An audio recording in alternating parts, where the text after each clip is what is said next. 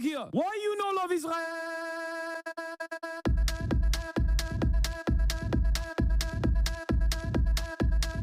Oh, you hate it?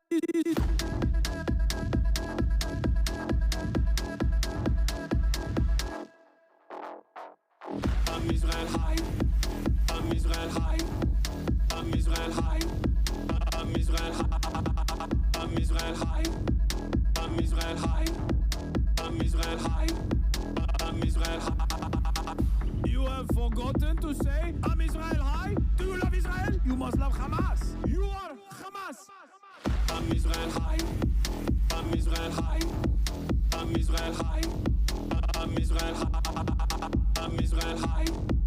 I'm Israel high. I'm Israel high. I'm Israel high.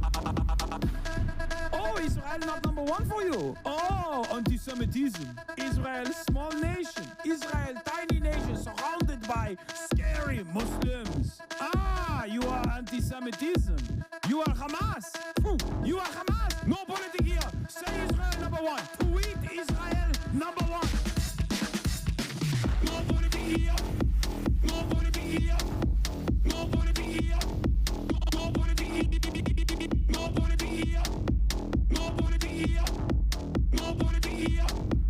No politics here. Say you condemn Hamas. Say I'm Israel high. Say you condemn October 7. You are Hamas. No politics here. No politics here. No politics here. No politics here. No politics here. No politics here. No politics here. What's going on, everybody? I hope everyone's having a fantastic evening, afternoon, pre-noon, no matter where you are in the world. I'm Hasan Piker, and this is the HasanAbi Broadcast coming to you live from sunny Chicago, Illinois. Folks, we are live. We're alive, and I hope all the boys, girls, and MBs are having a fantastic one because today's a beautiful day. Today's a wonderful day. Today is Saturday, ladies and gentlemen. It's Saturday fun day. Once again, lots of fun to be had today. When's the next basketball stream? I want it so bad. Good morning. We're in Chi City, also known as Chirac, Chicago. Hasan, please tell people Austin is actually live. Okay. He is. Okay. Yeah, he is live. Anyway, I'm also live and alive, and sun's out, guns out. You already know what it is. You already know what's going on. This is the part of the broadcast where I tell you about my personal news, about what's going on in the world of HasanAbi Piker, in between the time period where I press the stop streaming button and press the start streaming button. It is a sunny 90 degrees here in Chicago, in Chirac, in Chi City. It's DSA convention day 2. And yeah, we got a lot going on. Come to Serbfest where you can drink Raka and be cleansed of Ottoman sin. Yeah. Lie with a wife beater on. Yep. How was it with the jam? I'll talk all about that. Hold on. But folks, personal news wise, first and foremost, this is the part of the broadcast where I tell you about my personal news about what's going on in the world of HasanAbi Piker in between the time period where I press the stop streaming button and press the start streaming button. So help me God. And, It's obviously August 9th, 2025, 10:50 a.m. in Pacific time. It is actually 12:50 here in Chi City, in Chirac. And there has been a lot of developments, a lot of updates, a lot of what's going on in my world, in the world of HasanAbi Piker. And let me tell you, ladies and gentlemen, yesterday was definitely a fun day. I mean, it was a day of joy. There was a lot going on. We went to the DSA convention, interviewed Rashida Tlaib, one of my political heroes. That was fantastic. And then afterwards, we Great Lakes is the Mecca of labor. Sure. Don't say Chirac. I mean, I'm saying that as a joke, but in any case. So, what was I saying? Oh, yeah. Did you attend all the parties, book readings, pamphlet signings, and book theory clubs that you got invited to yesterday? I attended 0 of those, okay? Not a single one. Not even a little bit. And then there's a good reason for it. But, yeah, I had a crazy Uber driver, went to the South Side, went to O Block. People were talking about how crazy O Block is. Turns out, not so crazy. Turns out, lots of fun. Fantastic experience overall. We'll obviously go through that in a second, but I want to give a big shout out to the Jam Podcast. Those boys are fantastic. They're on the up and up, and I was very excited to promote them to the best of my ability. And what was that Horner Park you ended up at? I'm not sure what the name of the park was, but basically what happened is we were supposed to go play basketball after we did the book drive, like after we did the supply back to school supply drive in Southside Chicago. And then afterwards we were supposed to go ball up. We were supposed to go and like get some gear so that I could play basketball. I mean, I literally brought my ankle bracelet and I brought my patellar bands. Like I was ready to go.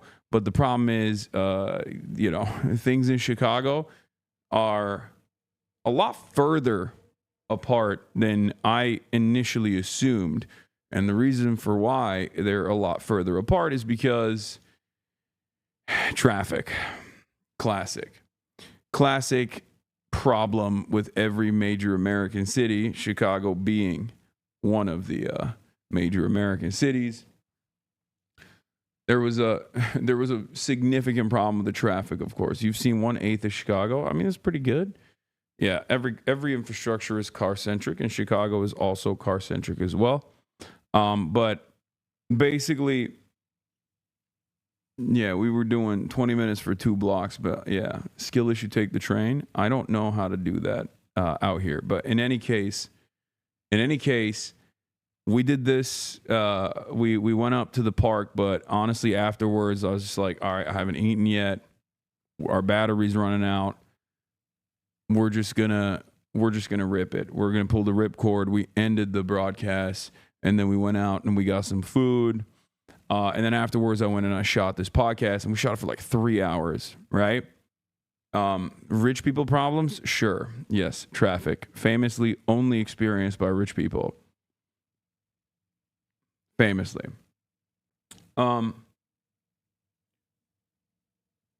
But yeah. Went to the podcast studio, shot a podcast. It ended at like 11. I won't tell you where we ate. They're gatekeeping it, so I'm going to gatekeep it for them, okay? But basically, after the pod, I barely made it back to my hotel, and I passed the fuck out. Oh my God, I was so tired. By God, I was tired. So, passed out, woke up this morning, did an interview, and I'm here. This is it. Took a shower. Basically, that's all I've been doing. And this is DSA day 2. There's day 3 tomorrow as well. I won't be here for that. Got to go back home for my mom's birthday. I'm leaving later tonight. I'm leaving the city and the state later tonight. So we're going to stream all the way up until Basically going to be streaming all the way up until I fly out, pretty much. So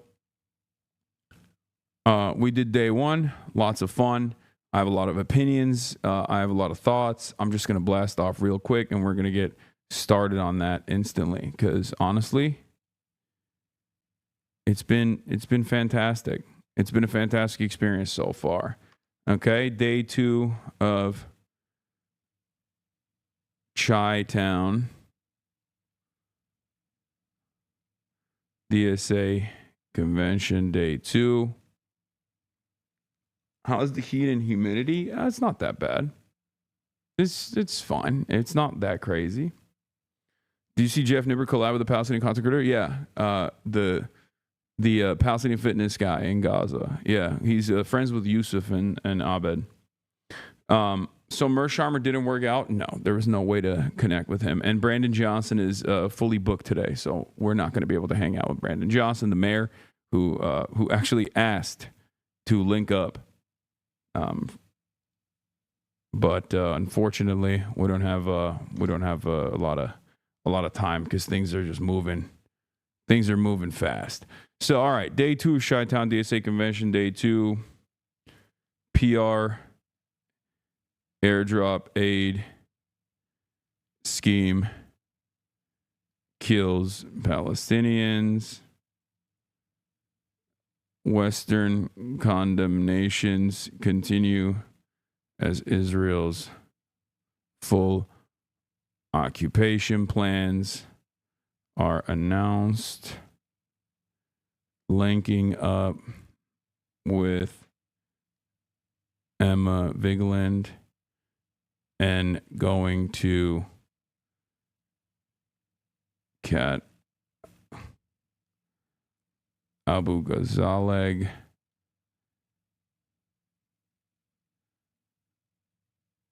event later. Get in now. Yeah, don't want to hear English. Let's hear some more Turkish. Twitch.tv/HasanAbi. Okay, that's all I got. All right. Are you going to market days and Steamworks? I have no idea what those things are. Are those like... I don't know what it is. Well, yeah, this hotel is fancy. They got double cuck chairs, which is crazy. Bro, this hotel is fancy, but it's kind of ass too. Like, I ordered fucking 3 cold brews. 3. Because I need it, right? And then they called me back and they were like, we don't have cold brews. I was like, all right, fine. Americano. That's okay. And now, I mean, it's been like an hour. They just didn't bring it. So I guess they forgot about it or something. I don't know what the fuck's going on. Market Days is in Boys Town. It's a gay event with muscle gays. Oh, nice. The guy who made the pussification of video games made a part 2 for that video this week. Nice. Yeah, I know Mo Salah spoke out as well, finally. Holy shit. Wine About It beef is back alive, I see. We'll take a look at it. Hold on. Do you have a blast off meme? Do we have a blast off meme for day 2? Or do we not? No. He spoke out 2 years ago. I mean, a lot of I think a lot of people with tremendous amounts of influence are they don't do as much as they possibly could in terms of speaking out. That's my assessment. Maybe I'm wrong. Maybe I'm harsh. But that's how I feel about it. I have this from the time your stream was fucking up. Wait, there was a... Okay, that's funny. All right, no, I got it. I'm going to use the bomb lefts one. Okay.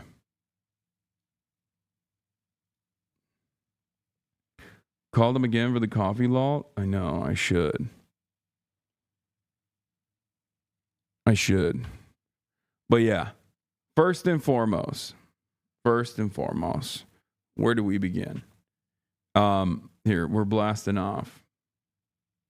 If Miss Rachel can, anyone can? No, I agree, for sure. I think that, I mean, the crisis is so severe and so imminent and so in front of our eyes that I do think it's like really, I think it's kind of ridiculous that like more people are not more aggressive on this issue. So yeah, any speaking out can be detrimental to the earnings prospects of public figures. So I think any amount of saying something is valid. There isn't a minimum other than stating your position. I mean, I still think it's like crazy that like the most people could do is like every now and then come out and say something, because there's no, I think people with a lot of influence wait, hold on. People with a lot of influence. Wait, what?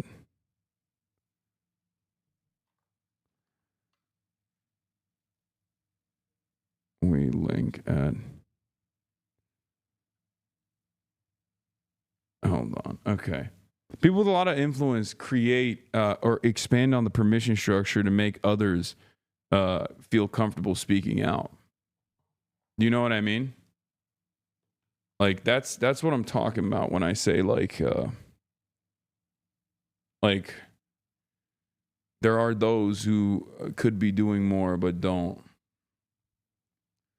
Because I never. Oh yeah, we got the ADL Jonathan Greenblatt New York Times interview. I don't know. I guess I wasn't mentioned in it in the interview, so that's good. I was a little worried that like he was going to put it in print in the New York Times that it was a terrorist. So I'm glad that I don't think he did that. I didn't get a chance to see it. My main op, he's moved on from me. He's moved on to bigger and better things. So I'm glad. My CBC podcast app is out. Oh, nice. Oh wait. Oh shit. I think my coffee is here. Hold up. A second.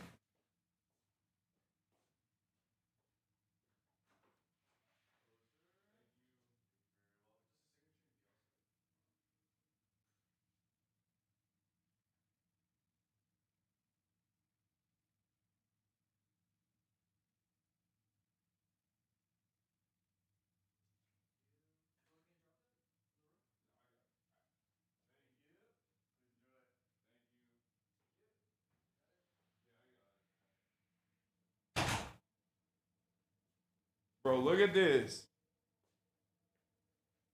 Crazy.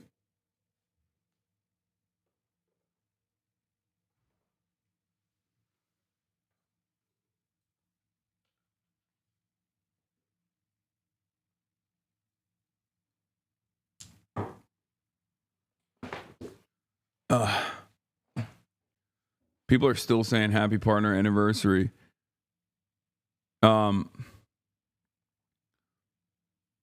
Yeah, but and you guys weren't wrong. The cold brew has, or not even cold brew. The ice Americano has no ice in it left because I guess they were just like letting it sit out. Brother, room service is a scam. They mark it up by so much. I know, but what am I supposed to do? What do you mean? Like, it is what it is, you know? I just, go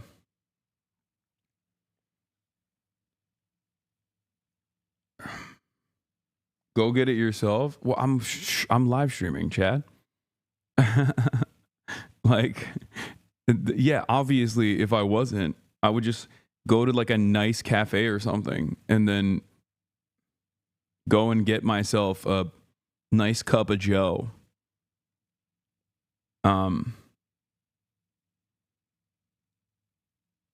So that's the problem here. Okay. Take us with you. I can't. Anyway, where was I? So there's a lot to talk about. We're gonna do an IRL portion as well. It's crazy that like people don't fuck with the IRL stuff because I think they just like they miss out on some of the best content because like in a sea of like awfulness.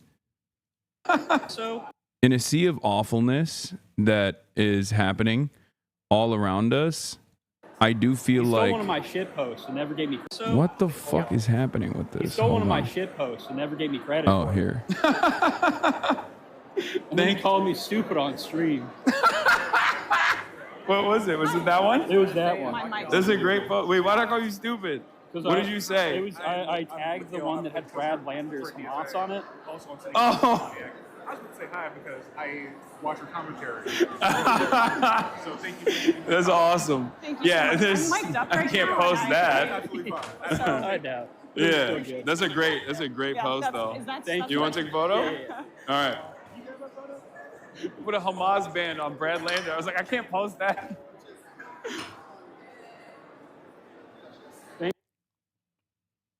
I got some candid photos. I was creeping around when people were meeting you. Nice to see you out here. Sorry, it's so fucking hot and humid this time. No, it's still great. Did you see HasanAbi had Damon Albarn say this? Yeah.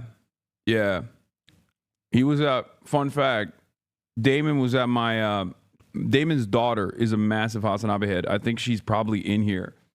Like, she's in here all the time. But she brought her dad to my Oxford speech.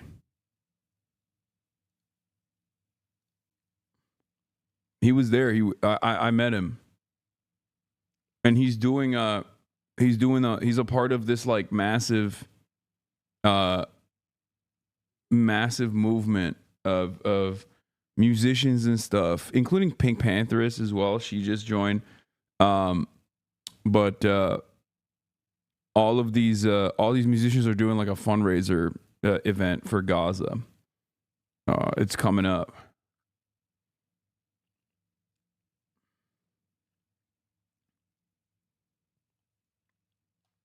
Hamas Pantheress? Yeah. Here's a TikTok you are in. Yeah, I mean, I think like, as I was saying. This is us at the beginning of the DS. I think, do I fuck with Pink music? Yes. Are you kidding me? My name is Pink and it's really nice to meet you. Yeah, she's the GOAT. She's awesome. But what I was saying is like, what sort of fundraisers help AIDS being blockaded? No, there's still aid flowing in right now. There's like different methods of getting stuff into the strip. And there's also like ways to give directly to the Palestinians that are stuck in Gaza as well. So I think like there's numerous methods. Okay. But what I was saying is like, there's a lot of, what the hell is this?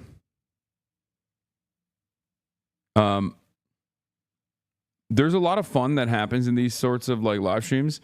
I do know it gets annoying. I know it's like annoying probably for people watching at home and it just like turns into a massive meet and greet, but I'm constantly at odds.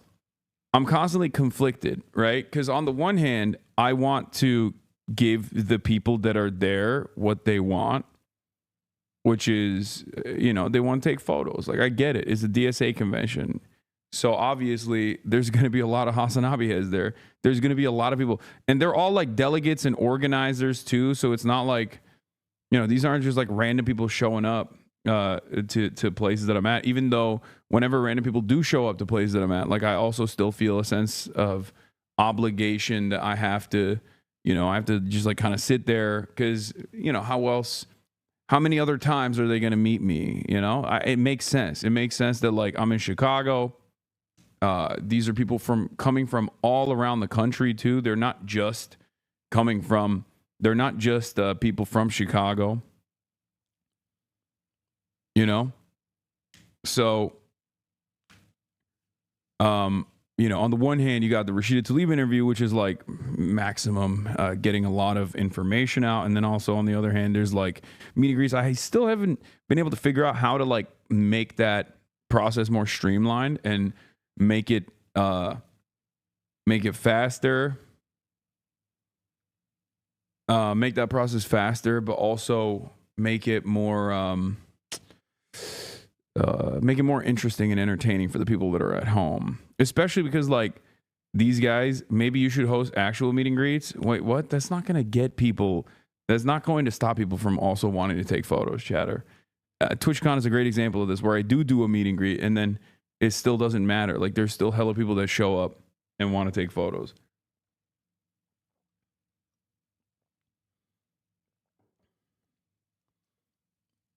Plan a time window for pigs. Most people stream snipe anyway. No, I know. There will not be a meet and greet today. I'm going to try to avoid that today to the best of my ability. But yeah, so that's one thing. But then even like after when we went to Southside, it was fucking awesome. I had so much fun. It was amazing. And it's just like, I feel like there's a lot of people who are just like, oh, you're not giving me the straightforward news. I don't give a fuck. Fuck you. And they just like tap out. And if only those people were just like, were to be more open-minded about like variety stuff. But I guess that's just the audience I've cultivated. It is what it is. I'm not complaining about it. I'm going to keep doing this stuff though, because like I like it. I enjoy it. I think it's good. I think it's good to go outside. I think it's good to like interact with people. And I think it's good to do stuff outside in general. So I'm going to keep doing that. I don't give a fuck if people don't like it. And eventually I think more and more people will come for that as well. Did you avoid groups of 4? No, I did not. I was in a group of 4 myself, as a matter of fact. So honestly, one of your better streams in a while, humanizing black communities and the people in those communities is something we need more of. Yeah. It is kind of funny because like everyone always is talking about how like I don't, there's not enough content creators of color on the broadcast or whatever. I'm not like that was a big point of contention this past week, and it was like I had this already set up a long time ago too. Like I was already working on setting this up a long time ago, which is why all the people chirping were just like chirping into oblivion for no reason. But one of the craziest things that took place on the stream, I don't know if you guys saw this, is like when we were at that block party, there was like there was a group of like little girls that came up, and I was shocked. I always forget that there are like little children that are still watching. And I need to be mindful of that, I think. Like even the guys that I was hanging out with, right? The Jam Pod boys, like they're all like 21 to 25, right? So they started consuming my content and other stuff when they were like 13. Like they've been watching since they were like 13. So it's like, it's just something I got to be mindful of, something I got to remind myself of a lot when I'm doing this kind of stuff. That like there are people watching on the outside that are like 20 years old, or not just 20 years old, sorry, but like much younger than that. Also, yes, beef with the cast is gone. Radicalizing my cat. Thank you for letting me radicalize your cat. You got a good one there. Where's the blast off meme? I can't even find it. Yeah, I'm in CBC's podcast Commotion. I just did that. I did that a while back. One more blast off attempt here. I started watching you when I was 15. All your Zoomer fans are clip watchers, probably. Yeah.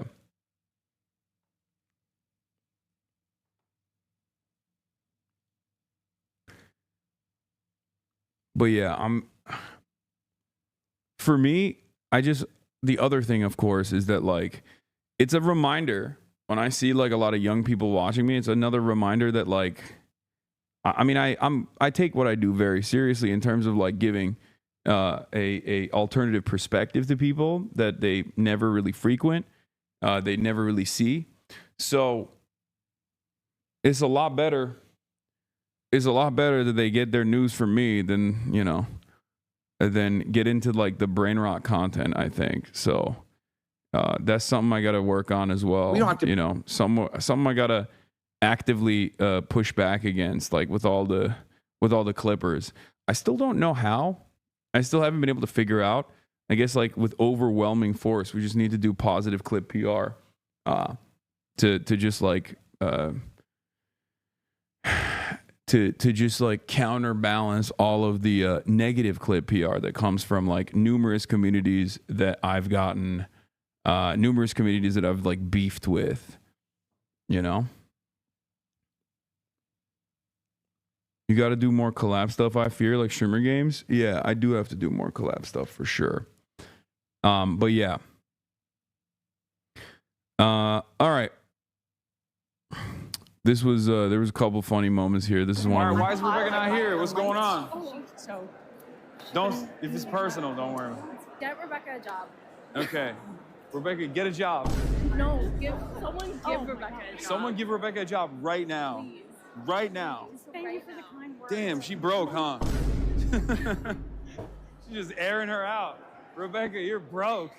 Why is Rebecca not? I do it. It's just like we have a lot of travel and stuff, so it's entirely dependent. Oh my god, I do it.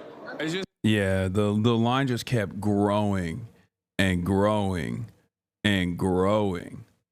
It was crazy, and you know, at a certain point I had to break it a little bit, especially because like they're all delegates and they're supposed to be voting, and like.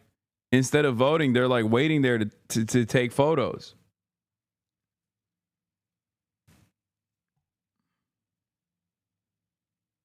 You ruined democracy. I ruined the democratic process.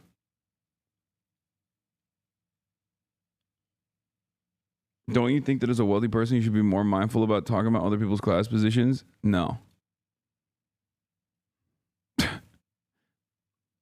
Thank you for being the woke of the day. Mark Maron was on Sam's Majority Report. I actually hit up Sam even before he did this, knowing that he's like homies with Mark. And I was like, yo, Sam, you got to put in a good word with Mark. I got to have him on the stream. And he is... he said he would do it. So, I mean, not Mark. I'm saying Sam said he would do it. So I'm gonna ask him again. Another politician you've dabbed up. Yep. Will you ever come to New Orleans, King? Yeah, for sure. Break it all down. But you know, and I know it was never just about the words, but ultimately these guys were marks for the right-wing propaganda machine and absorbed by their agenda and spearheaded, you know, what was in their eyes, I talk about in the special, this ability to say words they wanted to say, but they used anti-woke to dismantle all progressive policy for everybody. Yeah. So it's partially on them, and I can't separate it. You know, whether they were willing collaborators or just you know, grifting for themselves. I mean, it's like fuck them. You know, we don't have to break it all. Mark Maron looks like Sam if he was a chain smoker.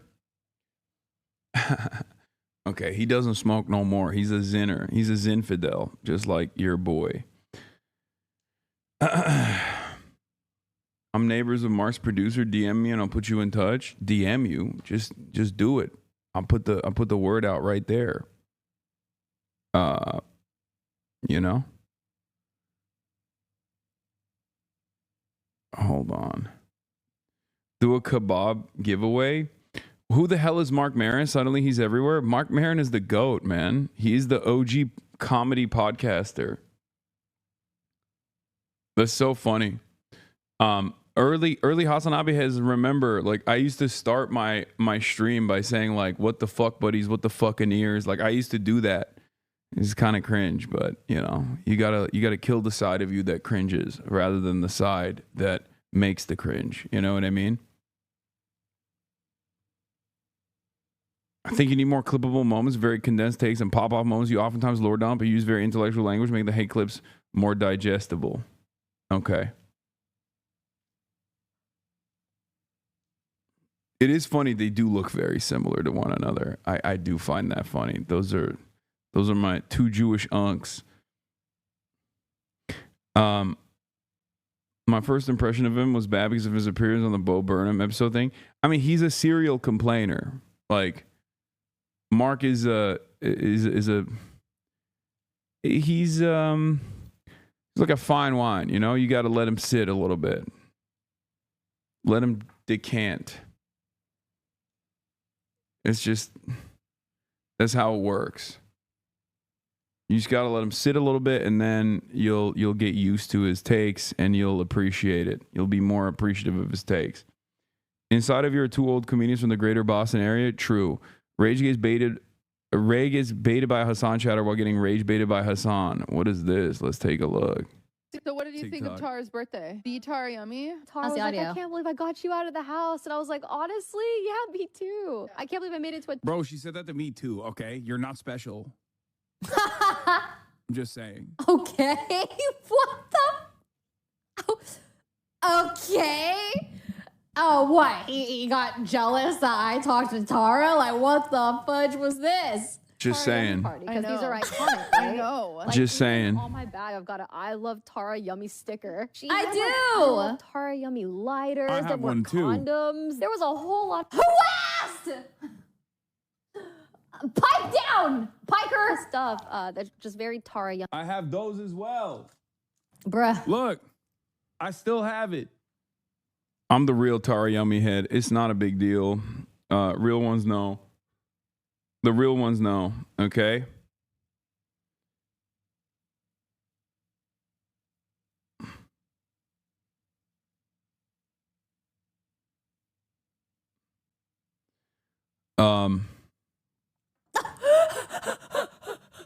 Look.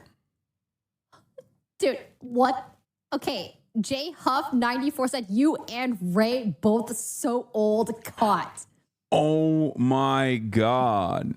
Oh my god. That's crazy. Dude, I I'm didn't getting even rage realize that. baited from She's getting rage baited by a chatter that I'm supposed to be rage baited by. And I just kind of let that pass by. That's crazy. an old clip from another streamer's chat. It's crazy. Oh man, this is. I'm getting sniped from the past. That's crazy. Yeah, instigator spotted. Instigators everywhere. Real ones know her ancestors were Ottoman, so that makes her Turkish Tara. True. Pat Bev finds out what Karl Malone did on his own pod. That's crazy. Did you see Andrew Cuomo cringe posting? I did. I did see that. I think one of the pod Johns said it best. He's like, Andrew Cuomo found out that like all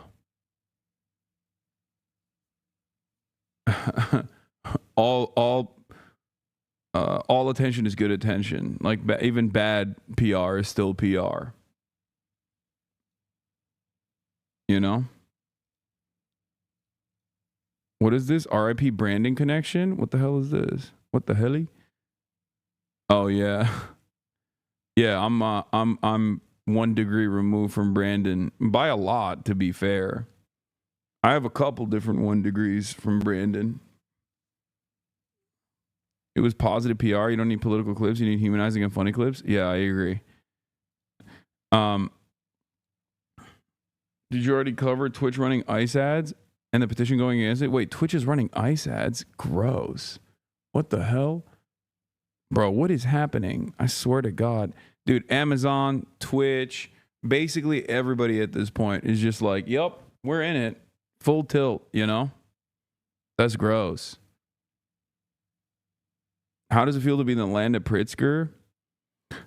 Feels pretty good. YouTube's been spamming IOF ads. Chief Keef wants to collab. I wish. Shut up. I wish that was the case. I would. Well, first of all, he's not even here. I think he's in LA. So he used to be here back in the day. Hang out with Pritzker. Yeah, I don't think Pritzker is aching to hang out with me anytime soon. But yeah, let's look at Andrew Cuomo's cringe post first. Okay. In case you forgot, I'm Andrew Cuomo, son of Mario, grandson of Andrea. Welcome to the heavyweight bout at Zoran Mimdani. This is a 2-man race. You look tired already. It's just the second round. Someone says, I don't necessarily like you, but this does go hard. Appreciate that, Mr. President. Your father is a legend. Zoomers and probably most millennials don't know. He was a special person. It's just like, oh God, BLT exposed Pallywood. Of course, ad from fucking Israel. Sir, this is a Wendy's. I'd like fries with that.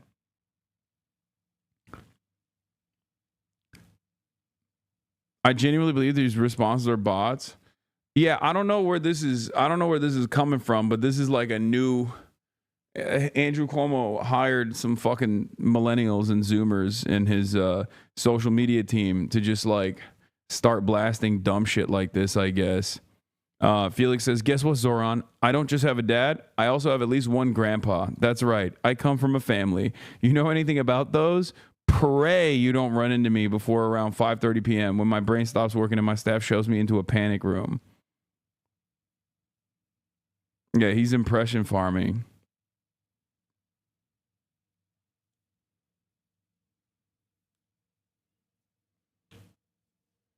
I saw someone say that if you read the Jakarta method, Hasan is a grifter or he's going to lead his fans to ruin. I think a lot of people want to discredit how effective you are. I just joined PSL and became a Marxist-Leninist because of the HasanAbi pipeline.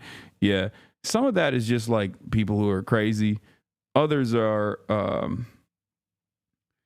I think other people are you know, genuinely doing it for a sinister purpose because they just have like you know, they are ideologically opposed to my worldview. And that's all it is. Yeah, but Cuomo is definitely Brandonizing. He is sundowning for sure. That's not a joke. Like I have noticed this as well. There is a big Brandonization initiative taking place. Okay. That's what's taking place for sure. Tuesday, big protest in LA outside a federal building. Just in case you want to plan for that. Yeah, I pull up to that. They mentioned Hasan and the Jakarta method. No, dude, what? I wasn't even, when Vincent Bevins wrote that book, I wasn't even a person. Like I wasn't even like a known person in the online, in the online arena.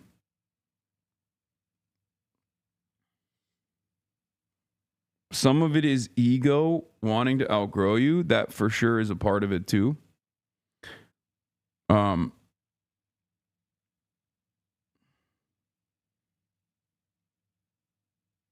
Wait, I'm in PSL because Mike, Hasan, and a few others encouraged me to get active. Thank you for that as well. Yeah.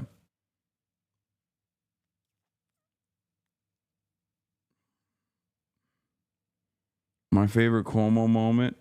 Okay, that's from Cumtown. Check out early highlights of Green Blast New York Times interview. Hopefully they rake him over the coals, but I doubt it. Yeah, we'll start off with my op. My op, Jonathan, was on the New York Times interview. Some people warned me about this ahead of time. I don't even know how you guys knew that was coming. But if you recall, I talked about it briefly. But I was definitely a little bit worried that the New York Times interview with Jonathan Greenblatt, he was just going to be like, why are you guys platforming Hasan? He's the worst. Seemingly he doesn't do that because I haven't seen anyone mention it. I haven't actually seen most of the quotes, but they're not even like raking him over the coals per se. I just need you to understand like the criticism that is launched towards Jonathan Greenblatt in this moment is actually far less than what he deserves. And this is just a way to try and rehabilitate his image, I think, because he is still supposed to be like the most esteemed anti-Semitism combating institution in the country. And because he's dropped the ball so spectacularly in broad daylight,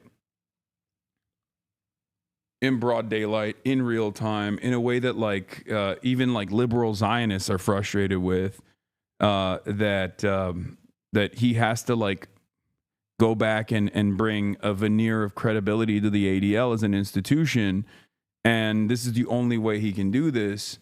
You know, he's gonna have to pay the piper, basically, where he will take it on the chin a little bit, but ultimately this is to rehabilitate not only his image but the image of the ADL as well, so that they can be more effective in cynical smears of anti-Semitism against anti-Zionists like myself and many others, because they're clearly way more predisposed with combating anti-Zionist sentiment, anti-Israel sentiment than they are about like actual anti-Semitism. So let's take a look. Just committed to saying we will do what we can to prevent Jewish self-determination in their homeland. Anti-Zionism is an ideology of nihilism, Lulu, which would literally seek to not just delegitimize, but eliminate the Jewish state. And that's very problematic. So you have equated anti-Zionism with anti-Semitism. It is. And I will say that in preparation for this conversation, I talked to a lot of different people. And one of the things I heard is that anti-Zionism for them is a desire to have the rights of Palestinians be equal to the rights of Jews in Israel. Yes. Cook. Wow. Okay. That's not bad. From the New York Times. Let's see where this goes. Great. Anti-Zionism takes many different forms, but first and foremost, it is about the humanity of Palestinians. Okay. Something that conversations like the Jewish state, like whenever you talk about Israel as the Jewish state or a Jewish ethno state, you're literally dehumanizing the Palestinians that live there in real time, and you're basically engaging in incredibly reactionary, incredibly racist conversations that are angled as though these are genuine concerns of Jewish safety. Okay? That's what this is. It's just because of the ADL and many other like fake Jewish advocacy groups that are simply invested in advocacy for Israel, but masquerade as Jewish advocacy groups. They've been able to so successfully change this conversation. They've been able to so successfully couch incredibly racist, agitative propaganda as though this is a serious a serious fear that Jewish people have. Okay? That's it. Because that's all it is. Because at its most base, when you talk about anti-Zionism, like one person, one vote, equal representation for all Palestinians, all non-Jews living in the occupied territories, a lot of people, even liberal Zionists, will be like, well, they would kill us all if they had, the right to vote, which is literally the same thing that people said about black people in the Jim Crow South.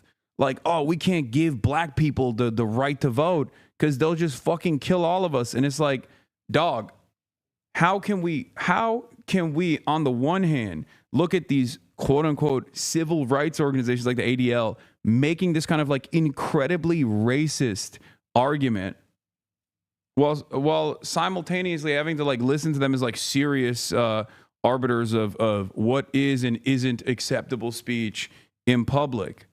Okay? It's so crazy. And the Palestinian territories, the idea of sort of, I guess, the one state solution, if you will. Is that definition of anti-Zionism to you anti-Semitic? Well, look, if you believe that only Jewish people don't have the right to self-determination, that's anti-Semitic because it's holding out Jews to a double standard you don't accord to other people. So, brother, dingus. Jews live all around the fucking world. That's why, even as an ethno-religion, okay, it's unique in that regard, right? Because most people are they just have an ethnicity and then they have a religion. Judaism is an ethno-religion, okay? But the reason why there are Jews from all different places on the planet is because there are just Jewish people that come from different sub-ethnic backgrounds, like subgroups. There are Arab Jews, there are Spanish Jews, there's Western European Jews and Eastern European Jews. You know? Like, you can't just say like self-determination for Jews for the Jewish homeland when it's a project that requires the ethnic cleansing and displacement of the indigenous population there.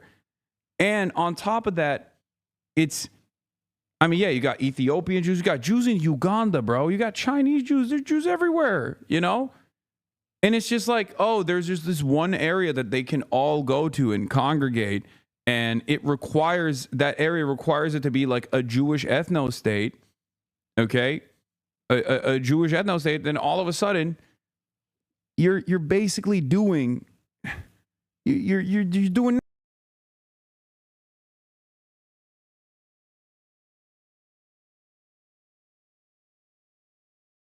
Oh, what the hell? Little F. That was quick. That was quick. That was quick. We're back. We're back. I don't know what happened, but we're back. It's not a big deal, right? I mean, it was just...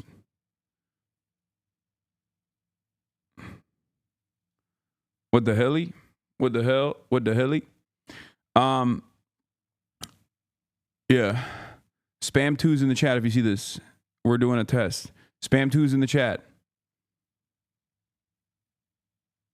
Okay, there's a couple seconds. It's a couple seconds. It's fine. It's not the end of the world. Okay. It's not the end of the world. It's not the end of the world. All right. Ghost of Spectrum coming back to haunt you. Yeah, it's a couple seconds of delay. It's fine.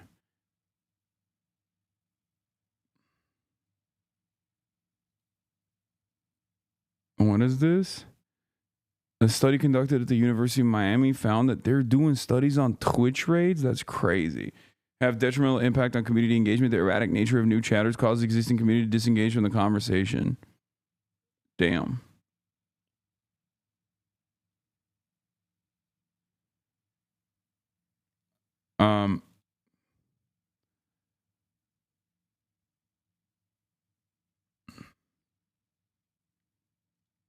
Let's continue. Do you believe my definition of Zionism, which is really not my definition, it's widely accepted.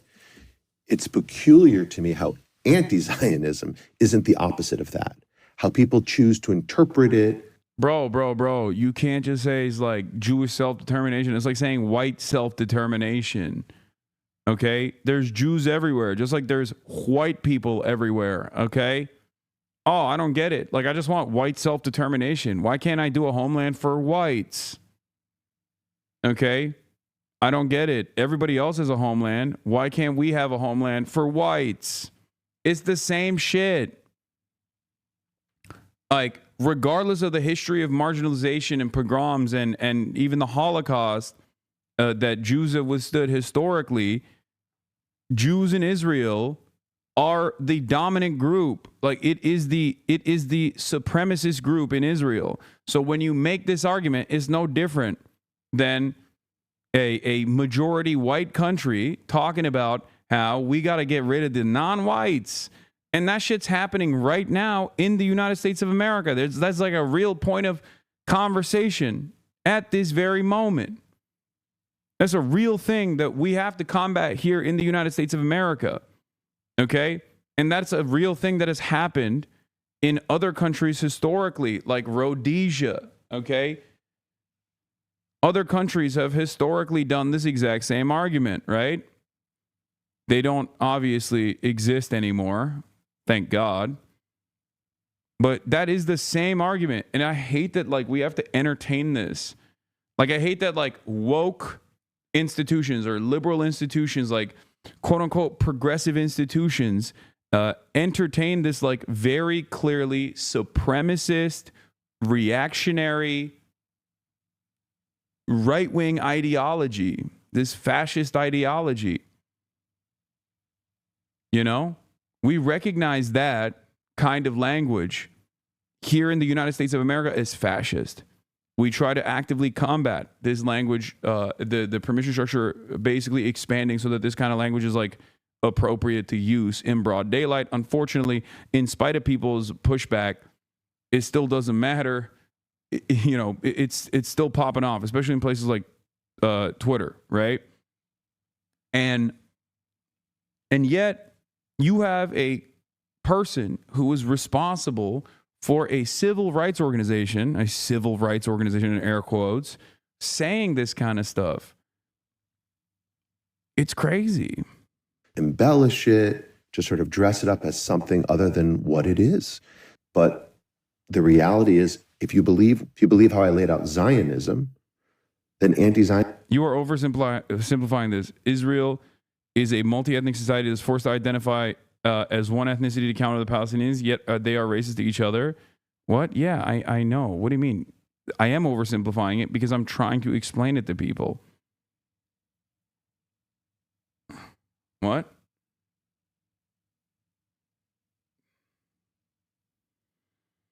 He's noticeably avoiding discussion of self-determination of the Palestinian people or how the self-determination of the Jewish people insists on the suppression of it. Exactly. The entire Zionist project relies on suppressing the self-determination of Palestinians, allowing the Palestinians to have sovereignty. That's what it is. The entire Israeli project revolves around this. The entire Zionist project revolves around this. And it was pretty simple. I think the challenge is if someone... Under modern international law and structures, all nations have a right to self-determination. That is, they have the right to govern themselves. They do not have the right to displace others to achieve it. Yeah. Except this has been a problem from the start because this original movement was around Palestinians and their self-determination outside of, existing under the rule of colonial powers, whether it be the Ottoman Empire or whether it be the British, right? But at that same time, once the British Empire took over British Mandate Palestine, they basically engaged in a settler colonial operation by sending as many Jewish people to this area as they possibly could. This is Zionism. This is how Zionism started. And they did that for a deliberate purpose, to create a settler colony that could be controlled and maintained in this resource-rich region, right? That's it. No, it didn't start before that. This is post-Balfour Declaration. No, it didn't start before that. Before that, under the Ottoman Empire, there was like 2% of the Palestinian population was Jewish, and they just lived. They lived there alongside the Muslims and Christians as equal citizens under the banner of the Ottoman Empire. So that's not... Wait, is it effing again? What? Zionism was a thing before British mandated Palestine. The British didn't start it. No, Zionism as an ideology had no fucking motion before the Balfour Declaration. Okay? Theodore Herzl went to the Ottoman Empire and asked to get the land known as Palestine at the time, and the Ottoman Empire refused. They said, fuck no, that's not going to happen. So you're wrong about that. Pre-Balfour Declaration and pre-Christian evangelical Zionism, this movement did not have any fucking weight to it whatsoever.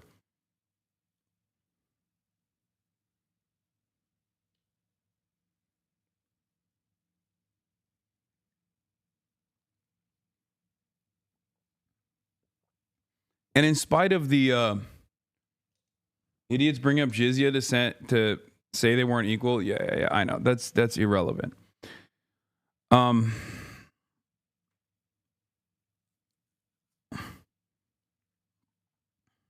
So basically, even before the Nakba, okay, while there was periods of struggle and revolts and riots against like the settler colonial occupation that was taking place, ultimately there were still a fuck ton of Jews that were living there that, you know, lived in villages side by side with Palestinians living there, okay, with the Muslims and Christians that were living there. So the notion that this was always like an incredibly violent seizure of land is somewhat false, which is ironic because like a lot of Zionists actually use that as a counterexample to be like, well, this was peaceful, like we bought the land, blah blah blah, all this stuff. Like there's truth to that. There is truth to that. Okay. As a matter of fact, that peaceful relationship was utilized under Plan Dalit during the Nakba for a bunch of Arab villages, a bunch of Palestinian villages that weren't actually aware of the planned ethnic cleansing operations that were about to take place. You didn't blast off? No, I did. I did earlier. I've just fallen off chatter. Anyway. Here it is. It's pure racism to think that Jerusalem, the capital of the Islamic world, would not be multicultural as New York City, and therefore the rest of Palestine as well. Oh no, for sure. Yeah, only 2 viewers.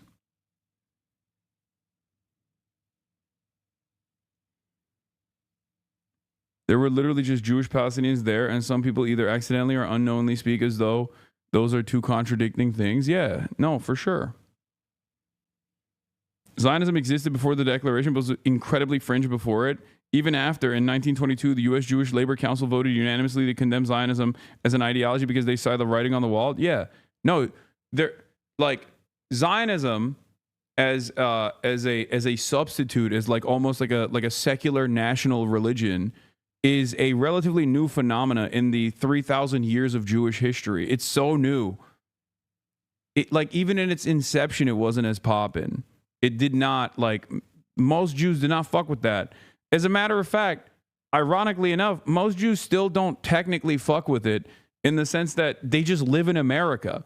You know, they might like defend Israel every now and then, but ultimately, like, they're, you know, that's social conditioning and whatnot, but like clearly they're not abiding by the national project, because if they were, they would live in Israel, but they don't live in Israel. They live here because they're American. They're American Jews, you know, they're New York Jews, they're Florida Jews. They're American. That's why I don't even like the language of diaspora in general. Because, like, after a certain point, if you have your roots set here in the United States of America for so many goddamn generations, like, you're fucking American, you know? What do you mean?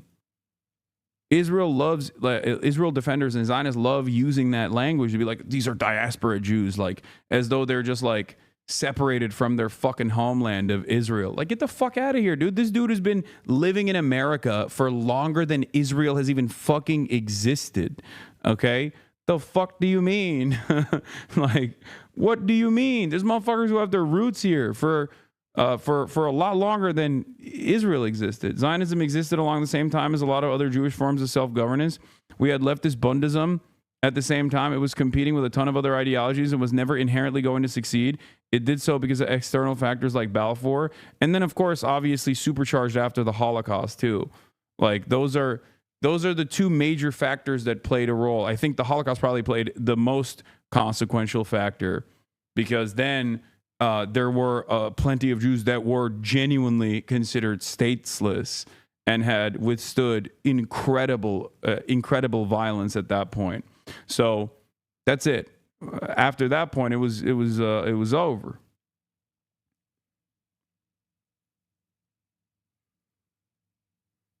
Defines their view of anti-Zionism in a way that allows for Jews to exist in a state of Israel, but that grants Palestinians rights. But you're seeing that as anti-Semitic. You know, people don't feel like they have the space to have a different view without being tagged with something that, as we have already established, is pretty serious. Well, let's look, in fairness, I can appreciate that for some people, this idea is an abstraction, right? Oh, anti-Zionism, it means such and such to me. I get that. But let me tell you what anti-Zionism doesn't mean to me. Dude, you know what's funny? He literally goes, here's what Zionism means to me, which is basically like something completely devoid of like the actual tangible impact of Zionism, which is the extermination, or at least like bare minimum ethnic cleansing and ethnic displacement of Palestinians. Okay, a refusal for the recognition of Palestinian humanity, Palestinian sovereignty, okay, Palestinian self-determination. But instead, he turns around and goes, and this is what I believe when someone says they're anti-Zionist. It's like, okay, so you get to set the terms, I guess. Like, you get to set the terms on what Zionism is on your own, whatever, like in the most favorable ways possible, which, by the way, if you want to understand what Zionism is, look at the genocide in Gaza, because that is what Zionism is. Liberal, ultra-nationalist, doesn't matter. Ultimately, it is a fascist exterminationist ideology, and it is unfolding in real time. Like, we're seeing the consequences of unrestrained Zionism in Gaza. Gaza is Zionism through and through. So the notion that like Jonathan Greenblatt tries to speak out against that to make it seem as though Zionism is something different is to basically deny these atrocities, which is in a very clever way, he is actually avoiding talking about those atrocities because he can't do that. He can't talk about those atrocities and maintain this like progressive veneer as a quote unquote civil rights advocate. But what it results in, it's a lunatic trying to burn down the governor's mansion with his family sleeping in it because of his quote position on Palestine. It is, again, that's so funny that he makes it seem like that guy was like a that guy was like a designated anti-Zionist. Bro, that dude literally thought the governor had kidnapped his daughters. Okay? That was the most like schizo dude you could point to. He doesn't want to say Elias, what was his name? Rodriguez, because that is an anti-Zionist that actually engaged in an act of violence against two people that work for the Israeli state, that work for the Israeli embassy, that work for the Israeli government. Okay? That is an actual act of violence that is anti-Zionist. Okay? You could just say that. Plenty of people think that is completely fucked up and completely unacceptable. But instead, he has to just like make insane inferences. He just can't help himself. He has to be like, yeah, that guy who was that guy who literally was experiencing a fucking mental health crisis in broad daylight that told the cops that the governor of Pennsylvania was actually kidnapping his daughters. That guy was actually engaging in an act of anti-Zionist terrorism. Come on. Come on, dude. Firebombing elderly people because you want to, quote, end all Zionists. In talking to... Wait, notice, oh shit. He didn't bring up the one instance.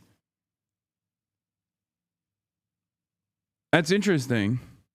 I think part of the reason why these guys like shy away from talking about that is because they worry about copycats. I think that's what it is. Especially because like that did not get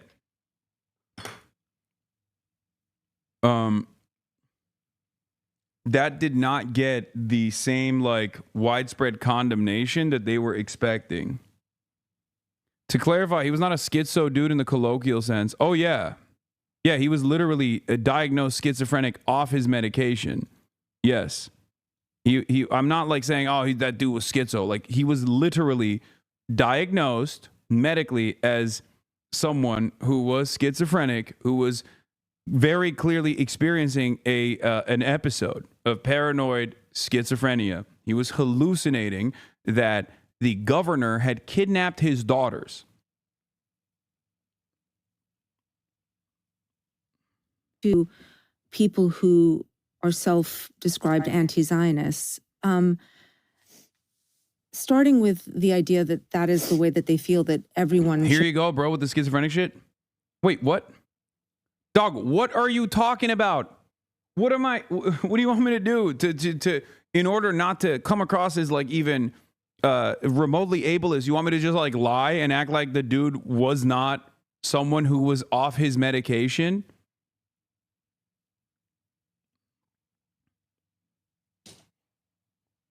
Yes. That person was medically diagnosed with schizophrenia and he was off his medication. That's what his immediate family said. And you can kind of make that inference regardless if you were to listen, like we did, to his 911 phone call. Rights in Israel and Palestine and Palestinian territories, to then extrapolate that they are somehow connected to murder, arson. I am not connecting those people, Lulu. No, but that's kind of a slide. He is. You are. What do you mean? You just did. What the fuck, bro? That's crazy. He just did. And then she goes, why are you connecting this to like the overwhelmingly peaceful, like pro-Palestinian demonstrations and whatnot? And he's like, oh, I'm not doing that. You are. That's your whole job. Starting with the idea that that is the way that they feel that everyone should have rights in Israel and Palestine and Palestinian territories, to then extrapolate that they are somehow connected to... For the record, none of this is new. These tactics are not new, okay? If you are tapped in to right-wing reactionary sentiment, as I am... Hello? Wait, hold on. 1 second. Murder, arson. I am not connecting those people, Lulu. No, but that's kind of a sleight of hand and not no, fair. but I'm really not trying to do a sleight of hand. I'm just trying to understand. You say that anti-Zionism leads to, that is the inevitable sort of end to this kind of belief. So he's being disingenuous here, but I need you to understand something, okay? As someone who engages with fascist dialogue with regular frequency, okay? As someone who has to deal with right-wing reactionary, racist, white nationalist, white supremacist dialogue and counter that kind of propaganda, I have heard what Jonathan Greenblatt is doing here a million times over. I'll give you very quick examples, okay? Black Lives Matter starts. White racist people say, oh, all lives matter. Why not? When people say Black Lives Matter, I feel like you're saying white lives don't matter. That's your problem, dog. You just made that shit up, okay, to undermine BLM. That's number one. The example in that, the analog here is when people who want to support Israel, when Zionists say, oh, when people say from the river to the sea, Palestine will be free, that means you want to genocide the Jews. No, that's not what that means. You just made that up because you want to undermine advocacy for Palestinian emancipation. Okay? What Jonathan Greenblatt is doing here, connecting anti-Zionism to like two dudes that were off the rocker, okay, engaging in acts of violence, is no different than when, once again, right-wingers like at Fox News and all these other institutions actively were saying, oh, well, you know, look at how violent BLM is. Look at how violent BLM is. Like, no, dude, the movement was about tackling police brutality and the disproportionate targeting of black communities. Okay, that's what it was about. That's always what it's been about. You can't just like point to extreme examples to be like, no, BLM means like sniping cops, as they tried to do over and over again. Okay, that's exactly what he's doing here, tying an entire peaceful movement, an entire progressive movement to extreme examples like this is identical to the way that racist white people on fucking Fox News and other organizations like on the right have actively tried to do against BLM. Oh, they burned down cities. They sniped cops. Like, that's what it is. That's exactly the same thing that he's doing right here. Okay? But he's doing that as a person who is responsible for a quote unquote civil rights advocacy organization. And so I think what people would say who might hold those beliefs is that is a sort of exaggeration and sleight of hand, because they don't want the annihilation of Jews. They might not want that. Like, this is what I'm saying. Like, dude. Zionism is quite literally unfolding in Gaza. It is real genocide. Okay? That's it. That is the overwhelming majority of what Zionism has brought, which is the 80 plus years of occupation, but then even more significantly now, like the full-blown extermination campaign that's taking place in Gaza. But God forbid you marry these two concepts. You can't do that. That's anti-Semitic. Anti-Zionism, on the other hand, is not a movement that says, hey, please stop this. The Palestinians are human beings. But instead, it's actually the ethnic cleansing of all Jews. On the one hand, in defense of Zionism, you're just like saying, please refuse to address the elephant in the fucking room, the real death and the real carnage and the real genocide that's taking place, while simultaneously turning around and like trying to tie this otherwise like anti-war, pro-peace movement, pro-humanity movement to extreme examples that do not represent the overwhelming majority.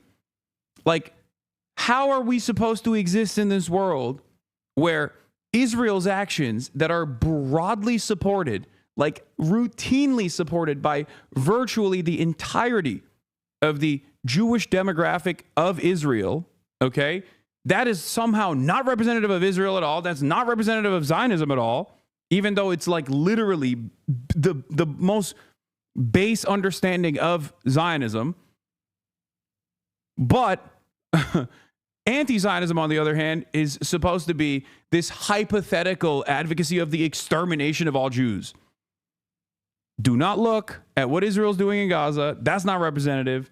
Please look to what I'm saying is what anti-Zionism actually is. Get the fuck out of here. It doesn't work. It does not work at all. This is ridiculous. They might not understand what it means. They might not be steeped in the context. They might not be familiar with all of the history.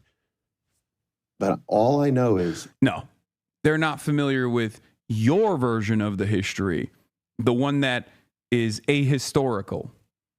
The notion that this is a land without people for a people without land. There were people there. And the early Zionists knew that very well. And they knew what must be done with those people to implement this project. Bullshit. What I see every day. All I know is the thousands and thousands of people who contact us because they have been, as I've described already, targeted and victimized, not because of what they believe, but because of who they are. And again, when you normalize language like, from the river to the sea, when you normalize language like globalize the Intifada, when you normalize language like, again, Israel is a Nazi state, this creates the conditions in which people feel not just compelled, but almost obligated, Lulu, to do horrible things. So I think ideas have consequences, and it starts with words. And what I am saying to you is, again, Zionism is one thing. The opposite of that is not some, well, look, let's have an ideal one state where everyone... Yeah, we can't do that. We can't do that. Why can't we do that, Jonathan? Why? Just say it. Say it with your chest, because Palestinians are fucking dogs, right? They're just like violent dogs, right? Yeah, they just can't coexist with Jews, right? That's what you want to say. Just say it. Just fucking say it, dude. Why are you so afraid to say it? I'm sure you say it behind closed doors. You're basically implying it every single time. Is he defending Israel being a Nazi state? Yes, of course. Israel is a Nazi state. If you defend Israel, you are defending a Nazi state.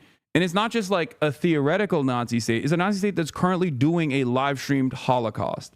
So this is like knowing exactly what the Nazis were doing during the Holocaust and defending it actively. Okay. This is no different than Himmler, Goebbels, Hitler. It's the same shit. Those motherfuckers knew exactly what was going on in the concentration camps, and they were actively tasked with defending it. I'm not talking about that. I'm focused here in America on the felt experience of Jewish people.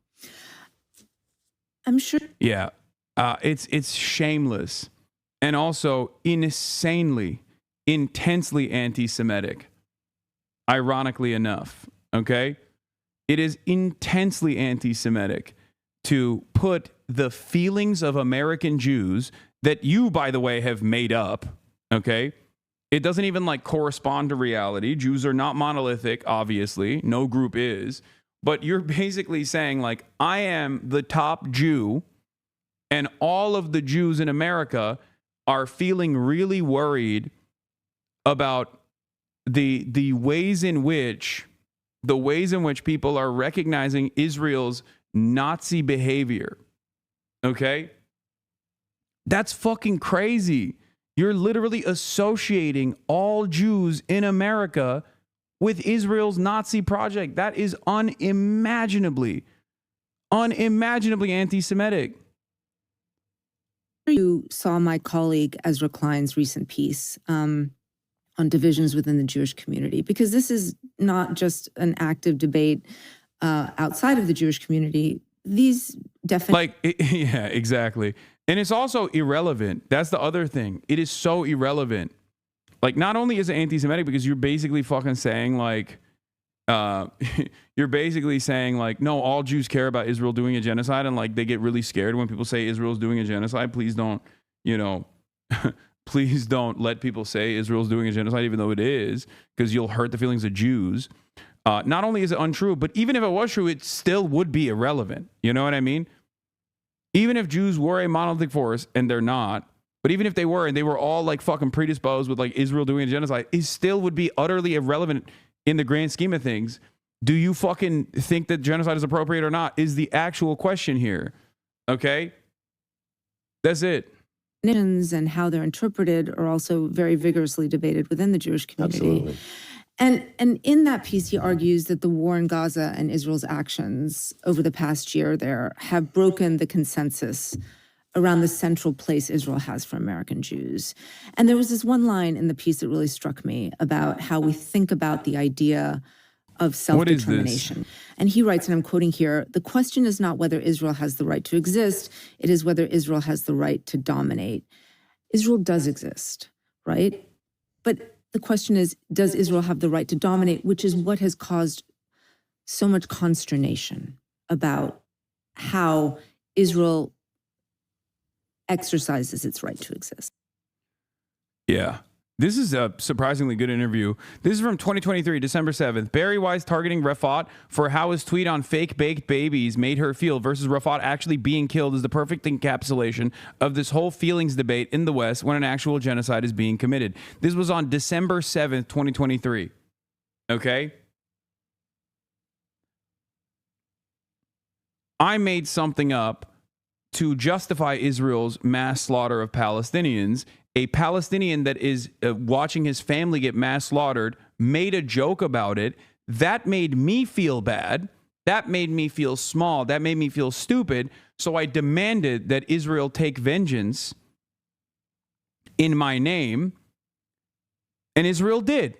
Israel killed Rafat and his entire family shortly after Barry Weiss put a target on his back. That is the real dynamic here.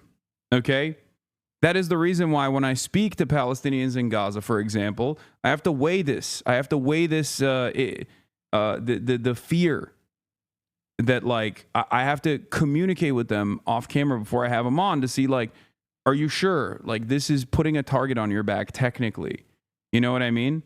That's not a consideration that anyone should ever have to fucking weigh on. This is a real situation. Because any Palestinian in the Gaza Strip could be subject to murder from an unaccountable, violent Nazi state at any given moment for any reason. And no one in the Western world gives a fuck. That is the reality. It's so insane. Okay? It's so incredibly insane that is what's going on. And yet we still talk about, like, what Jonathan Greenblatt has decided is the feeling of Jews overall. You know, we have to place that. We have to weigh that. Here is anti-racist ADL CEO laments rising intermarriage rates among Jews. Is it your sense that Jewish people are getting complacent, that they're not engaging to degrees and levels we should be? I have met a lot of October 8th Jews for whom the massacre on October 7th was a wake-up call. I've met a lot of people who feel much more galvanized, much more organized. But that will only be sustained if we offer them, ways to participate in a real and robust way in Jewish life. Mm-hmm. And whose responsibility is that? In essence? All of ours. Yeah. But this is why we need a revolution in our community on so many levels. So look, the reality is that intermarriage rates continue to go up. Assimilation continues apace. This Nazi shit. What do you mean? It's just like, bro, this is what fucking white supremacists say, man. This is shit that white supremacists say. Okay? How ironic that after a fucking century of Jews are doing the great replacement to taint the pure white race, now you got a Jewish dude literally saying that about Jews. What he's describing here is quite literally what neo-Nazis say about race mixing, about miscegenation. That is literally what he is saying. Why is that appropriate? The real issue here is that many young American Jews hear that and they go, what the fuck? I don't give a shit. I'm going to marry whoever the fuck I want. What are you talking about? That's what he's worried about. That's what many Zionists are worried about. It's crazy to me. It is crazy. And look, I fight anti-Semitism. That is my job. Right. But I worry a great deal about broader questions of Jewish identity, as I think we talked about over lunch.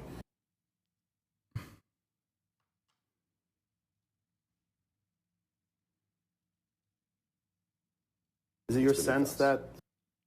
This is from August 8th. Yeah, from yesterday.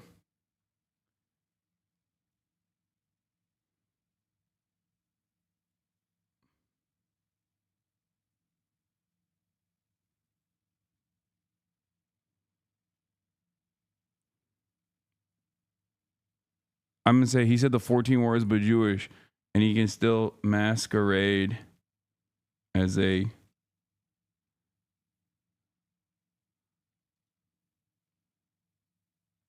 civil rights organization leader.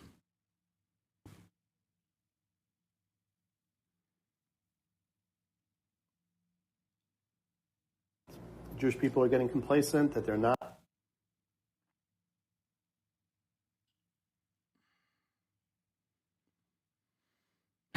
This is why, like, there is a sense of like honest jealousy in the framing of other prominent fascists like Richard Spencer or even Tucker Carlson or that Visegrad guy when he literally talked to Jonathan Greenblatt, being like, why can't white people do Israel shit that Israel's doing for the Jews? Like when those guys are saying like, oh, what the fuck? Like it, like you're the leader of the ADL, which plays a formative role in like tackling our white version of what Israel is doing. You won't let me do it. And I suspect the ADL is going to move in that direction now. They've already fired all of the people that were tasked with like the real civil rights advocacy. They've already fucking fired those guys, even though they have more support, more financial support than ever before post October 7. They fired every single person that was tasked with like combating racism and all these other forms of civil rights advocacy. 40 and wearing a chain. Yikes. Wait, what? If you're reading this, you're gay. Is this guy talking about? Oh, he is talking about me. Did you see Jeff Nippert speak with the Palestinian bodybuilder? Yes, I did. I did, bruh, Nathan. I don't know. I didn't know there was an age limit to this sort of thing. Language, like from the river to the sea. When you normalize language, like globalize the Intifada, when you normalize language, like, again, Israel is a Nazi state. Just create the conditions in which people feel not just compelled, but almost obligated, Lulu, to do horrible things. I'm Lulu Garcia Navarro, and this is The Interview. I covered the Middle East for a long time as a foreign correspondent, and I can safely say that this moment is a moment like no other in my memory. Here in the U.S., anti-Semitism and how it relates to criticism of Israel has become central to debates around free speech, immigration, no one has a right to a student visa, national security, and fundamentally what it means to feel safe and welcome in this country. One of the central figures in this debate is Jonathan Greenblatt. the head of the Anti-Defamation League, or ADL. Founded more than 100 years ago, the ADL's stated mission is to, quote, stop the defamation of the Jewish people and to secure justice and fair treatment to all. Under Greenblatt's decade-long tenure, the ADL has tracked a precipitous rise in anti-Semitic incidents across the country, which is why I wanted to talk to Jonathan Greenblatt about how he sees this moment. Thank you so much for joining the interview. I'm so glad you're here today. Thank you so much for having me, Lulu. I want to start with a big question that I know you think about a lot, which is, what is the situation, in your estimation, for Jews in America right now? I think this is a time of great concern for Jews all over the United States. You know, at ADL, we track anti-Semitism, we measure attitudes, and we also track incidents. And we've never really seen a time like this, at least not in recent memory. So on the one hand, elevated or intense anti-Semitic attitudes as a percent of the population have more than doubled in the last 5 years. And we also track incidents. What I can tell you is last year, 2024, was the worst year we had ever recorded in terms of acts of harassment, vandalism, and violence directed at Jewish people or Jewish institutions. That was the 5th time in the last 6 years that we've broken a new record. And if I look back over the 10 years since I became ADL CEO, the number's up 10x where it was when I started on the job. That's why I wanted to have you here today, because you... Yeah. I wonder if she'll ask directly in this interview about the ADL's metrics for anti-Semitism that changed after October 7th. There was already a swing in the direction of like having this holistic approach to anti-Zionism as anti-Semitism, but it accelerated dramatically after October 7th, where like more than half of the anti-Semitic incidents were literally just like anti-Zionist demonstrations happening. Okay? Which, by the way, was absolutely elevated by the Biden administration and is part of the reason why the Donald Trump admin now can so easily act as though they are trying to tackle this fucking issue. This fake problem. Right-wingers love creating hysteria around a fake problem and then having to enforce some kind of regulatory and often violent way of intervening in solving this fake problem. Crime panic and crime hysteria surrounding migrants is a great example of this, is a great analog of this. Demonizing Israeli Jews. Okay, so of course the ADL counts tons of anti-Zionist activity as anti-Semitism. Putting that aside, he admits he's bad at his job. This was the 5th time in the last 6 years that we've broken a new record. He said that just now. Okay. Demonizing Israeli Jews, of whom 79% are unconcerned with the humanitarian crisis in Gaza, is anti-Semitism. The second screenshot is from Haaretz. When it crosses the line, is not a criticism of Israeli policy per se, as he just said, but for example, the demonization of Israeli people. Okay? A vast majority of Israeli Jews, 79%, say they are not so troubled or not troubled at all by reports of famine and suffering among the Palestinian population in Gaza, according to a poll released yesterday. Let me explain something to you, okay? You know what this is?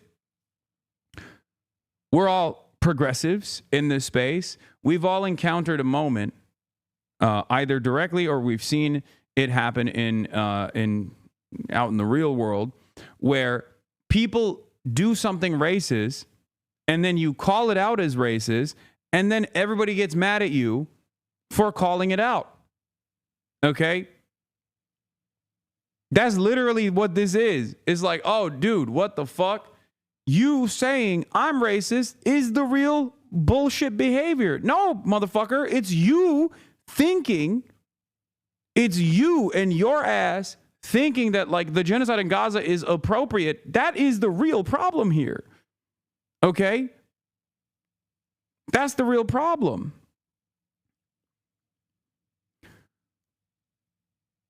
Yeah, friendly reminder that anti-Zionism existed before there was a state of Israel to eliminate.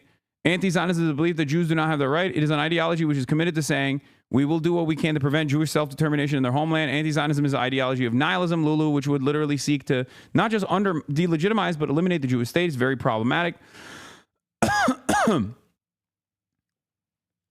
I think the challenge is if someone defines their view of anti-Zionism in a way that allows for Jews to exist in the state of Israel but grants Palestinians rights, but you're seeing that as anti-Semitic people, people don't feel like they have the space to have a different view without being tagged with something that's pretty serious. And, of course, Jonathan responds with, I can appreciate that for some people. This idea is an abstraction. Oh, anti-Zionism, it means such and such to me. I get that. But let me tell you what anti-Zionism doesn't mean to me, but what it results in. It's a lunatic trying to burn down. We already saw that part. He's like, Zionism means to me something that, you shouldn't actually fucking directly attribute to the current ongoing genocide that Israel is doing, even though that is literally Zionism unfolding. But anti-Zionism, on the other hand, is also what I get to say it is, which is the most extreme hypotheticals, okay? Or some of the most extreme examples.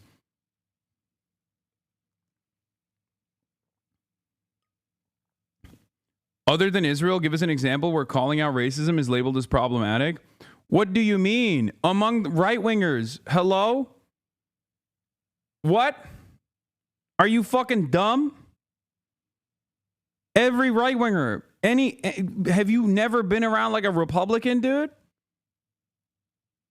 That's precisely my point. Israel is a fucking right-wing institution. It is a reactionary concept in and of itself.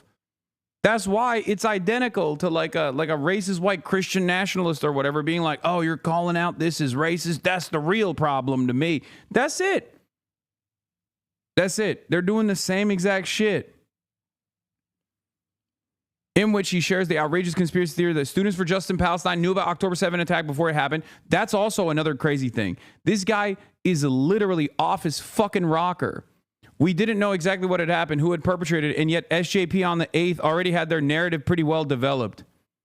On CNN, Khalil publicly said anti-Semitism of any form or any form of racism has no place on campus and in this movement. And when asked, he wouldn't condemn Hamas at the same time in that same interview. Okay? He's like, still has smoke for Mahmoud Khalil. And of course, we already watched that interview on CNN where he was like saying, this is offering... because it's not about my political view about Hamas. They only want to hear yes or no. That's it. It's not about what I think about it. And this is being used to credit or discredit Palestinians. If I condemn Hamas, then I'm a Palestinian worthy of listening to. If I don't, then I'm not. And this is what Palestinians get angry with, this line of questioning. Because as I said, Palestinians are the ones that are now being starved and genocided. Because even if Hamas does not exist tomorrow, the Israeli occupation and supremacy would continue against the Palestinians. So it's not about Hamas, which is true. Like, Hamas is irrelevant. Okay?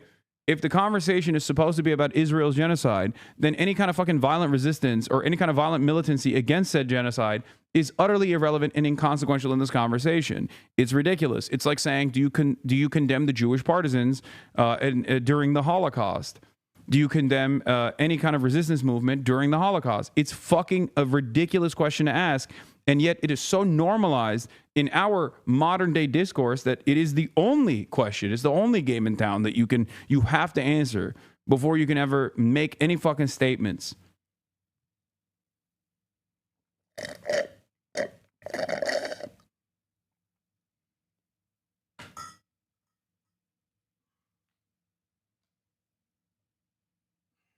I've said this over and over again. You don't have to fucking love Hamas. It doesn't matter. You don't have to love Hamas to hate Israel. You hate Israel because Israel is doing a genocide. You hate Israel because Israel is built on the notion of Jewish supremacy and ethnic cleansing of non-Jews in the region. That's it. It's actually crazy to still have smoke for Khalil after he was jailed for months for having an opinion and being a peace activist, whichever side he shouldn't even matter. This is Nazi shit. And Jonathan is supporting the Nazi shit. Disgusting. Yeah, 100%. It's just like, it's ridiculous. It's ridiculous. It's a ridiculous question, okay? The only people who I always say have to fucking wear the Hamas banner are people who have actively defended this genocide until recently and only made a change of attitude now. Those people have to. Those people have to ride for Hamas to make up for the fucking initial genocide defense that they engaged in. If they want, if they actually want to be welcome, they have to be fucking wearing the specific Al-Aqsa flood banner too. Like, not even just like the Al-Qassam brigades. Sorry, I don't make the rules, you know? You have to make up for what you did, which is, once again, far worse than October 7, like 1,000,000 times worse than October 7. And yet it's in broader mainstream discourse, even among people who are like anti-Israel or pro-Palestinian, like pro-Palestinian, like they don't even fucking see that. They don't see it as such. Like, to me, I made this point a year ago where it's like someone wearing an IDF shirt is far worse than someone fucking wearing a Hamas headband, bro. Like, what are we talking about? The IDF is a far more violent force. Like, even before October 7th, the IDF was a far more violent force than Hamas. Always. Like, what are we talking about? Even the maintenance of the illegal occupation in the West Bank alone is so much worse and so much more violence and so normalized in comparison to October 7th. It's not even a fucking question. If you see Palestinians as human beings, it's not even a fucking question. You don't have to love Hamas or anything, okay? But you have to be fucking real about it. One of the things that actually pisses off a lot of people is when I openly say this. Like, whenever I tweet, like, you know, Israel is a far worse, and the IDF is a far worse force that has done far more violence than Hamas ever could, a far more evil entity, an organization than Hamas ever could be. People get so mad. They yell at me. They call me a terrorist. But you know what they can't call me? A fucking liar, because it is the truth.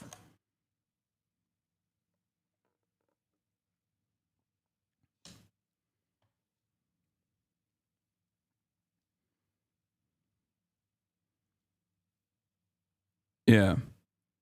This is Gaza in 1994 when Israel soldiers were wandering the streets in Gaza, assaulting and bullying men, women, and children. No accountability ever. Israel had been occupying Gaza for 27 years by the time of this footage. Hamas was barely 7 years old. Its fighters probably had no more than a few dozen guns between them. You know? That's it. That's it. So all of the... a conversation about Hamas amongst the Palestinian population is a necessary one, right? For sure. Like, whether they want to be governed by Hamas or not, that's up to them. But that's not a conversation that is worth having in the Western world, especially when Israel's the one doing the fucking genocide. Like, it's just it's a irrelevant and deliberately unproductive conversation to consistently go back to, because people don't want to speak about the actual things that are taking place right now, the actual violence, the actual atrocity, the actual genocide that's taking place. So they just go, but Hamas, but Hamas, but Hamas. The constant fucking vilification of any sort of Palestinian resistance is a necessity. You have to talk about that, because every moment that you spend talking about that, you're not talking about what Israel's doing, okay? You're not talking about the real problem here. That's it. And Israel defenders know this. That's why the terrorism designation is so important. Okay? The but Hamas conversations are so important. That's why you can you can use that and consistently obfuscate all of Israel's violence. You can consistently shelter Israel's genocide by offering it some semblance of permission to be like, well, Hamas is there. You know, they know that. That's why they use it all the time. That's why Jonathan Greenblatt is using it here. You know? One concern that I've heard referring to the State Department officials say about the actions of this administration is that this government might be using anti-Semitism selectively to screen people with whom it might be ideologically opposed. Well, obviously, that would be a problem. Would it be a problem, Jonathan? I don't think anti-Semitism should be used as a political football by elected officials from either side. And so to the extent that the Trump administration or any other admin would use it as a pretext to go after people who they don't like or with whom they don't agree with on a broader set of issues, clearly I wouldn't agree with that, except you do agree with that. I mean, I've been fucking targeted with this. You know what I mean? It's fucking so stupid. Having heard the word genocide is viewed when used against the Israeli state as basically an attack on Israel's existence itself, I just wonder if you view it that way or if you don't. Well, again, I don't begrudge David. I do think what's happening in Gaza is terrible, catastrophic situation. I don't think it's a genocide because that's a legal definition, which means an intentional effort. I don't have... Come in. Why? Oh, they did. Fuck. Hold on.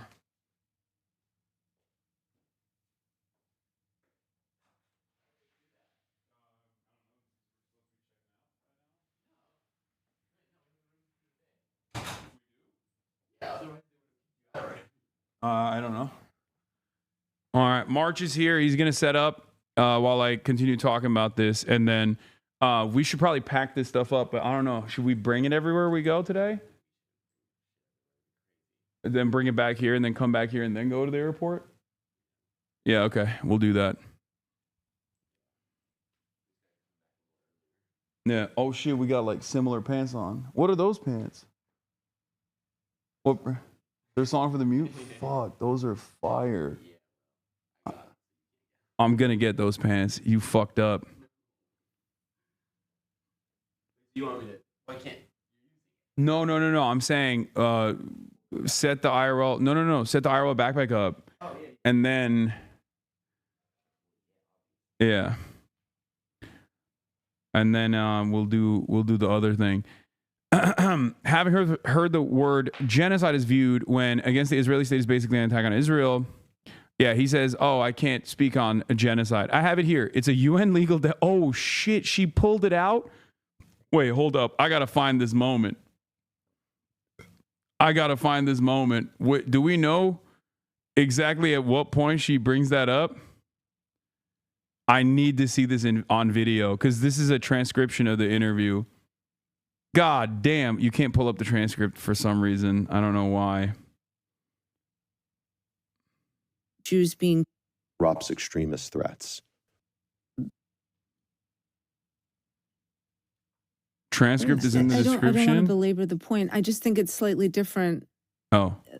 What you're talking about, what actually happened on campuses, and the accusation of material support for terrorism. Those are slightly two different things. So look, on March 5th, at the takeover of the Barnard Library right here in New York City, Quad, which is the SJP, they banned the SJP chapter at Columbia for its behavior, and the students immediately reconstituted it as Quad. That's what they call it. And those students literally... Because that's a legal definition, which means an intentional effort. And I don't have the dictionary in front of me. I have it here. But It says... intentional... okay, what does it I say? mean, it's a UN, right? We should say it's a legal definition. And it says any of the following acts committed with intent to destroy in whole or in part a national, ethnical, racial, or religious group, such as killing members of the group, causing serious bodily or mental harm to members of the group, deliberately inflicting on the group conditions of life calculated to bring about its physical destruction in whole or part, imposing measures intended to prevent births within the group, forcibly transferring children of the group to another group. Bro, that's literally like Israel looked at that and was like, bet. Okay. Israel was like, oh, I didn't. Were you reading out the checklist of what we were supposed to do?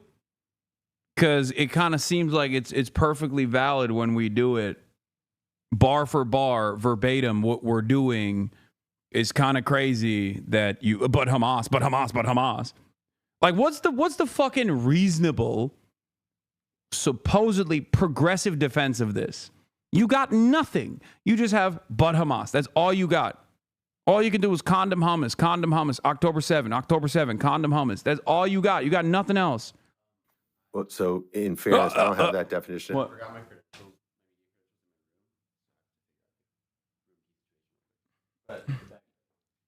Oh, I was gonna. Okay. Oh no, you do that after. Do after because you're gonna have to leave and come back anyway. In front of me, right? And I haven't read it like you have before this. But what I'll simply say is that I don't believe the Israeli government is committing genocide. I don't think they're intentionally trying to destroy or annihilate a group of people. I do think this is a war that was started by Hamas. I do think Hamas has made the decision to black market and hoard the aid that comes in. The Hamas government has chosen to build tunnels below, not to create protective structures above. But Hamas. So we could ask ourselves... Just as I thought. But Hamas, how fucking convenient, dude. Didn't realize that you got that ace under your sleeve, you know? Had no idea you were going to hit the but Hamas trap card. Shocking.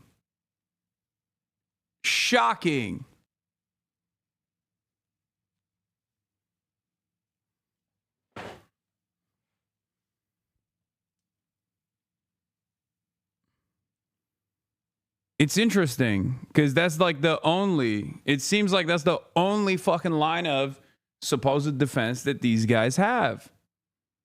Interesting. Questions about who is really bringing the catastrophe to the Gazan people. But look, at the end of the How is there any daylight between you and Benjamin Netanyahu? This is what it is. When Zionism is at its final project stage, okay, the final solution for the Palestinians, there is very little daylight between the liberal Zionists and the ultra Zionists, okay, because ultimately they are tasked with defending Israel. And if Israel is doing a genocide, you have one of two options. You either look at that and go, all my life, I've been deluded into thinking that this was actually something that was good. This was a project for good. This was Jewish self-determination. I was wrong. This is what it was always about. And I find this to be utterly unconscionable as a Jew, especially given the historic significance of genocide towards Jewish people in Jewish history. I'm out.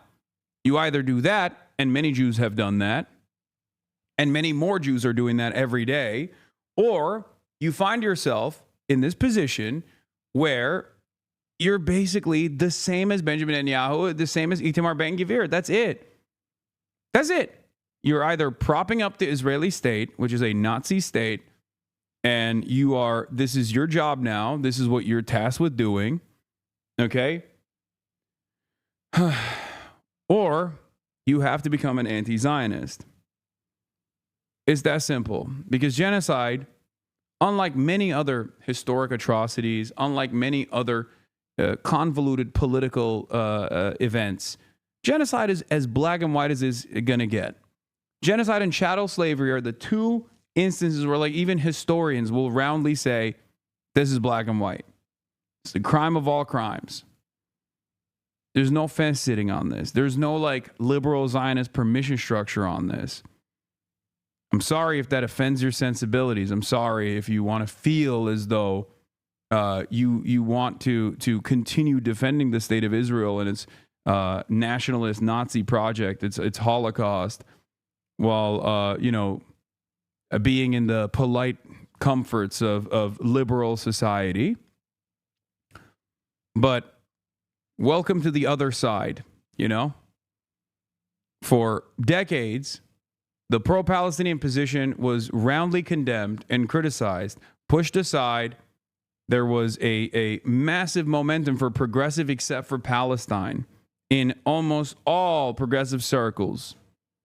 Okay? So this notion now where you try to fucking you try to act as though you have anything to say, any defense of this position, while still maintaining some kind of like liberal veneer is gone. Okay? It's done. It's over. It's Jover. For me, it's not about how we define these things. Again, we talked about this last time. Anti-Zionism is an interpretation. It's a fact. And the pain and hunger and tragedy in Gaza is a fact. And the deaths of civilians are a fact. And the status of the hostages is a fact. So the facts compel me to say, without any hesitation, this war needs to end. The hostages need to come home. The aid needs to flow in. And we need people on both sides to be able to live in some degree, some modicum of peace. That's what I want. The reason I bring up the use of the word genocide, and we should also say that, Ehud Olmert, the former prime minister of Israel, is now calling Israel's actions war crimes, right? So again, use of these words. Yeah, permission structure is expanding. You couldn't do that a year ago, okay? You can even fucking say ceasefire. People thought ceasefire was unconscionable, a bridge too far, anti-Semitic.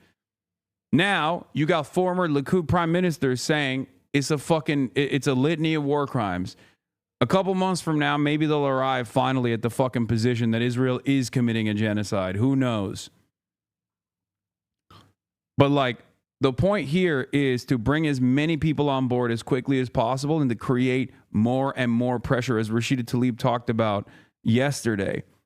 It gave me a lot of confidence, and it made me happy to see that American politicians who have tremendous power in being able to stop Israel's genocide are actually responsive or actually do have their feelings hurt by people showing up at their events. You know, their constituents showing up and being like, what the fuck are you doing? You need to be way more aggressive. What people are doing to Bernie Sanders, they should be doing a million times over to every single fucking Democrat and every single Republican.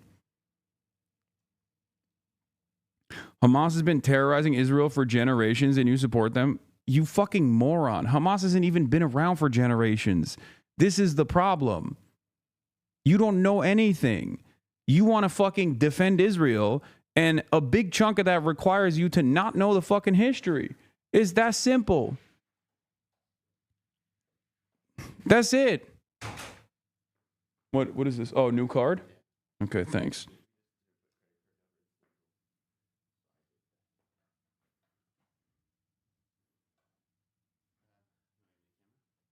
Yeah, you can take it. Hold on. Let me turn on the laptop cam real quick. All right, you can take it now.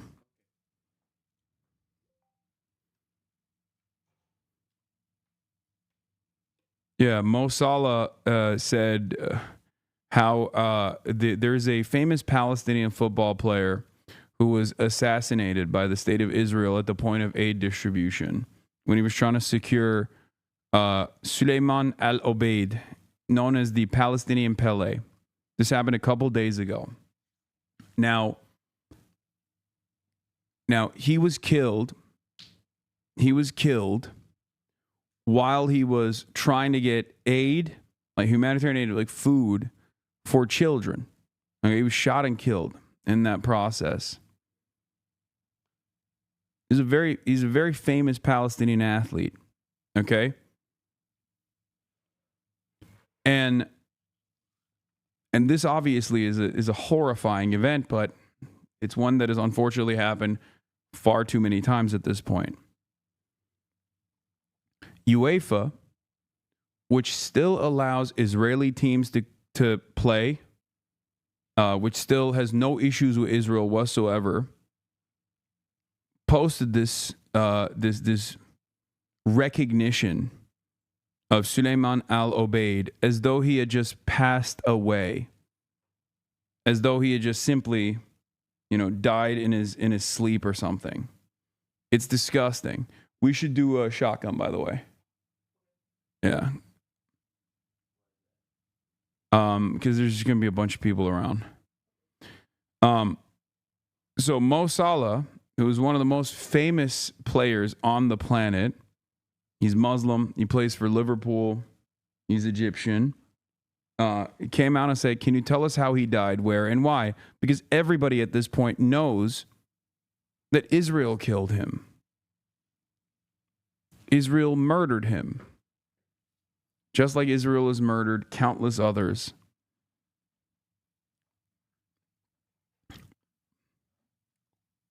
That's the reason why UEFA tweeted this like wishy-washy bullshit. Yeah, because UEFA still allows Israel to play in Euro competitions.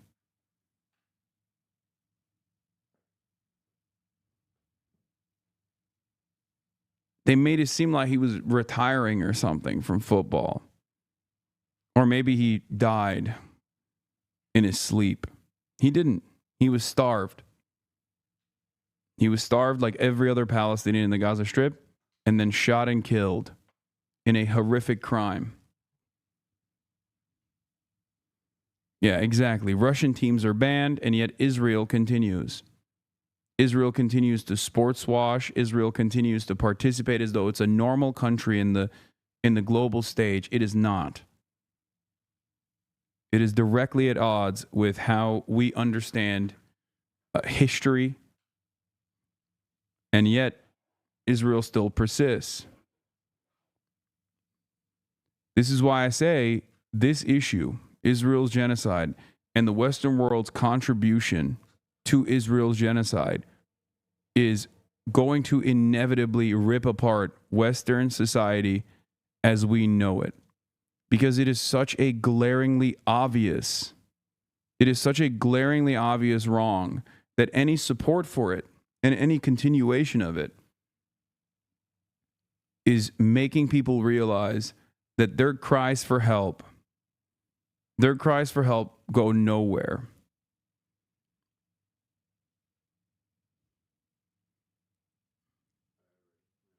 You ready whenever? All right. We got to move quick because we're already fucking... Yeah, it's maxing out the contradictions that people can see in real time.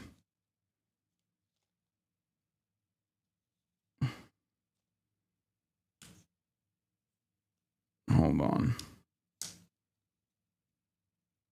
Why some people say you support Hamas? It's because I support Palestinian emancipation.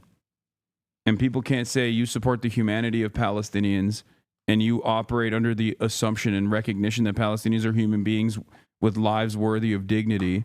And of course, in that process, they are going to, after 80 years of apartheid and occupation, resist militarily against the entity that is doing that. It's much easier for people to just go, you love Hamas, you want to hug and kiss Hamas. It's a thought-terminating cliche. Palestinians have a right to resist. Palestinians have a right to exist. Israel is not allowing that to happen. Okay? It's that simple.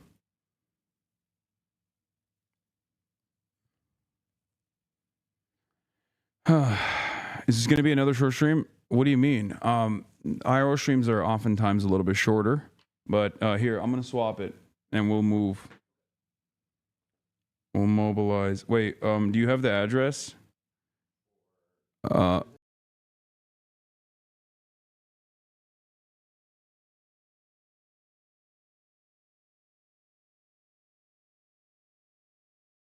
Why do you know every term and every topic? What do you mean?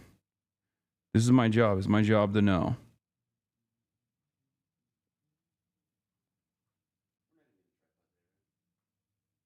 No.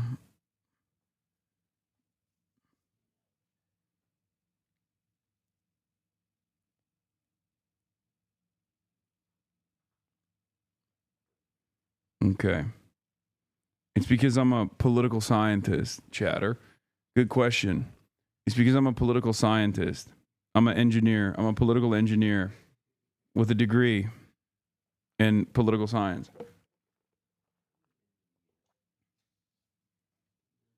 All right. It's going to be here in a minute. Let's go.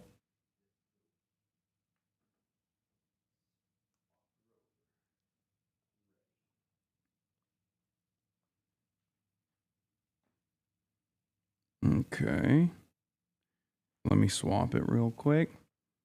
All right, I'll just do it off here, actually. Here we go. Boom. Boom. Boom. I'm gripping. Boom. You're gripping all day? Who remembers?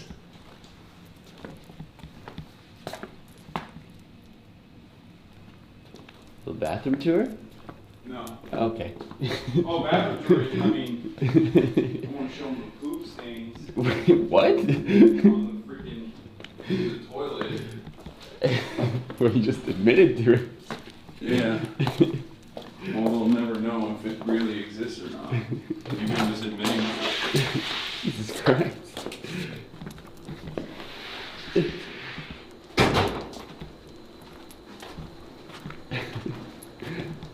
Okay. What are people saying? What do you think they're saying? That's yeah. What the fuck do you think they're saying to that? Okay, so we're going to the convention. Yeah. And then we're going to... We're picking up Emma and the majority report from convention. And then we're going quickly to where Kat is. Sick. We're gonna miss our flight for sure. You think so? Yeah, 100%. Wait, really? It's fine though. Wait, why? What's going on? Yeah, all right, man. How about yourself? For one, I'm ready to go home. Nice. Nice. You didn't come to my show last night. Yeah, bro, because I was asleep. Me too. You don't fuck with me, man? What do you mean, bro? I was dying. I was sleeping. It's crazy. We're on the same sleep schedule. I know, but well, I also did do like 4 extra hours of content after you. I don't know what you did. Probably went to. I went to a delicious restaurant called Girl and the Goat. It was amazing. I sat at the bar and talked to a stranger for 2 hours on my Austin show shit. What's up, man? Yeah. What's going on? No fucking way. What's up, man? Here, can I shoot you, bro? Yeah, sure. Yeah, my wife's gonna go crazy. It's here, by the way. Shout out to Pam from the Girl and the Goat. She was awesome. Talked about life for 2 hours. Have a good one. That's it. It's so hot. It's 93 degrees. It's fucked up. Ford Expedition Max. That's that. Is that it? Oh no, that's not that. No, this is Explorer. Where is it? Oh, it's on the other side. Hold on. Classic. I called it the wrong place. Classic. Oh, sorry, I didn't realize we were blowing out. My bad, check. Okay, we're here. What? Nothing. It was a little blown out. Little flashbang. Nothing crazy. Yeah. Of course. No, hey, don't say that.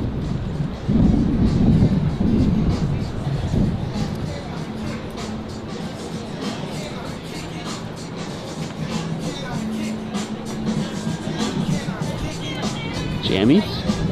What? Well, not that you care or ask, but my set was great. And they're like, oh. Yeah, how was it? You did emo night, right? Yeah, it's fucking sick. I played for an hour. People loved All it. those Room parties. jumping. All those parties you were invited to, and you chose to go to one that nobody. Yeah, because those parties don't want to be DJ. It's a bunch of fucking politics nerds. It's like brand new. Back me up here, Chad. What? Nothing. I'm talking to Chad. I'm not talking.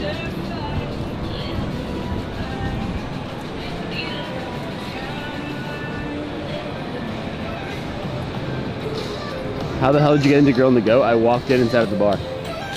What? No, they're asking me how I got into that restaurant yesterday. Girl and the Goat. It was very good. It was very good. We have one in LA. Walk over. All right. Oh, okay. Now I feel bad. Hello. Hello. Right? Yeah. Yes. How you doing, sir? I'm doing all right, man. How are you doing? Yeah, good, thank you. Is that a prayer rug you got over there? Who? Is that a prayer rug? Yes. Oh, you're Muslim? Yes. Where are you from? I'm a Middle Eastern, Jordan. Oh, you're from Jordan? Yeah. I'm Turkish. Really? Yeah. Oh, close. Nice to meet you. Nice to meet you, buddy. Open up a line of questioning like that. In Yeah. America, it's so just say, where are you from? Yes, I can. What do you mean? What? I mean, What are you talking about? Following it up by I'm Turkish is a good say, but Bro, what do you mean? Someone who's not people someone who's not Muslim would not clock that as a prayer rug. That's also true, I guess. Yeah. What are you talking about? Yeah. Yeah, you're right. You're Jordanian? Yes. Okay. Well, you said you're Middle Eastern first. Why'd you say it like that? Nothing, just from the Middle East. Do like people- Jordan in the Middle East. It's true, There's true. about 23 countries in the Middle East. True, right? true. Yeah. No, is it you know? It's because there's Some a people lot of they don't know Jordan, man. Do you know that? some people don't know what Jordan is. Yeah, where Jordan is at? I thought I'm a Middle Eastern guy. Yeah, I feel In that. general. Yeah. How long you been in America? About 10 years, maybe. 2015 I was here. Mm. Let me get into that. How do you like it? It's warm. It's good, man. It's not bad. There's still there is opportunity better than home. Yeah. There's a what? Opportunity. Opportunity, yeah. I feel like it's like kind of going away though, the opportunity. Still, I mean, it's kind of hard, but it's still better than home. Yeah. People are struggling over there, man. Yeah. I feel that. Yeah. What do you? Yeah. What do you think about? What do you think about the current administration, the Trump administration? I don't know, man. It's bullshit. All the world is bullshit, man. Yeah. It's bullshit. It was like, oh, I'm gonna end the Israel war immediately, and then look where we're at now. See? Yeah, that's what he said before the election. Yeah. Yeah. That was when he was trying to get elected. Now that he's elected, he's like, no, I actually love the war. It's great. You know? Yeah, you know, buddy, we have like something we just say in Arabic. Nobody scratch your skin like your nails, right? Uh-huh. Do you know what I mean? Nobody scratch your skin like your own nails? Yes. Yeah. That's what we always would say. And don't like depend on someone just to solve your problem. Yeah. Because they won't, yeah. Well, nobody wants to solve that problem, Yeah, so right. I don't know. It's been more than 70 years this the conflict going on in there. Yeah. Yeah, more than 70 years. Yeah. It's been, it's almost 80. Yeah. Oh, man. Hopefully, man. Hopefully we'll see like a peace one day.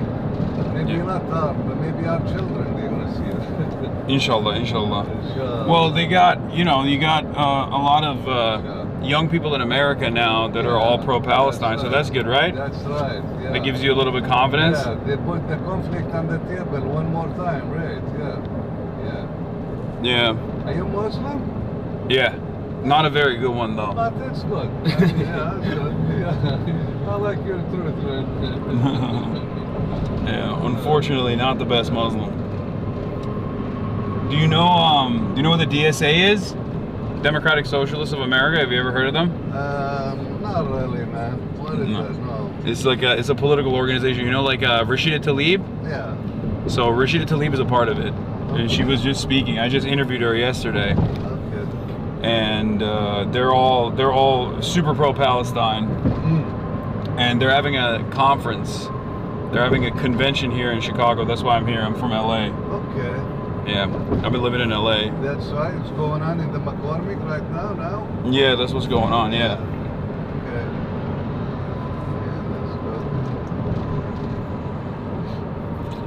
Yeah, That's where we're going.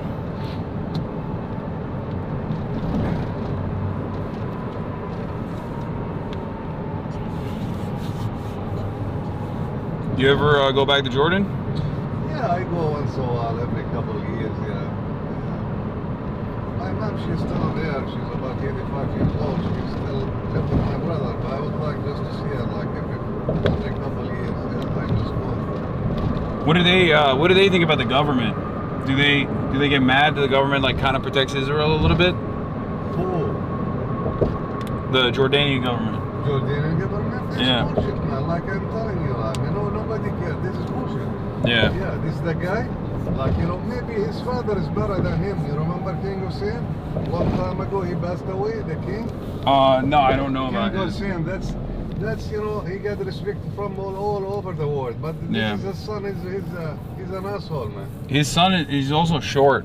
Yeah, he's short like his father, exactly. He's very short, Yeah, but he's he Abdullah. Like but King he Abdullah. loves Yeah, but he's a he loves talking about how he trained with the British Royal Navy, Yeah. and he knows how to like fly a helicopter and stuff. Yeah. He Okay, got- fly a helicopter to Tel Aviv then. That's right. This guy, if you throw like the food like out of the Yeah. airplane, like you know, yeah. You treat them like animals, man. You treat the people over here. You throw the food like you know up the air, from the air. This is really bullshit. Yeah, it's been devastating. That's the only modicum of aid that Israel will allow. And then you got Western countries being like, oh, we love democracy, we love human rights, and then they just like let Israel do whatever they want. It's a pure hypocrisy. Yeah. You know? That's why I told you, man. We got like 1 hour between Jordan and the Israeli, the border. And look at the Egypt. They have like maybe like half an hour, the border between like Egypt and these the people, they should do something, not like the United States. Yeah. They should do something. Yeah, the Arabs people, they should do something. Egyptians are mad too at their own government for not letting That's people right. go through, because Yeah, there was a bunch of people that came from all around the world, and they went to Egypt so they could walk to the Rafah border. Yeah. And go through the Rafah crossing to you know, end the blockade. And the Egyptian government actively suppressed it. They like beat the shit out of these people for wanting to help the Palestinians. Yeah, because they want, because they have an order from the United States. Yeah. Yeah, don't let people just to take the aid or just to provide aid to the Palestinian people. Let them die. Children and women, men, let them die. Just, starving without food. Yeah, it's really messed up. And then they, I mean, even when you speak out against it here in America, they arrest you, you know? When yeah, they, yeah, that's right. And back home, you mean, in the Middle East, right? Oh, but even in America, they arrest you now. They come after people like, you know, Mahmoud Khalil. Yes. You know, there's there was that girl that wrote the article in her college newspaper, and then was also arrested and detained. It's so messed up. Yeah, they don't want people, man, to speak up. Yeah, they don't need it. Yeah. It's bad back home in my country. I mean, you can't see anything over there. Nothing. Oh yeah. Yeah. Yeah, the Jordanian government like actively suppresses Jordanians from protesting, right? Yes. Because they're worried, because there's there's a lot of Palestinians in Jordan. Well, that's it. It's about more than 60-70%. Yeah, so that's something that they're worried that if people get if people get ideas, they're worried of like revolt. And it's the same with Egypt too. In Egypt, the same, right? That's why they just use those American weapons to defend Israel when, you know, bombs are flying over. It's bullshit. Well, even here in America, we don't have health care. Israel has free health care. Yeah, see? It's so frustrating. Oh. Wait, did we go to the wrong place? Nobody No, it's the right place, but... Are you sure there's somebody here? Yeah, no. This is not the... There's a different... Well, we have credentials now, so we There's just the walk other into the one, front. but maybe the other one? Maybe the other one? Well, it's the Indiana Avenue. Okay, the other one. Indiana and Surmark. Okay, this is the north building. That's the west building. Oh, yeah, That's the sorry. north building. It's okay, no problem. Which is as close, one block, couple of blocks over. It's okay. Yeah, the other one, which is in Indiana Street, right? Yeah. And then I'm gonna wait. Hold on. Actually, I'm gonna add another destination after we do this pickup. Is that okay? Or should we call for a different Uber? It's gonna be far though. It's gonna be far. It's gonna be like North Chicago. North Chicago? Yeah, I'm gonna add it on Uber right now. Unless you want us to call another one, we can call another one. It's fine. No, man. You wanna go to North Chicago? Yeah, we're gonna pick up people right here and then go. I'll take you, man. I'm willing to take you. Why not? Okay, hold on. I'll swap the destination after we pick them up. Oh, so we're just picking them up, we're not? Yeah. Okay. Because we don't have time. Yeah, that's fair. Hello? Hey, we're coming to that corner right now. You guys can just like get into the Uber and then we'll go directly to the next location because like we don't have time. Yep. Okay, so we have Matt left and David. I mean, It's fine. I don't know how much room you have. No, we have 3. We have 4 seats in the car. 4 extra seats. 4 seats in the car. Yeah, we're in the 4 extra seats SUV. in the car. Oh, okay, perfect. All right, awesome. We're in the SUV. We're pulling up to the corner right now. All right, cool. So they're pulling up to the corner. All right, Yeah. see you in a sec. All right. Okay, bye. They are in the building, right? Yeah, they're coming out right now. Okay, no problem. If you wanna add the stuff, just you can do it now, huh? Okay, yeah, I'm gonna do that right now. Hold on. All right, boss. Okay. They squeeze in the back, that'd be best for camera. Then I can just... Yeah. But I don't want them to be uncomfortable either.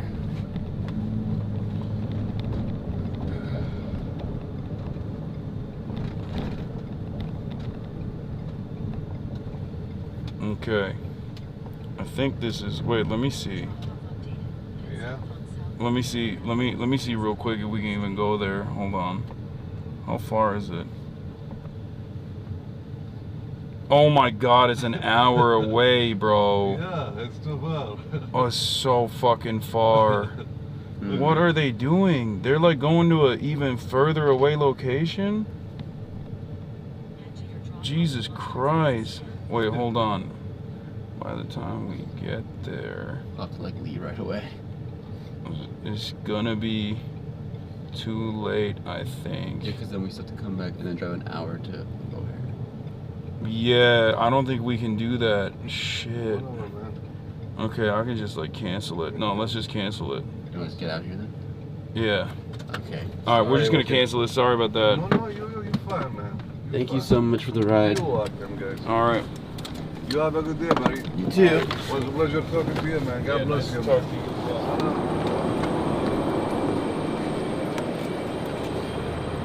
Man, that guy was awesome.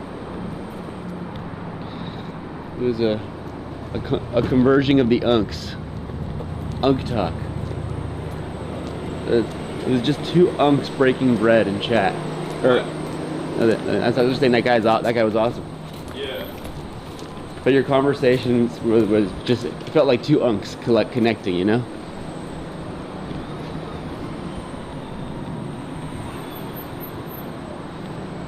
There's no way we can make it to them because of the distance. Our flight.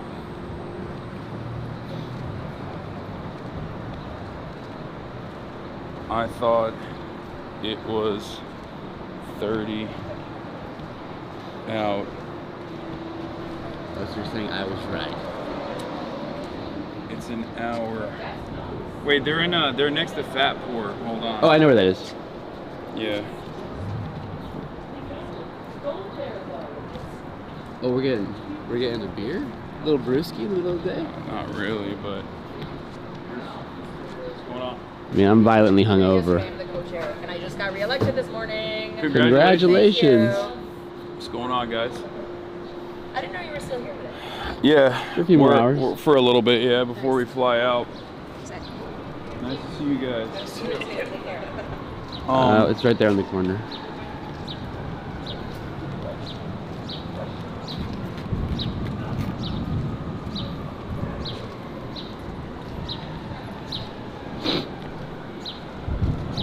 I guess we can just go into the DSA convention after all. Yeah. Or we can go to the Bean. We could go to the Bean. Everybody says architecture tour, but you hate buildings. No, I love buildings.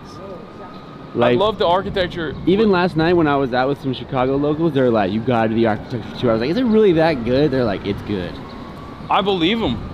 I just don't know how long that would work. Yeah, I don't think we'd be able to do that in time. Chat, how long is the architecture boat tour? Like, there's time on the boat tour. There's like, we got to get on a boat. Depends on. Boat tour is 45 to an hour and a half. Okay, but then we have to go and schedule it. I can look into this. How far is the Bean? I want to see the Bean. I want to see. I've never been to the Bean. Yeah, that's crazy. That's an important cultural artifact. Do you know where it? Do you know? I don't even. I'm looking up Chicago Bean on Google Maps and it's not coming up. Do you know where they're at? You said Fatport's right there. They said they're on the exit or on the side where Fatport is. That's us. That's where we are. We're in the corner facing. Oh, they're right there. Oh, there they are. What's going on? What's good? Hello. Plans changed dramatically. I know, it's alright. Oh, it's so windy. Good, man. Good to see you, man. Hello. Oh my Good god. to see you again. That's why they call it the Windy City. See, now I remember. You were streaming. I was streaming. That was great. Hello. Hey, how's it going? I'm March. Nice to meet you. Hey, David, nice to meet you, friend. March. Oh. I know, yeah. It's more like his rig, technically. You're right, actually. Our rig. For sure. Thanks for coming in. Of course. All right, so here's the situation. It's far as fuck. It's like they're moving further and further north, and we have to come back down to our hotel before we fly out. So because they went from like a location that was like 30 minutes out to like an hour out, there's no way we can go there unless we just like drove there, literally just like said hi and then fucked off and then came back, and it's like 2 hours in a car. So instead, we could just like go back in here for a little bit, maybe. I don't know how hectic it is. Is it as It's a little bit slowed down, but yeah, people are doing. There's like the international like delegates are there, so people are like doing meet and greets basically. Yeah. All right. And so we could do a. What's going on? Hey, sorry, I don't mean to interrupt. You streamed the movie Mayor about the mayor of Ramallah. Yeah. So he has a new documentary coming out. I was helping promote it, and then just wondering if I could talk about it. It's called Predator, and it's definitely far more controversial than this one about Palestine. It's about the To Catch a Predator show. And the fuck? I know. What does that have to do with what does that have to do with Palestine? He contains multitudes, right? He's got different experiences. Okay. But it's about how there were really messed up things about the show, and now there's really messed up copycats about the show. Oh, that's actually like interesting. Incarceration and like public shaming and shit. So I think it'd be really interesting. And yeah, definitely the most controversial and thought-provoking. What? Yeah, exactly. Like, but also they were really messed up men. But also some of them were like, I don't know if it's a good idea to meet you, and like the paid actors were like, no, we should really meet. You know, it was like it's all really fucked up. And Chris Hansen's still doing a version of Predator. So anyway, I think you might find it very interesting. I don't know if you want to stream it. For sure. Nice to meet you. Yeah, I'll figure it out. I'll look it up. Okay. What's the Predator, right? Predator, and David Ossett is the filmmaker who made both of Okay. So, yeah. All right. I just met with him. He was like, yeah, Hasan like streamed the mayor illegally, which I'm great. That's great. I'm happy about that. Yeah. So anyway, okay, yeah, check it out. Nice to meet you. Nice to meet you. All right. So yeah, as I was saying, oh fuck, we have a crowd forming here already. We could do a. This is your life. We go to the Bean. I don't know where it is, but We could go to the Bean. He's never been to the Have you Bean. been to the Bean? I haven't. It's like 10 minutes north. It's not too far. It's not far. Yeah, we could just like rip a Uber and hit the Bean and flick it. Lick the Bean. You have to do it. This is so inappropriate to say in front of a woman. I'm sorry. Yeah, how couldn't you? I'm gonna lick it. Okay. I think. I will get a 4K close-up shot of you doing that. Okay. All right. So yeah. What about you? You gonna lick the Bean? I've seen the Bean. I don't know if I need to lick it. Okay. What, you want to get a disease or something? Maybe. Like tap it. I already drank Malort. Can't be worse than that. I'm gonna tap it like it's a big elephant. I'm gonna be honest with you last guys. night. Oh, it's the worst fucking thing I've ever put in my mouth. Oh yes. Yes. I don't know what the fuck Chicago people are doing when they're like, oh yeah, Malort, it's great. What's Malort? Oh, we gotta get you to drink a Malort shot. Oh, is it like alcohol? It's alcohol. It's alcohol. You guys I'm wanna sure they go, gotta have you fat can for also it, bro. just go get a drink. They have just go drinks get a in there. drink. Yeah, we went there yesterday. Fat pour. We should rip a fucking Malort shot right now. Let's go. Just to I'm get hungry started. anyway. If you want to show me what Malort is, I will have a shot because now I'm trying to produce content for you. Okay. You could take photos right now, or am I bothering you? Sure, you can. All right, real quick one. Let's do it. All right, you want to do the gray wolf thing? No. Okay. Yeah, I forgot. You get real mad about Yeah, that. no. Even as a meme. Well, that's kind of why I wanted to do it. All right. 10? Dude, I'm sorry, man. That countdown was crazy. 10-second countdown. No, it just lost. I'm sorry about that. All right, thanks. Have a good day. Do appreciate you guys getting the Fine, all right. those Jam Boys yesterday. Oh yeah, JJ's a fan of Sam. He's been an OG like Majority Report guy. That's like my favorite thing I've ever seen. Yeah. It's crazy. He was like watching when he was like 13, I think. Oh my god.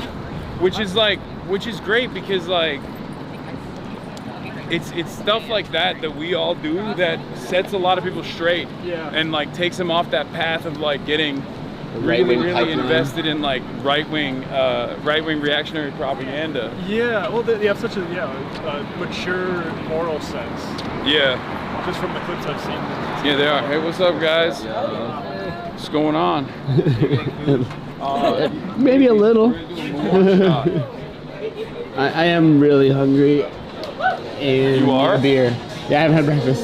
How you doing? What's going on? Can we just sit at the bar and just like rip a Malort shot? Is that all right? Oh. Like trying to record it right now? Yeah. Oh, we're not allowed. It's fine. We won't come in. We don't record. Yeah. Okay. That's no problem. We won't do it. Yeah. Can we sit at a table or? No, they don't want us to record. Oh, okay. Yeah. So it's all good. Thank you. Thank you. All right. Have a good one. All right. I'm gonna call.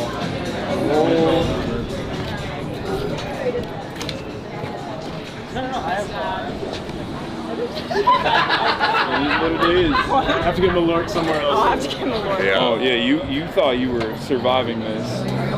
So can you describe it to me? I've heard that it's my people, it's the Nordics. It's like a spice thing, right? Oh, okay. It's like piney. What do I put for the bean? Millennium Park. Yeah. Ardent.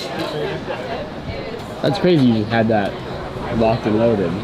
What? Oh, well, Have you seen it already? I haven't seen it yet. It was on my bucket list for what I was going to do while I'm here. How many times? Oh, well, this is My great then. solo tourist stuff. This works out perfectly. Oh, there it I was is. down by, doing the Riverwalk last night.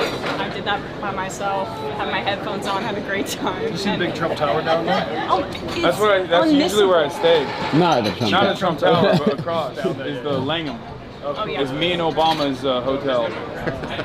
Oh yeah, Obama was there. Obama when we stays were there when he's in Chicago. He doesn't stay with Michelle. Yeah, he doesn't stay in this. Oh, he lives in D.C. now. Yeah. I do like the conspiracies that they're divorced. Her and him and Jennifer Aniston. I like that one It's too. not a conspiracy theory. It's I real. think it's gotta be real. Yeah. It's too specific not to not be real. Is she still doing her podcast? She's as hot as hell, right, guys? You talking about Michelle? We're not talking about Michelle. No, well, she's hot too. Like, Michelle's I can't listen still to doing that. her podcast, I think. Yeah. When did Jennifer Aniston bury her? What'd you say? When did Barack and Jennifer Aniston? I don't know, that's what they're saying. Because he's a big producer now instead of. Apparently, the OG conspiracy was Bill Clinton and Jennifer Aniston. Okay. Why is it always Jennifer Aniston? I don't know. It's the one celebrity right there you can think of. That's it. Oh, here it is.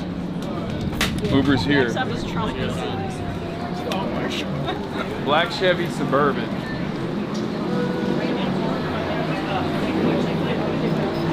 I think it's that one in the back.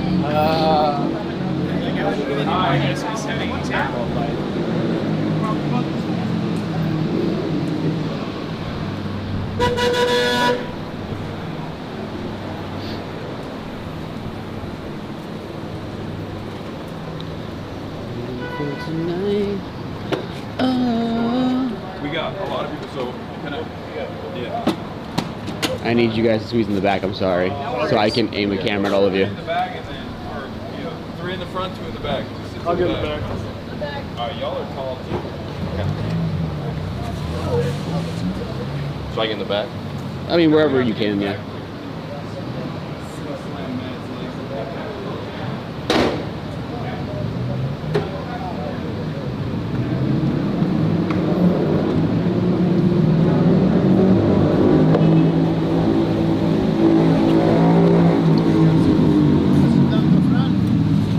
No, it's fine.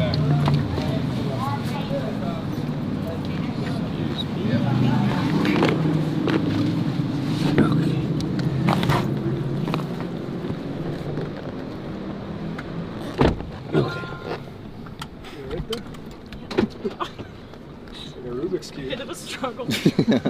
Abdul, you got any suggestions for good places to eat, get good halal food around here?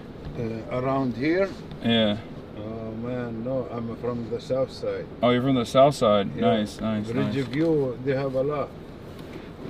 Oh. In the south side, I don't know this area, sorry. It's all good. No worries. Where are you from originally? Me? Yeah.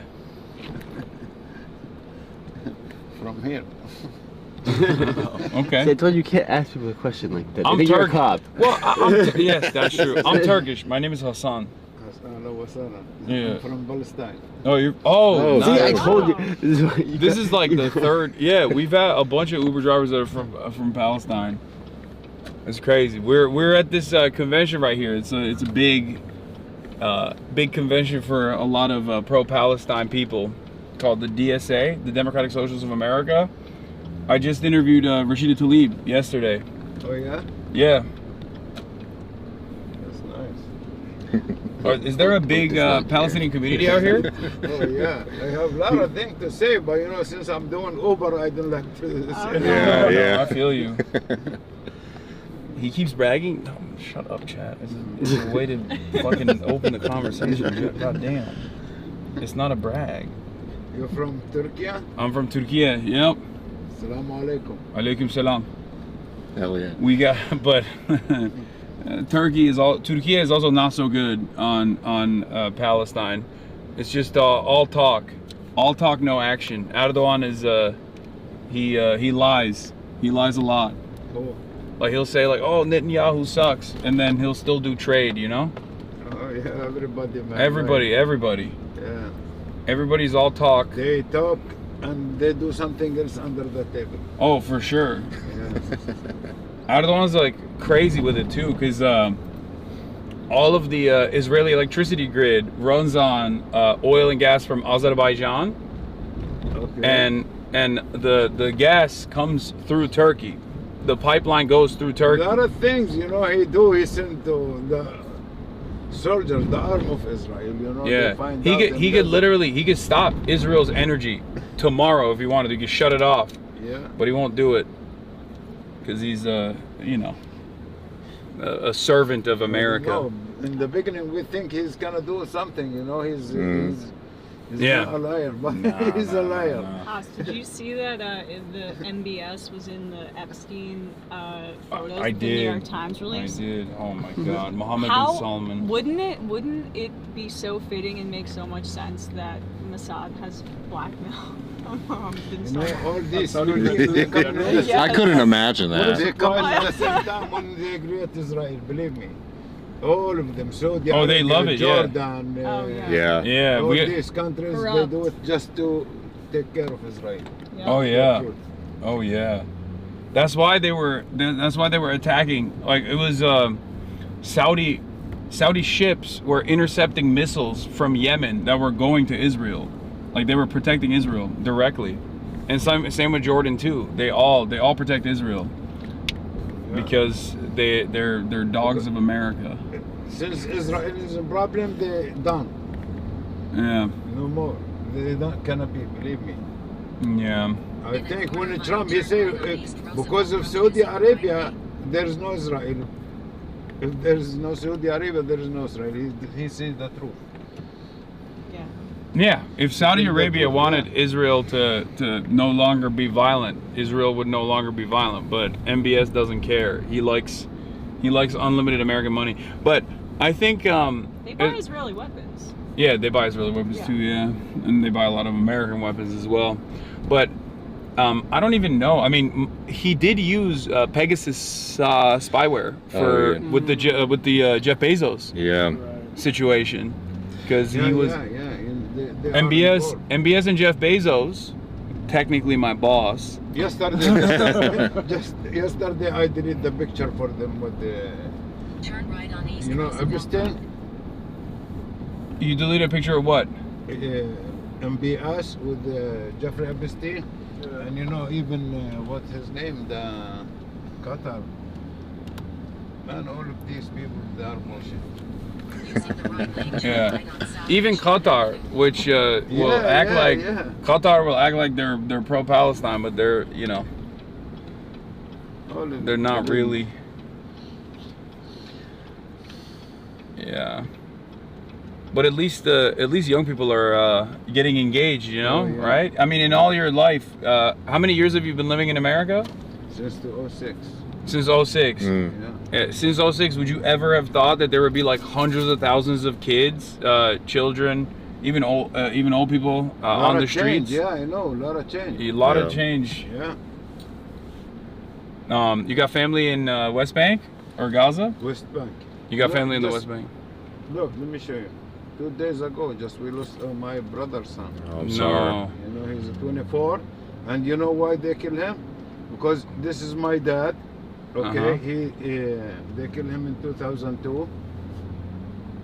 Al-Aqsa Intifada. You know, the first one was from my country, and this is my brother's son, like 3-4 days ago. Just What did they say? He's like throwing a stone what he or was something? doing, you know what he was doing? What? Just he was picturing the settlers when they was Taking a photo of them? just they was he Recording. video. Recording. Yeah, that's all what he do. Doing journalism. Jesus Christ. You see? Yeah. On Al Jazeera?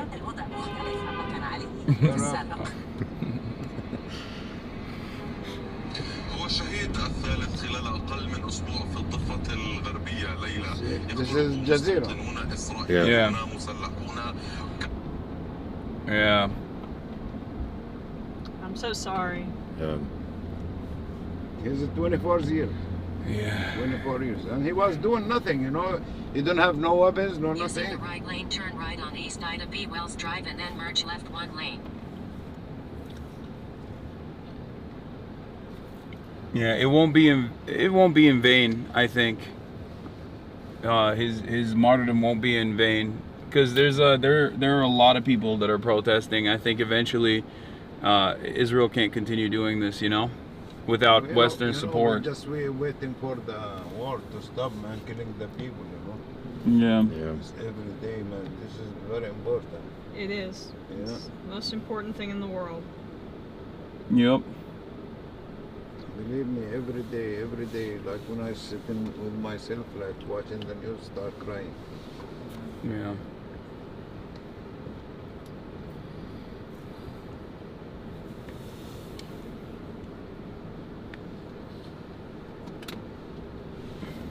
One day, oh, look at that. I have one already.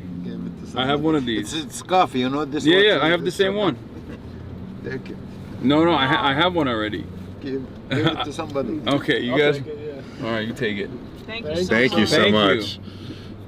I have the same exact scarf.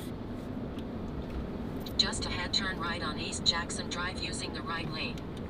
You want to know how global this is? Like, look, you see this?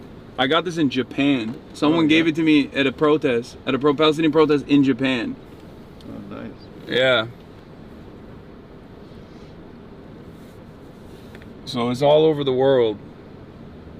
People see the devastation and the evil nature of what the Israeli occupation looks like.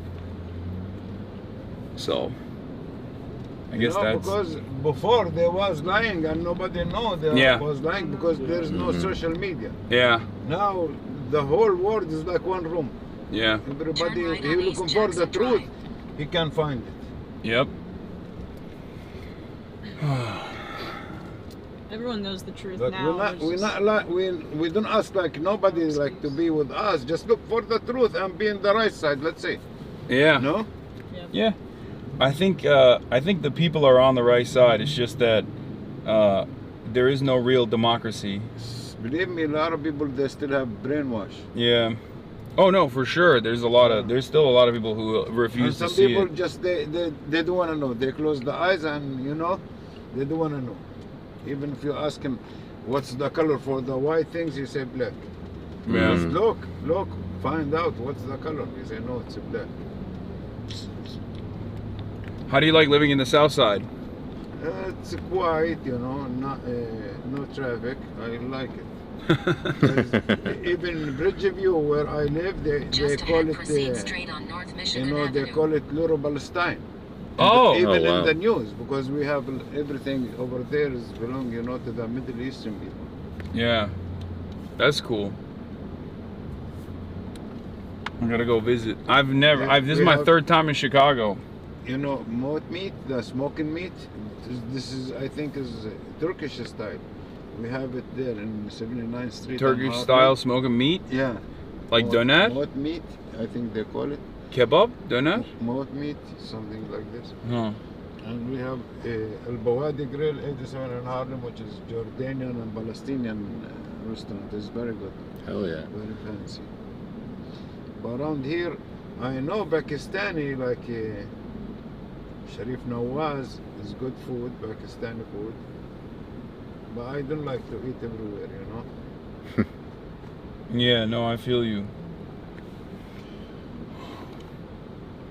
But I feel like there's better and better Middle Eastern food all around now. I feel like even 10 years ago, 15 years ago, it was so hard. There's nothing here in the north side? You know, because it's kind of hard to stop or to park your car around here. Mhm. I never stop to eat around here. Yeah. But north side or south side, which I know. Yeah. Yeah, lots of traffic here. Whoa, there's so many people. Yeah, man, it's What the hell? This is the bean here. Oh, this is, yeah, that's what we're coming to. This is what we're gonna see. Everybody coming to Is this the We gotta bean? see- Yeah, we well, can this get is out the here spitting then. people too. Okay. What, spitting? Yeah, these little things they spit out at people. What? You see those little? There's like a picture of a man. They'll spit water out of their mouth every like 10 minutes. Why? No, it's right there. You can go get spit on. That was waiting to get spit on. Like the settlers. Okay, guys. Thank you. Thank you.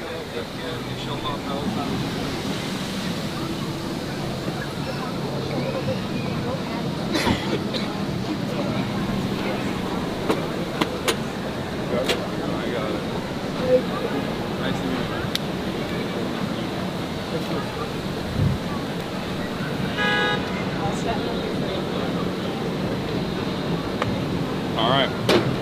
Sweet. Oh, I didn't even take your bag with me today. Oh, but I guess we don't need it, right? Oh, yeah, we don't need it. Yeah. All right. So we're out here. We're out here looking at one of Chicago's finest cultural landmarks. This thing that apparently spits on people. I don't think it's that thing. I think it's those things back there. Apparently there's people, yeah, there is something that spits on people. But Wait, really?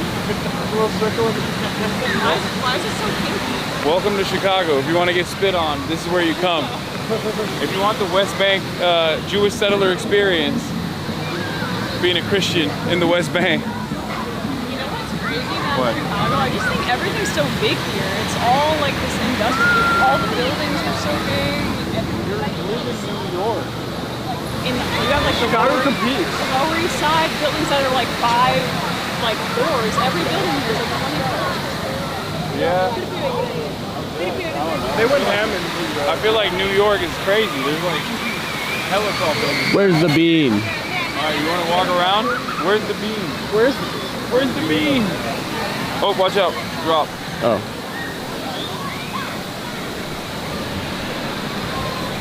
That's crazy that people just like sit in this.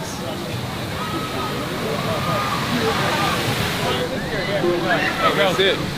Oh, she's spitting. Look.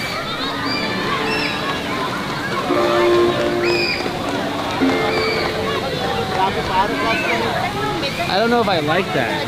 Yeah, it's weird.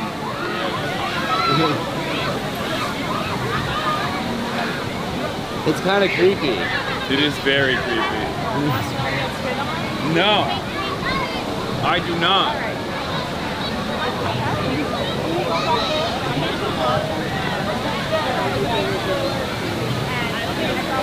Do we know the bean? Yeah, we did that.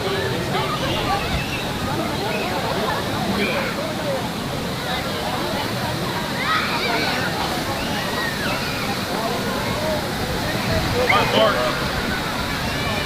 Apparently the bean is up there, so we're gonna go up there. Okay, let's go.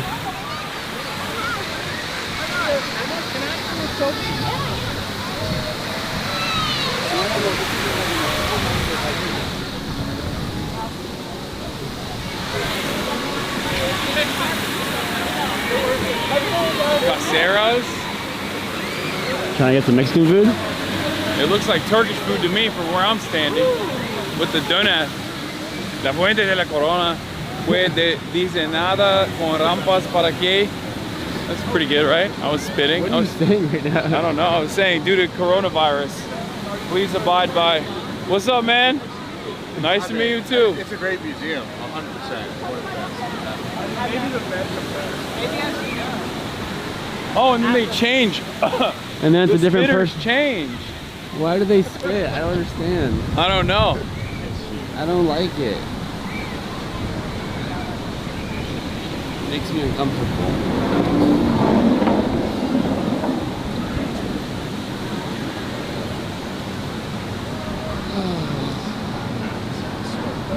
Wait, you got a problem with the spit kink? It's just like it's so. I mean, it's spitting on children. It's weird. So I agree. weird. It is hot as fuck though. So maybe it feels nice to get spit on. Yeah. No, dude, it's old actually. It's not even cold. I didn't think everything.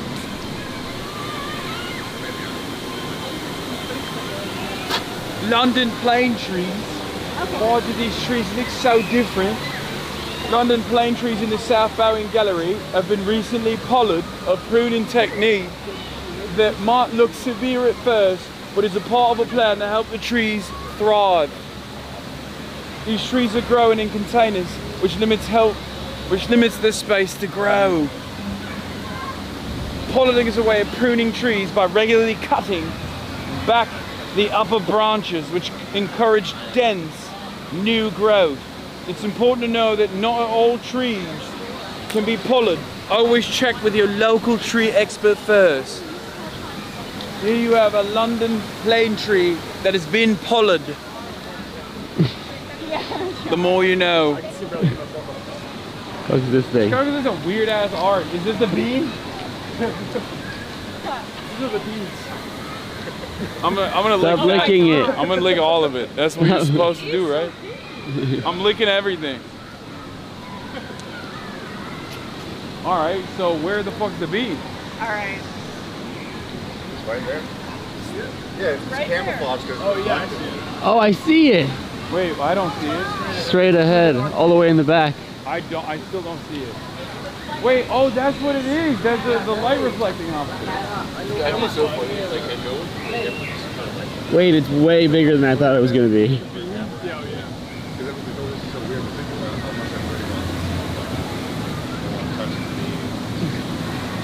You want to hug and kiss the bean? You want to fuck the bean? I don't want to, I need to. It's like, it has a gravitational pull. I don't think you understand. This has been 3 trips in the Weird movie. It's 3 times I've been to Chicago. And finally, on the 3rd go, I get to experience Chicago in all of its glory. The bean is here. Mine for the taking. The bean.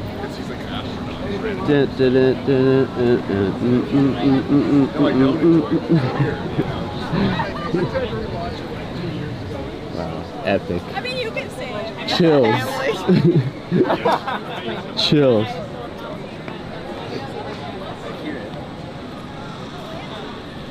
Should we get a dog? He's gonna sexo the bean. You want dog? Oh, there's a free Bible course too? They got everything. I would love a free Bible course. Yeah, I'm trying to hit a dog for breakfast. What's up? Dude, what are you doing here? I'm gonna lick the bean. Are you gonna actually lick it? I You did that earlier. You did? No. How did it taste? Actually, Oh, you did lick it? Yeah. Holy shit, dude. I'm here for a concert. Oh, nice. Yeah. What Here, concert? can you hold this? What'd you get? What do you got in there? Deep dish pizza, you want a slice? What? Deep dish pizza? Yeah, pizzata. Do you want a slice? Is it good? Is that like one of the real places that you're supposed to get it from? We were gonna go to another place, and Uber driver's like, nah, don't go there, still one here. You want to give me a deep dish slice? You can have the entire container. No. No, we have 3. We're leaving Sure. tomorrow. Sure, I'll take. You know what? Fuck it. I'll take one. Finally, a little tax for everybody that wants to take photos. Dude, What is in it? This one, meat lovers, and then cheese and pepperoni. Okay, I love meat. I'm a meat lover. This is but the I'll take pepperoni. that. How does I'll it take look? the pepperoni. Just take a slice. I mean, No. take the whole thing. But I want a bite though.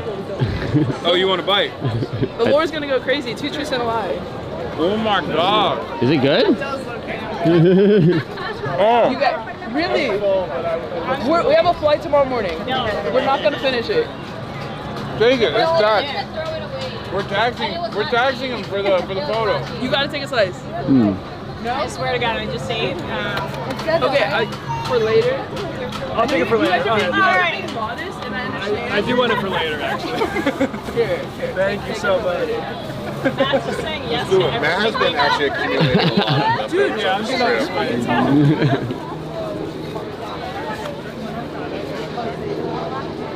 Dude, so sick Nice to meeting meet you. I love what you do. Love everything, man. Thanks for the pizza. Yeah, of course. have a good time. Lick the beans. Yeah, I mean, I say that crust looks pretty hard. Just myself. That's okay. Yeah. No, it's okay. Go. Yeah, I got it. Thank you. Nice to meet you. Appreciate it, man. oh, I'm already sweating so much. Need water. How's the pizza? Pretty good. It was Texas Longhorn. What brand is it? I don't know. Pisano. Like seal. Yeah, I haven't done it. Linebacker. Nice to meet you. Enjoy the beef. By the way, I'm not joking. I'm so excited about Free hat. the Longhorns. What? Oh. We got free pizza, we got free hat. No, Anyone want that? You want to just eat shit off the ground now? We gotta get a liquor.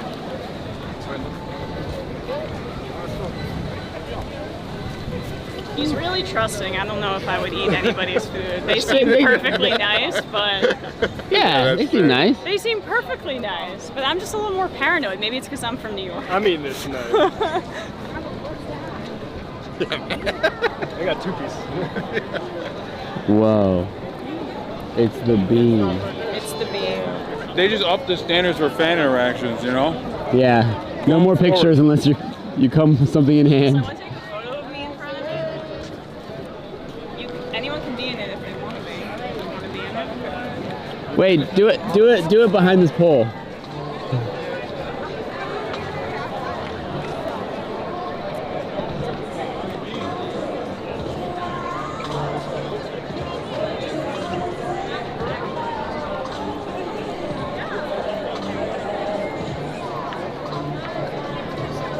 It's beautiful, chat. Cinema.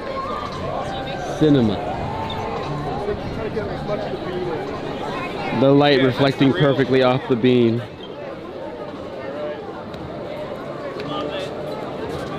Oh my god. It's beautiful down there. I'm gonna go grab water soon. Alright, let's see. Wait, you can go under it?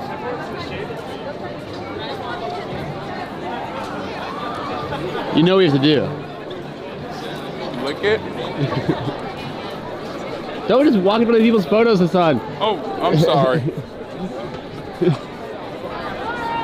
127 ass over here.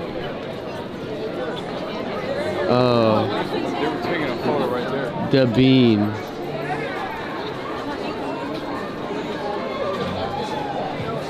How does it feel? Not even as hot as I thought it would be.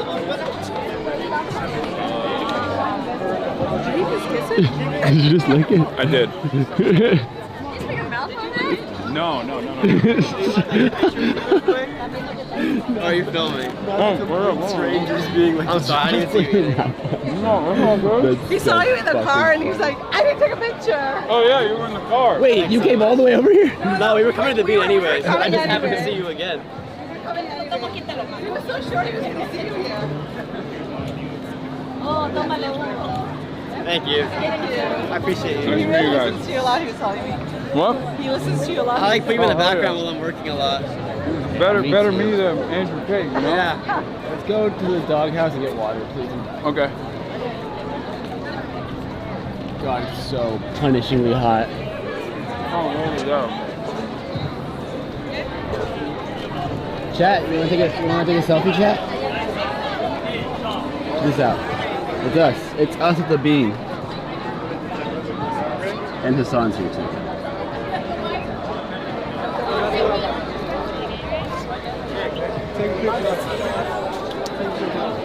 That was trash. It's so oily, bro. Oily, bro. Can you take a photo? A bean photo? How do you want it? I don't know. Snap a couple. It's better back there. But we can get. It's actually kind of hard.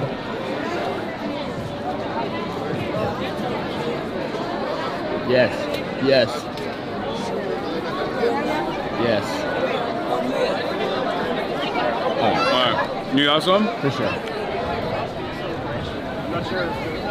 You're looking brolic. Oh, hell yeah. Oh, yeah, we got the bean pig. Oh, it's over. Here, free water. We're gonna go get a drink. Yeah, I'm down. Let's do that. You wanna go? Because it's hot. Okay. Let's be inside somewhere. Yeah, it's a little hot. Where's the place you're thinking, Dave? I'll look up. I think it's called Chicago Athletic. He did. Is it walkable? I think it's very close by. He did lick the bean if you're wondering. I did. Got it? I have to make sure we this did is the the right place. Oh, you licked it too? No, I didn't Let's go. lick it. Yeah, Emma licked it too. Yeah, I have a disease now. Yeah, the disease called being a Chicagoan. That Malort is gonna taste real good after the bean. True. That's how you're supposed to do it. The bean palate cleanse? Yeah, you're supposed to lick the bean first and then hit a Malort. Disinfectant. And it's called a Chicago handshake. When you do a Malort shot and then you slam an old, I forget what it's called. It's like an old something, Old Town or something. I think it's a Chicago beer. Bunch of breweries here. Okay. And that's what is known as a Chicago handshake. Old style. That's a Old version style. of the one where you drop the shot into the Guinness. What's that called? Irish car bomb. Irish car bomb. Oh, okay. We can't use that term. I didn't invent her. You walked right into that one. Yeah. It's actually in the hotel. It's a really nice bar. Okay, let's go. Let's do it. Hopefully they'll let us film it. If they don't, then we'll fuck off and you guys can go slam your brew. Any bean? Wait, I can't say that. Well, I can. I'm Mexican, actually. But I won't say it. What's up, man? What's on, Piker? Yeah. Hold on, let me grab Josh Rush real quick. You stay right here. Okay. We need you, You said right first name, last name. That's crazy. So, You said, let me go grab Josh Rush real quick. I've never seen somebody. You know, I've never seen a fan interaction where they. Oh, I'm so glad we ran into you. Hold on 1 second. Are you live? Yeah. Yes. Okay, 1 second. What's going on? What's happening? I gotta consult. Is this bad? I don't know. Can I take a photo? Yeah. Oh, you got Should we walk away? And everything. You got the pearl. You got the Labubu. Performative male Olympics? Yeah, performative male on 10. Where's the matcha? It's so cute. I got you. God damn, it's fucking hot. It's so hot, I'm dying. All right, ready? The bean is reflecting. 3, 2, 1. Thank you so much. Of course. Hey, where are the Texas Democrats that are from the state? Where are the staff? Oh, no way. Yeah. I'm not fucking with you. This is Max. Sick. Max. What's going on, guys? Nice to meet you. What's up? Jack. Hi. Nice to meet you guys. I'm friends with your friend Emma. Ashley Liao. Oh, yeah, we know Yeah, Ashley. she's a HasanAbi head. She was with us in New York. Yeah. Emma, these guys are with the Texas Dems that fled the state. Oh, no way. Wait, you guys want to go to like a cooler area where the bean is not fucking reflecting directly out here? Yeah. It's so Who are y'all hot. with? Like, I'm from Austin. Oh, God, I'm dying. who are the reps you guys are working with? I work for the minority leader. Uh-huh. And he works for the Progressive Caucus chair. Yeah. You look like you are a political staffer. Absolutely. Wearing fucking this outfit at 98 degrees. No, I'm with Representative Rodriguez Ramos. We chair the Legislative Progressive Caucus, and there are progressives in Texas. No, I know. I talk to Greg all the time. Yeah. I mean, he's been a great supporter of what we've been doing here in Chicago, in the greater Chicago area.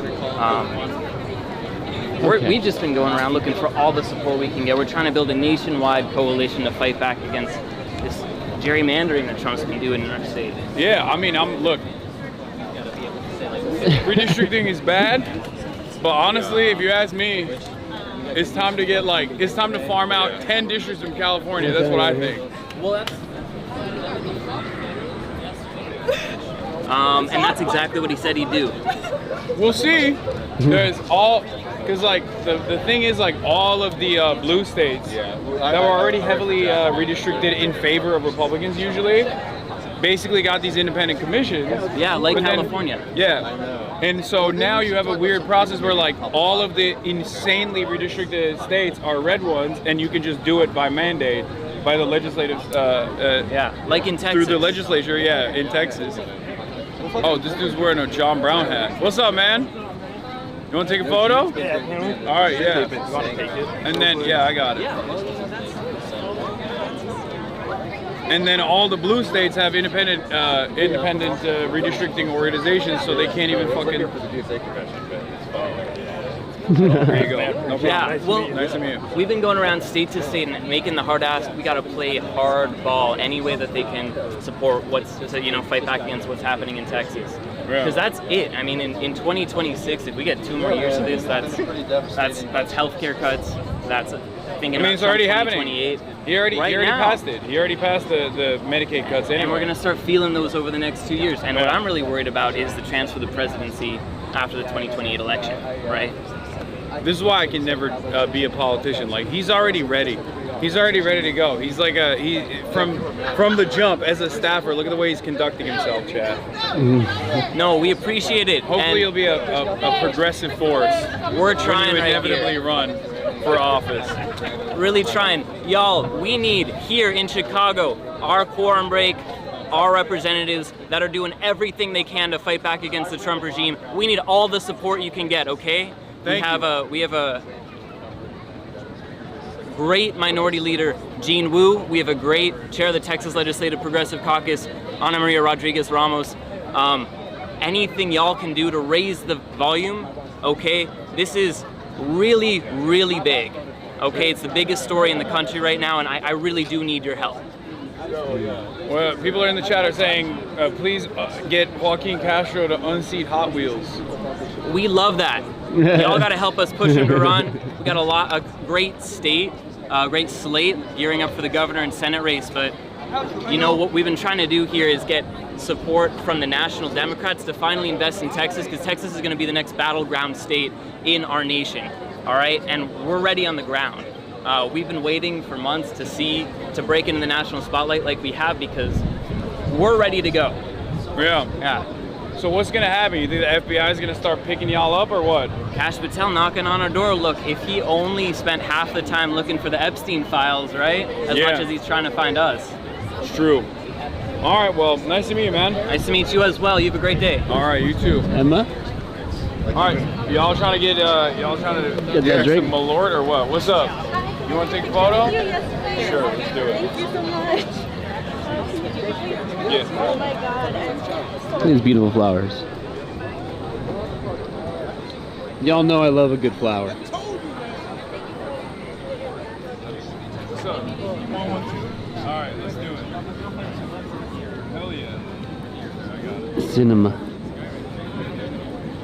You ever just stop and appreciate shit like this? Like, look at this. It's fucking beautiful.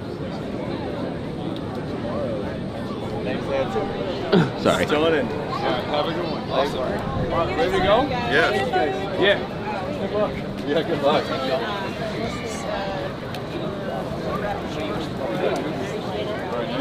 I got one too. Sure. Yeah. Got you guys? Yeah. Nice. Yeah. Thank you. Thanks for what you do. I appreciate it. Huge fans. Wow. What a coincidence. So we might interview them tomorrow because Yeah, that's a the good Texas idea. stuff is crazy. Amazing coincidence. I'm from Austin. That's the gravity of the bean. The gravity of the bean. Yeah, I know it's a beating. No, it's pulling everybody. This is why I said we gotta go to the bean. Everybody was talking shit. Hasan, why do you want to go to the bean? Everybody wants to be at the bean. Like network. And we just happen to have a Palestinian. I just network at the bean. No, the Palestinian driver is way more common than you think. Like virtually every Uber driver I've had so far has been Arab. That's incredible. Well, and I mean, you notice too, like, he doesn't even want to say he's Palestinian. Yeah, no, I know. I knew as soon as he didn't tell me where he's from. Yeah, that's always the classic. They're like, I'm from Jordan. Right. You know? Yeah, exactly. They're playing Drake at the Bean? I know, everybody. Bad. You're gonna corrupt the beans. Yeah, so it's the bean is supposed to be for something more than Drake. It's bigger than Drake. It's bigger than rap music. What the bean represents. I don't know where I'm going. I don't either. They know where we're going. Where are we going? All right. What is that? Look at this. It's fucking beautiful. Chicago's so pretty. I just wish it wasn't in the middle of the fucking country. Wait, really? I thought that was like a thing. Wait, No? what'd you say? I asked if people lick the bean a lot. She said, I would hope not. All right, have a great day. Yeah, I'm not gonna lie, brother. You might have COVID-20. What's up, man? What's going on? Good. Doing all right. Did you see your shower yesterday? I was more doing the river. You might want to like drink some bleach. That's why I gotta have a Malort, dude. I gotta have a Malort like ASAP. Can we cross on this one? Yeah, it'd be COVID-25. Alright, let's quickly run across. Wait, oh, is it good? Are we good to go? We're not at a crosswalk, but wow, you are so New York. With your New York values, bringing it to the fucking Midwest. I almost got hit by a car yesterday trying to do this. Did you really? Yeah. Bringing her New York values to the Midwest. They were not ready for my level of jaywalking, which is reckless and impatient. Cavalier. Yes.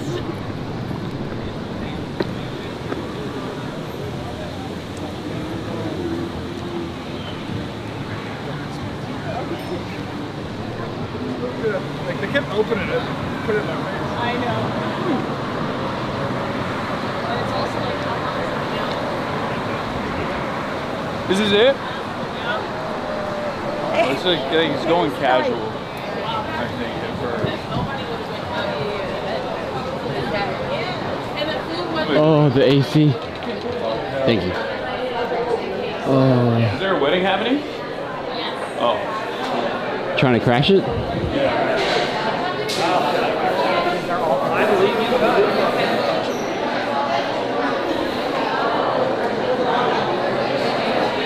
Where's the bar? What level? I'd have to check. I don't know. Where's the bar? The bar? Yeah, right upstairs. Oh, okay, cool. Right upstairs.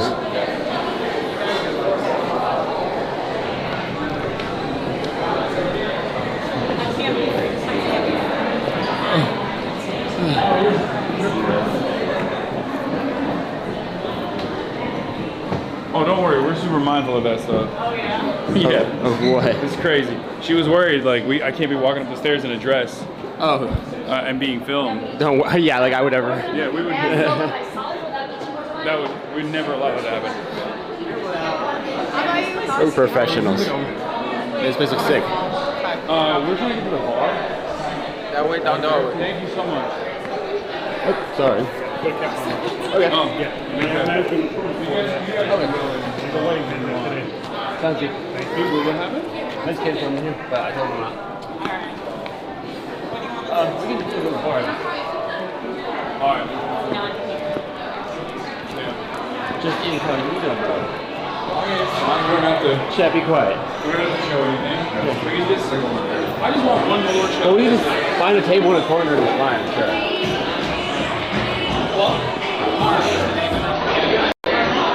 Chat, be cool.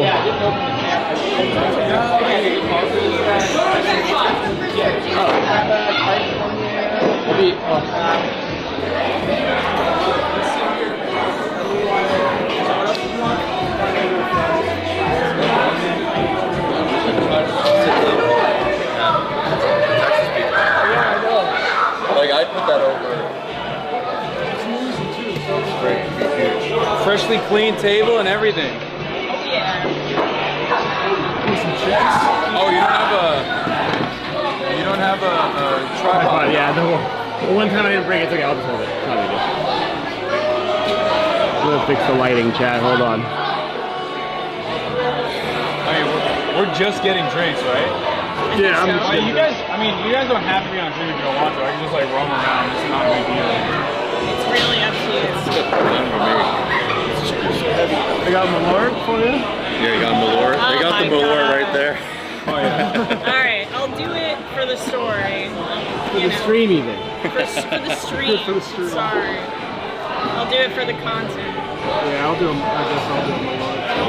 Can I just do a Malort? I want to do the beer and shot combo. I think you're gonna want the beer for the aftertaste. Yeah, you might want to taste it. I'm No, not it's going like to. not even a joke. Like it straight up is I mean, this is like. it's a fucking biohazard. I'm not even joking. What country is this? I have Chicago. no idea. Country of From Chicago. Chicago. I'll look out for it. Did they come to us? I feel like they do. I think they might. Or it tastes like a grapefruit peel. J.J. McCarthy is making his We're gonna preseason forget a little debut. bit of food, like a little snack, as a treat. You want food? I mean, if we're gonna be in and out, then no. But if we're gonna chill for a second. I mean, I would like to be in and out, but Okay, let's leave. Let's see. I'll slam a beer or something. Oh yeah, we are in a condo. I usually eat beer. I can't believe it's like a fourth. Eat beer? Yeah, I'll eat beer. You don't want a Chicago style steak, dog? I do. I do want that. Fuck it, let's do it. I do want that.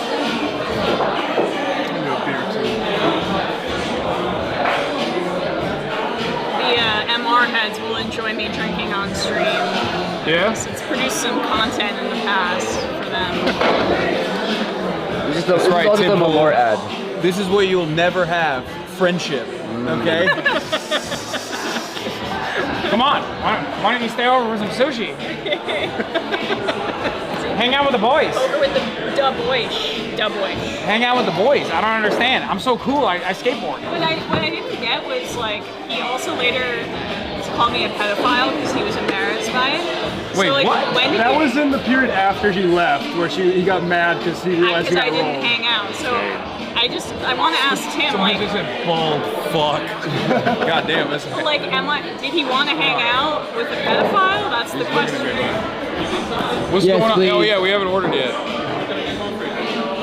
We want 1, 2, 3, 4, 5 Chicago handshakes.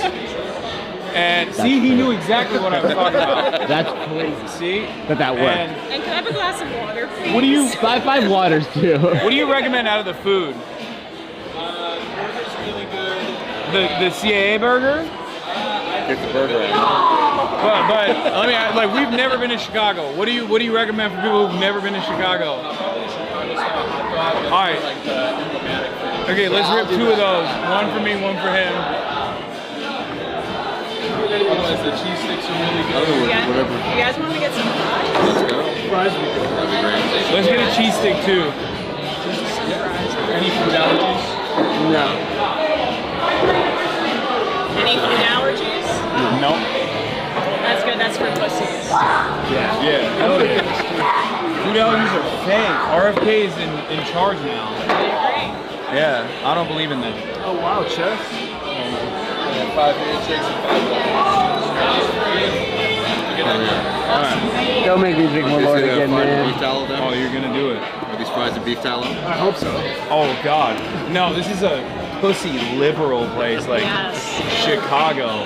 So you know, yeah, they got seed oils out the wazoo out here. Yuck. They just put soy in everything so your tits grow. It's so funny because like that used to be For hippies, man. Yeah, or like it used to mean you're like kind of a pussy. Like that's what right-wing commentary has evolved into like. No, right wing is just going through like the left wing stuff. You know how like leftists got like ultra leftists for like 5 years. Now everything on like is we're vegan, we're like this. But that Max left. I almost said it, but I didn't want to. You saw that hat? The right is just they're doing cancel culture. They're doing food stuff. Bro, that's not gonna hold. You think so? That's crazy. I think I got a. You got a tripod? What you do?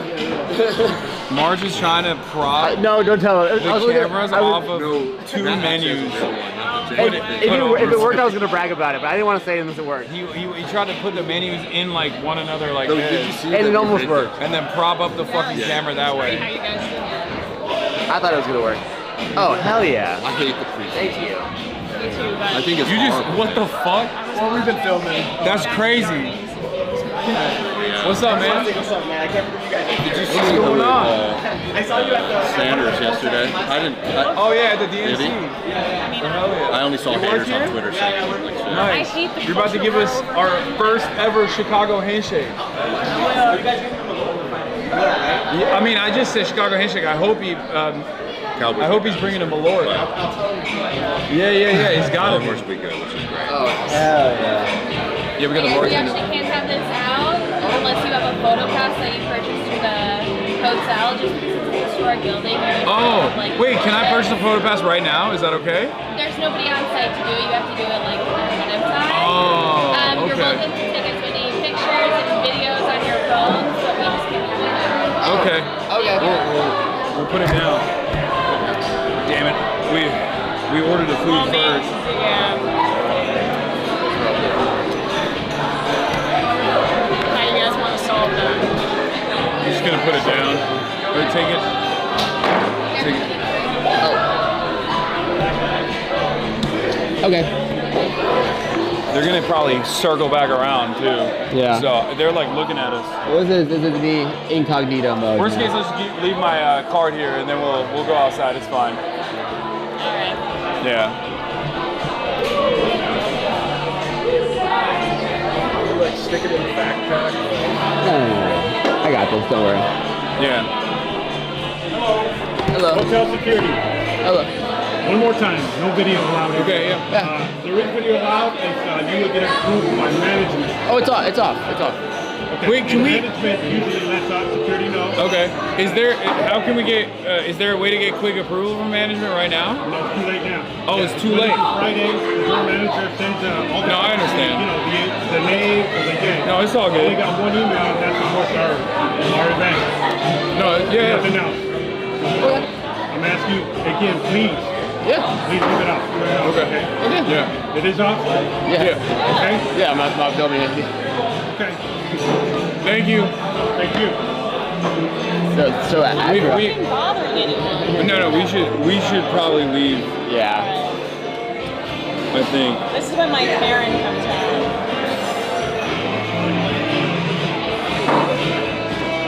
Do I tell them to cancel? No. You guys can stay. You wanted to drink and stuff. I'll just leave my card with you. No, we can just bounce like quickly. Yeah. I'm sorry. No, it's all good. Sorry. I was wondering if they bring the shot quick, like we'll just take it and then we'll slam it and we'll leave. Yeah. I was also like, can the guy who works here not fucking be like, yo, we're cool? Right. I'm gonna go ask him. Get our boy. I'm gonna go ask him. No, absolutely not. What the fuck? Of course not. No, we're still live. 100%. Yeah, I can take those shots quick. That's the best way to do it, honestly. Too. What's the rest of the? It's a shot in beer. It's a shot in beer. Come on, I feel like you could slam a beer, Emma. I bet Emma could knock one down quick. We'll see. We'll see. Zip it. Yeah.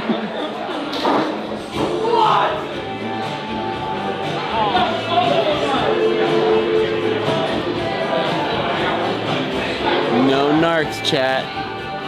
No narcs.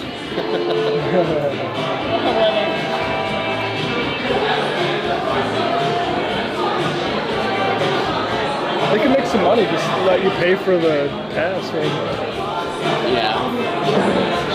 Where did Hasan go? He's at the bar. I think he's grabbing the shots. What time is that? I wanted that hot dog so bad.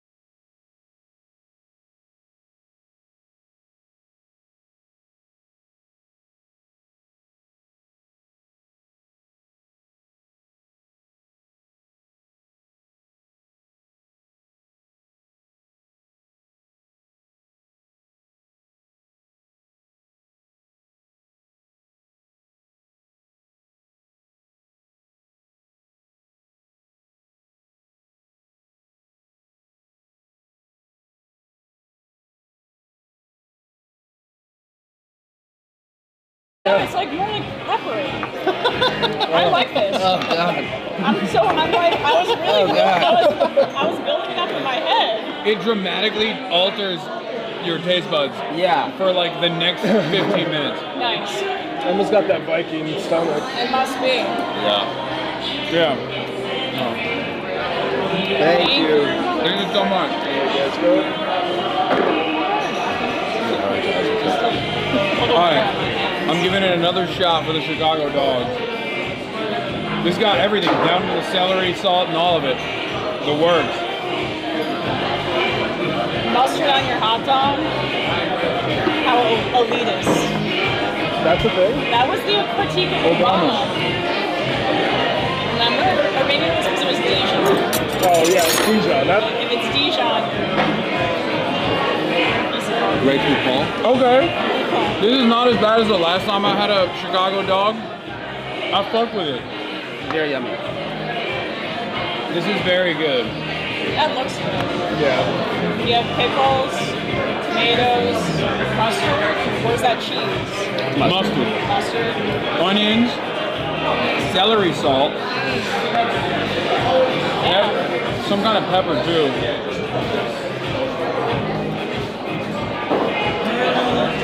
It was pretty great. Yeah. Yeah. She actually liked it. I think it's actually disgusting. Like I genuinely think it's the worst alcoholic beverage I've ever consumed. What'd you think? I mean, I like any liquor, honestly. Yeah. I can't do vodka and I can't do, well, no, I just can't do vodka. I like gin and tequila and that's pretty much it. But Balloon's not supposed to be enjoyed. It's supposed to punish you a little bit. It's an aperitif, like or digestif. Like you're supposed to have it after. You think that's what they call it, Chicago? That's what the Chicago person told me when she made me try it. But it was like, it's not the alcohol content. Yeah. It's just pure taste. It tastes like so wood. bad. The smell was worse than the taste. Drinking it without. Yeah, you don't smell it. And I want to look up if David's correct that this is some sort of Nordic alcohol. It is Nordic, dude. I have no service. No one believes me, but it's true. I thought it was gonna be grog or grog. Grog? It's like a Christmas Scandinavian spice rum or something.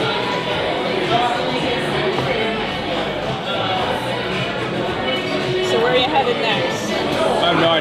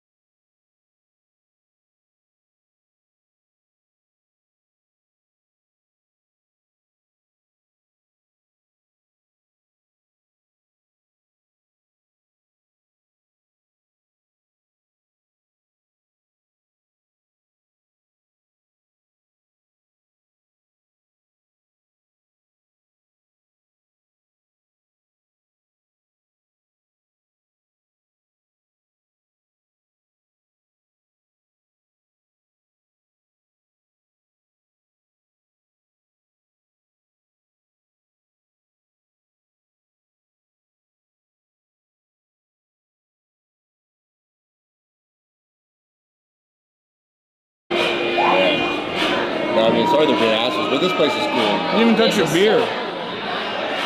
I'm so glad we came here. Wow. There's actually another bar too, just like the drawing room. That's like. I feel like I should be puffing a cigar or something. Dude, they don't let you do that anymore in Kamala happy? America. Kamala country. Is that what you wanted? First they took the We're in gas Kamala stove. country. Yeah, Kamala country. Bro, I feel so much better. That's crazy. You just go back to the hotel. Do you want to? I mean, it's up to you, bro. I just were out late last night, you know. Authentico. Watch what? What was that? I didn't say anything. Watch OGCO? I said Authentico. Oh. Chad was saying that I was on here. Authentico tug.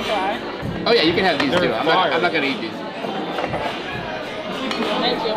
The mozzarella sticks are actually bomb.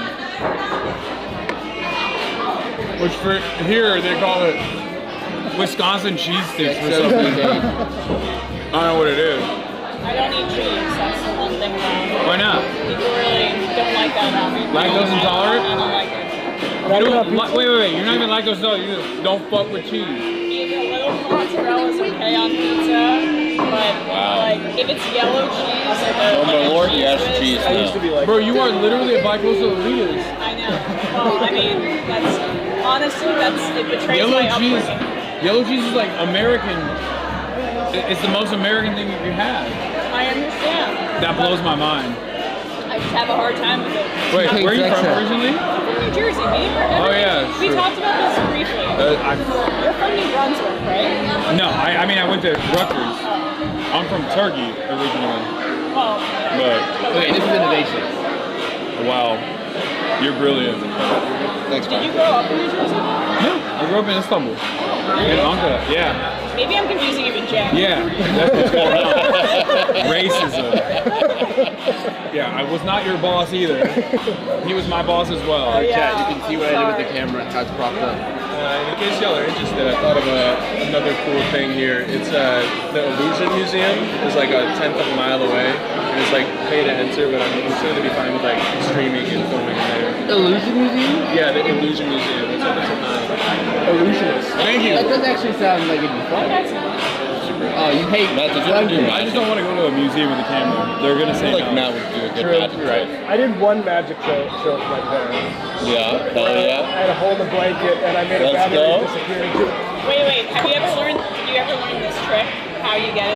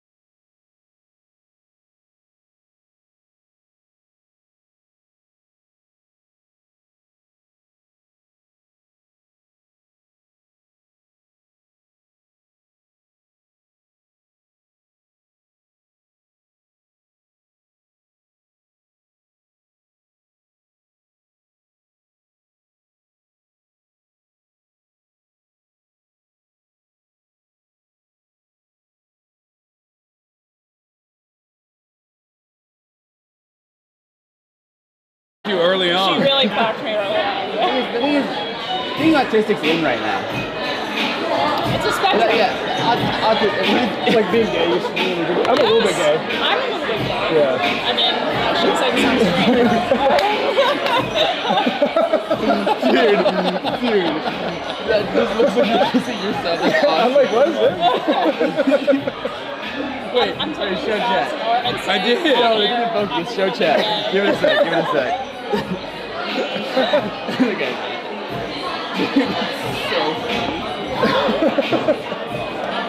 A lot of people are gonna take screenshots of that and keep it in a folder, I think. So good. The bean might have been the best thing we've done in Chicago ever. And we did it 3 times. Yeah. It needed to happen. I like JJ McCarthy. He's good. He's good. Yeah. Is he a rook?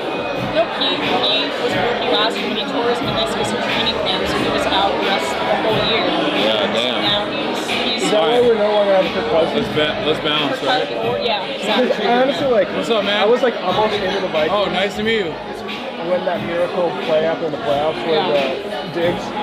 And then they re-signed Kirk Cousins in the offseason. I'm like, bounce, right? JJ has real athleticism and he's really young. I think we should just go back to the hotel. Because like we got, What? I mean, you're gonna do a desktop? yeah, rip it back on desktop. Because like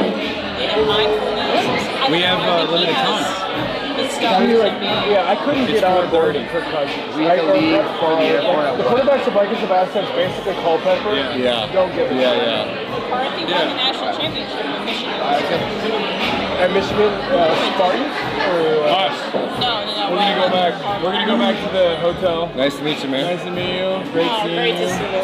Nice to meet you in person. So nice to meet you. Yeah. Nice to meet you too, bro. Had a great time. Thank you for the Have good drinks. fun Of time. course. Yeah. Have fun. I already paid for everything, but I so if you appreciate guys it. want to get more, Well, thank you for that. You guys want also. more Valor? Yeah, we're gonna go crazy on the Valor. Thank you. Hi, y'all.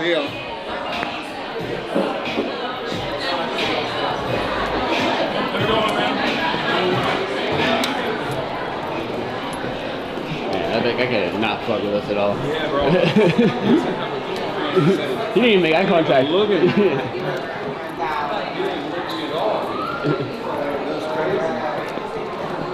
I get it though. Yeah, Like, for sure. Well, the being able about like a historic property that we need to film is one thing. Because like they let you film if you get prior clearance, fine. But like I think a lot of people just think streamers are fucking douchebags, you know? Yeah. Which makes sense.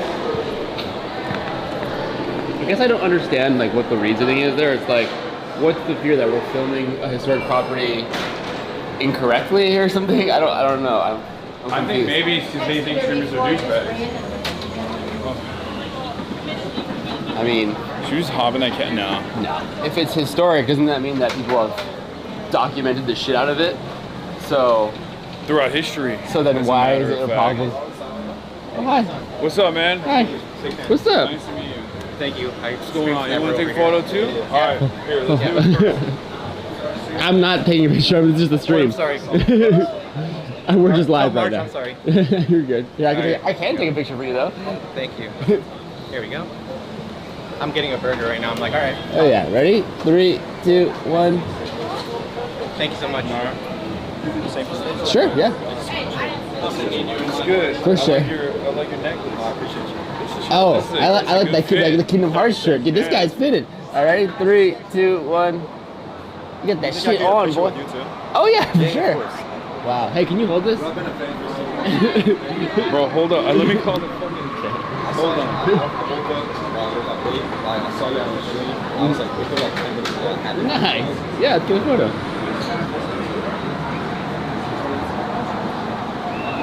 Good for you, bro. Yeah. You want one too, right? Yeah. Go. If possible. Otherwise, I can do individual. Both of us. Yeah, I mean, I love doing hand streams. You know, I'm a follower. Yeah, I got this. He's Cool. calling his car. He's checked out completely. Yeah, Sorry, all I'm good. just calling it. I'm gonna call him the car. Ready? 3, 2, 1.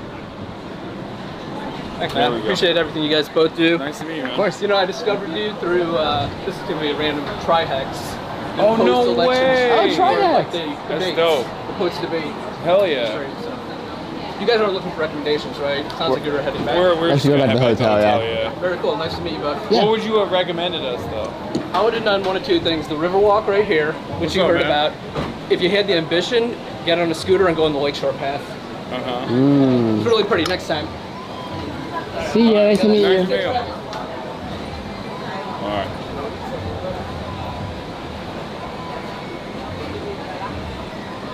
Did you call it? If I didn't know what I knew about Chicago police and the ways in which they operate, I would look at their outfits as very unintimidating. I don't know what it is. It's the light blue. It's the light blue, yeah. I see the light blue and it like reminds me of security. You know what I mean? Yeah. I think it's also like literally the blue of the state flag too, no? Or Chicago city flag. No Is idea. it the state flag or the city flag? No I don't idea. know, but it's like a.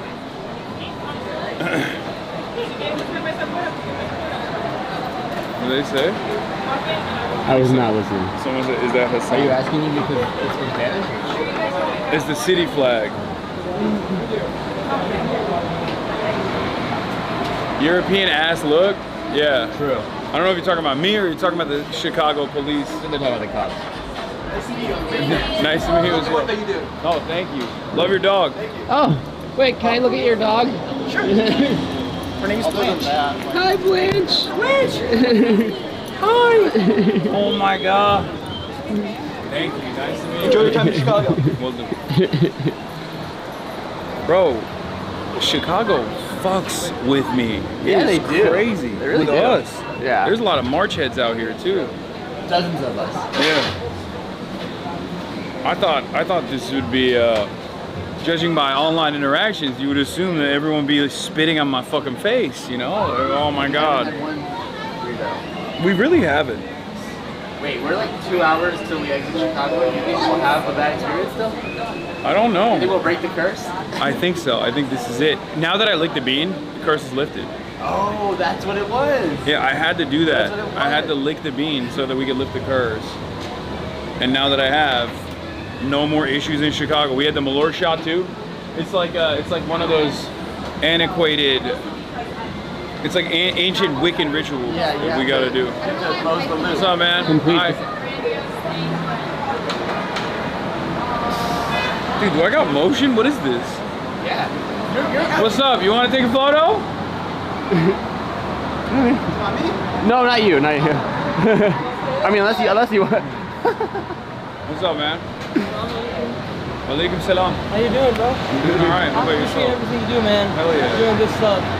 Thank You you. want to take a picture? Yeah. I got the Uber's here, but I think. Oh wait, no, it's not. It's not. We're good. What's All good, right, man? 3, 2, 1. Thanks, man. Dude, keep fighting the good fight. Hell Doing yeah. good stuff. You too. Thank you for watching. What's up, man? Are you here for a wedding? No, I work. What are you here for? I'm just here to lick the bean. But where are you leaving now? We already did it. Want something to drink or eat right here? The counter or the gauge? I'm the manager there. You can stop by. Oh, Dude, shit. that's where we should have fucking gone. Bro, what the fuck? We went up here. We got kicked out of this bar. It's a great place. Yeah. No, it was nice. I mean, we had a Chicago dog. We had the Chicago. They just didn't let us handshake with film the in Malort there. Shot and everything. Nice. It was chill. Anything you want, you let me know. That place, Too late a now. Kanto? We should've known. Next time, I'm gonna keep you to it. Next time. Cheers, bro. Nice to See you, see man. you. Meet you. You have insane Chicago motion. Bro, I know. This is my city, You're like, bro. you know what this reminds me of? It reminds me of when we were walking through Queens with Zoran, and people were just like out their Going window crazy. balconies, like. Yeah. Yeah, I didn't realize it was like that, bro. Wait, This guy? is this it? No. No, it is. Oh, no. Where is it? He said I've arrived, but I don't see him. Look at this fucking car. It's crazy looking.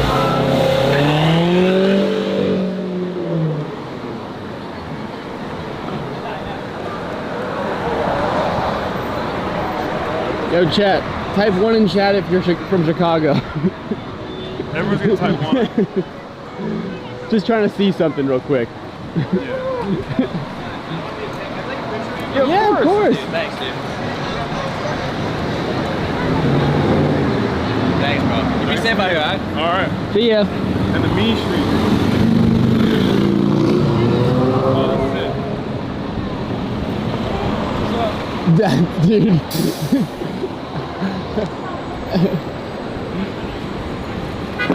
It's good. Yeah. I didn't realize you were the fucking. Man, how are you? Where you from, Usman? From Pakistan.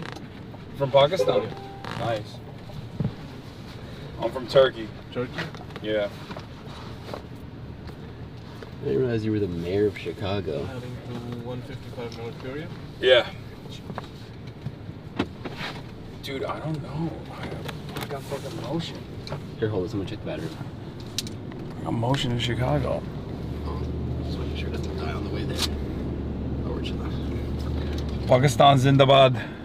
Thank you.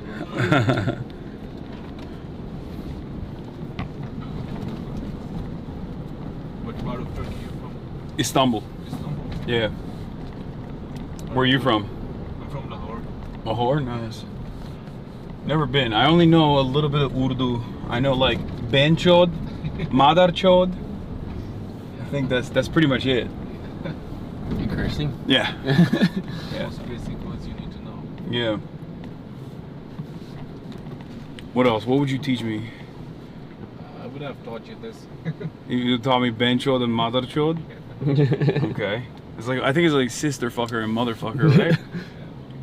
Yeah. That's so aggressive. Yeah, bro. It gets real. Who taught you this? Friends in college, many years ago. Yeah, don't blame me. That's what they taught me. How do you say fuck Israel in Urdu?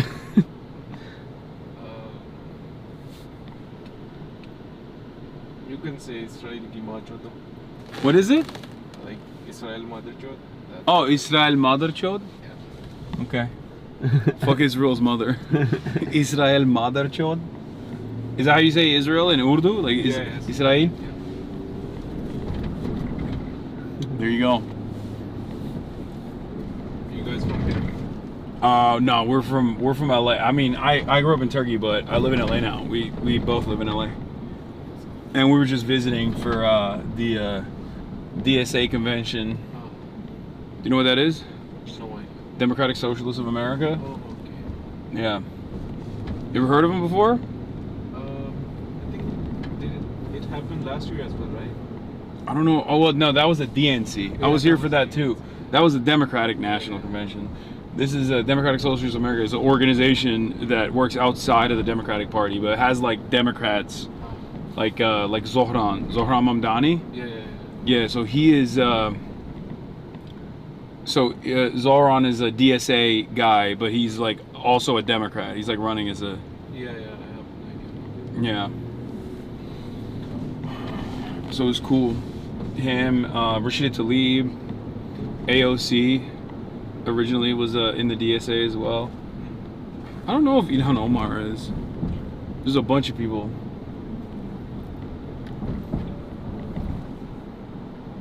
Well, yeah. How long you been in America?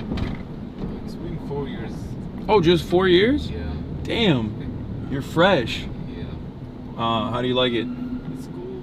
I came to California first. Oh, really? Yeah. Sacramento. Okay, that sucks. That's ass, bro. Sacramento is so boring. Yeah. Much better. Chicago's much better, I assume, right? You like it more? Honestly, not.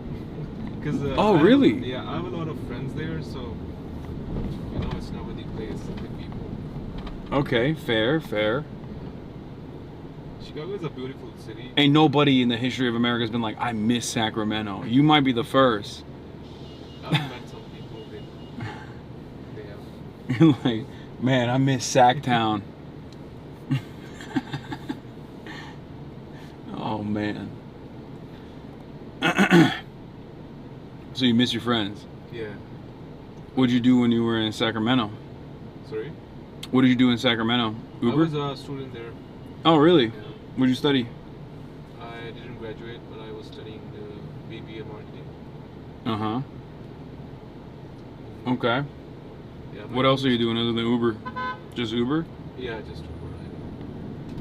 What do you want to do? I do have some plans. Just waiting for my family to get here. Uh-huh. Okay, that's cool. You have your family here? Some of them. Most of them are still in Turkey. But they travel. They come and visit me in LA for like, 2-3 months at a time. Yeah. How is LA now after the fire? It's fine. I haven't even seen like the rebuilding efforts, because it's like LA is so vast that you don't really see certain parts of it at all if you don't like actively go there. Mm-hmm. But it's around us is fine. Yeah. Yeah, because we live in like West Hollywood, like around, it's like more central, as opposed to the Pacific Palisades that's like super far out there. But it's fine. Unless you mean like the fires when the protests were happening. Which was nothing.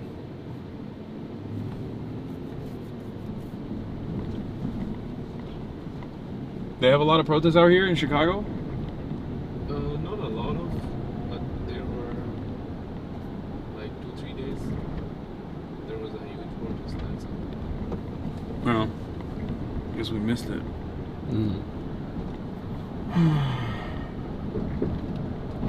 Dude, Chicago's beautiful, man. It is very I really like it. I'm not kidding when I say I think like the South Side was my favorite though. It's very nice as well. South side? Yeah. It's nice as Chicago? Yeah, it's nice as fuck. People act like it's Bedlam. People act like it's the most dangerous, scary place of all time. It's fucking awesome. They got nice ass houses. Like, Yeah, if you go far south, people are nice there. And it's a beautiful area, but where you been? no, we went to like 73rd. That's supposed to be like the heat. That's supposed to be like the scary spot. But have you been there a lot?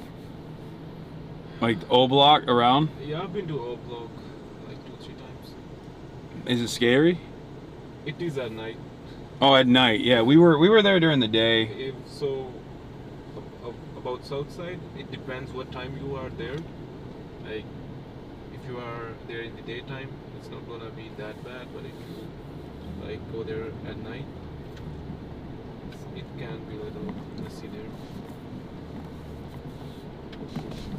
Yeah. I think it's a bit overblown.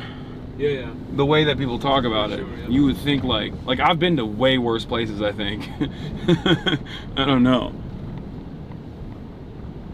Like I feel like even Skid Row is like, and I've been to Skid Row a bunch, like it's not like those are just people, you know what I mean, in desperate need of help, but like I feel like even Skid Row is significantly a worse looking place than the South Side of Chicago is. Oh, for sure.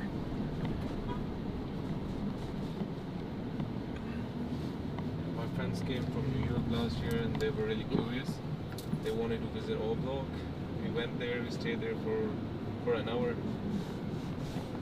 And they were like, we're done? This is Yeah, that's all they needed to see, huh? Yeah. Bro, your friends from Pakistan? From New York. Oh, I was gonna say, I feel like there's worse places in Pakistan. There's worse places in Turkey. Yeah. You know, like it's not. Alright, man. All right, have a good one, man. Thank you. Thank you.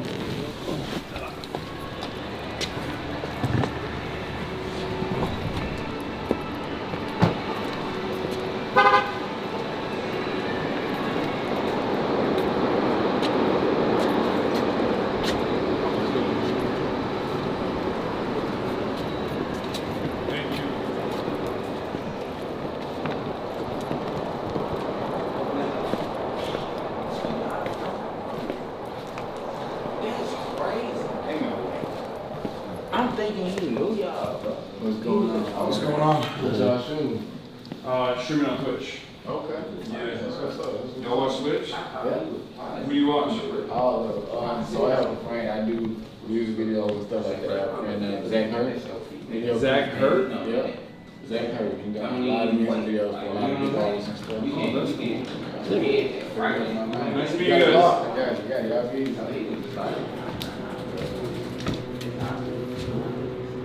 you guys. Ooh. What a day. What a day. So what should we do? I mean, we got like, what, an hour? Yeah, an hour, yeah. I'm going to pack. So I'm going to go to my room and pack. Okay. Okay, put the Camera on the thing. Put the camera on, go pack, and then by the time we get down, we'll probably have to dismantle it. Yeah.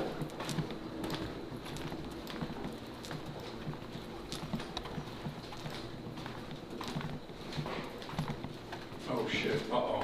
I have... There's someone in here. Oh. Wait, what the hell? What the hell? Uh-oh. Hello? Oh. Hi. Hi.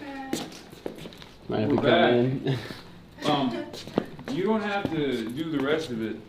Is that all right? You don't have to do the rest of it right now because we're going to be packing to leave. Anyway, is that okay? All right, thank you.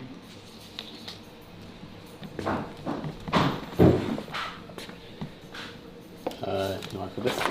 What? You gotta flip it. Yeah, right now. Boom. Yeah. No, I flipped it. Yo, there's still people saying happy partner anniversary. That's crazy. That's crazy. I'm putting up DND Omega Law. Okay, calm down. It's Malert, not Malort. How do you like it when people say donor instead of donat?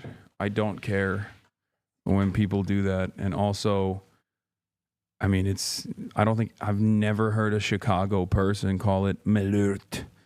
Malert. What is it? What is it? Some fucking Scandinavian shit, probably. I assume. Right? You didn't go to the DSA today? No. We did. We briefly stopped by. If you didn't go under the bean, you didn't do the bean, brother, dude. I licked it, okay? Me and the bean are fucking acquainted, which means it's over. I kissed it, dude.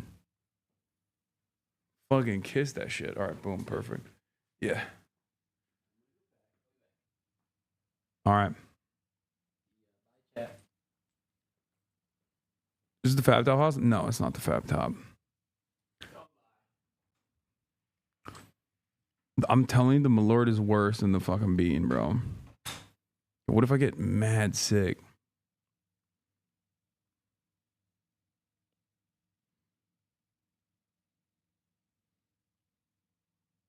You know you have 30 minutes, Law. What, for what? To check out? Is that what you think? 2 chicks watched you lick with disgust? The creator of Malört was a Swedish immigrant.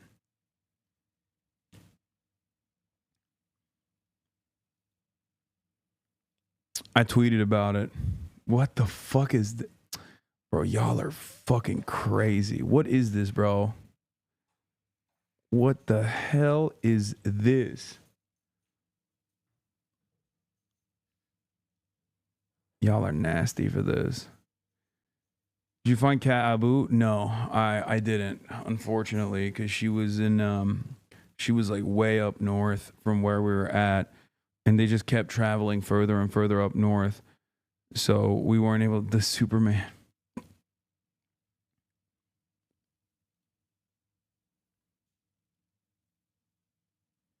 Bro, is that Godzilla's dick and balls? That's gross.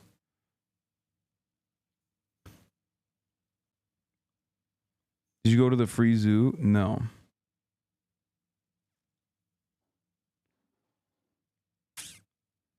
ATL dancing? Yeah, no, we're not doing that. It's because I got a BBL, chat. That's what happened. Get rid of the brass knuckles before the airport. It's not brass. It's literally fucking... it's plastic, so I'm gonna bring it with me and see if I can bring it on the plane. I think it should be fine. I don't know if there's gonna be any issues with that because like I said, it's plastic. It's nothing.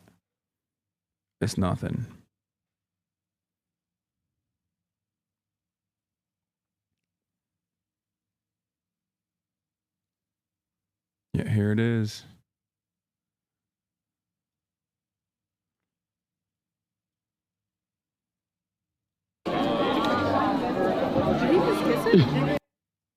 Oh my God, they caught me. Look at this. Those two girls. Look at their faces, dude. That man, just shame. Experiencing levels of shame never before seen. And then these two girls. That's crazy.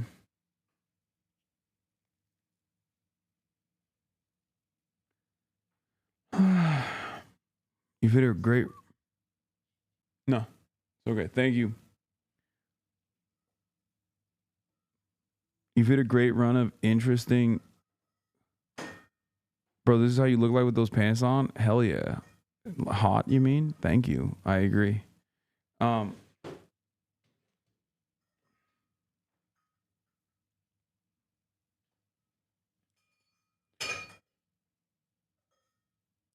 Please do the loop next time. Please.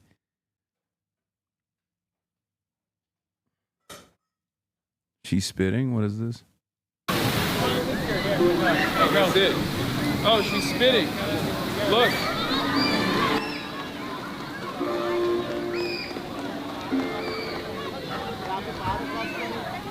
I don't know if I like that.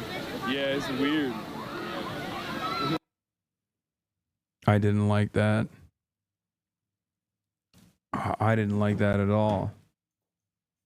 It's not, can you wash your hands when you get back from the outside things? Oh my God, your name is Grandma Take Me Home. You're literally grandma. That's like some grandmother ass advice. I mean, it's not bad advice. I'm going to do that. Malort is wormweed. Absinthe is brewing with it too. It's supposed to be bitter.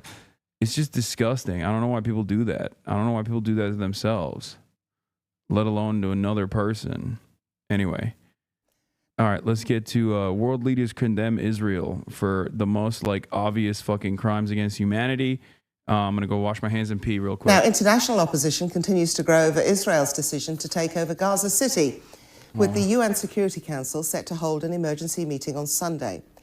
The Secretary General called the military escalation dangerous, saying that it risks many lives, including those of the remaining Israeli hostages. The foreign ministers of Britain, Italy, Germany, Australia and New Zealand issued a joint statement strongly rejecting Mr. Netanyahu's plan to expand the war in Gaza. They said it will aggravate the catastrophic humanitarian situation, endanger the lives of the hostages and further risk the mass displacement of civilians, adding any attempts at annexation or of settlement extension violate international law.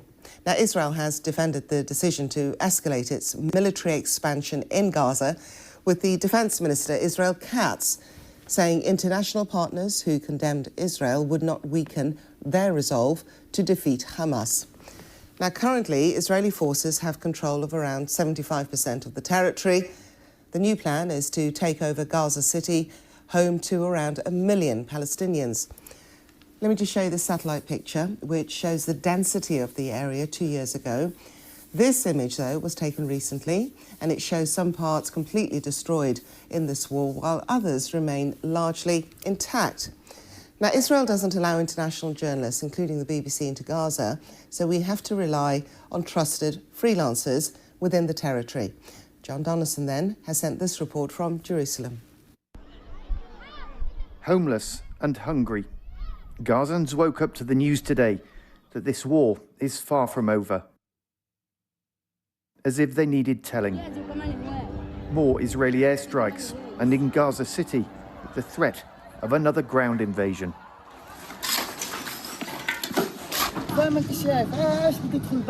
What is the point of a ground invasion? Nafez Ajour argues. There's nothing left that you haven't wiped out. There's nothing left, and there's no food either. with many already living in tents. Under Benjamin Netanyahu's plan, up to 1 million people here will be ordered to flee for the umpteenth time. Gaza City is not safe. The north is not safe. Where should we go? Do we throw ourselves into the sea? For Gazans, the destruction and the suffering is endless. Just 50 miles away, but a world apart in Jerusalem, Israelis were stocking up for the weekend. Hundreds of thousands of troops will be needed to capture Gaza City, but the people we spoke to here said there was no choice. What's the alternative? What should they do instead? Have we tried making deals? Yes. It's not doing anything. Has there still... Dude, I love hearing the fucking organic Middle Eastern, like, Levant accent in real time. I love that. Like, what's the alternative? It's crazy. Hitler Youth is right, 100%. It's just like fucking insane. It's so ass, dude.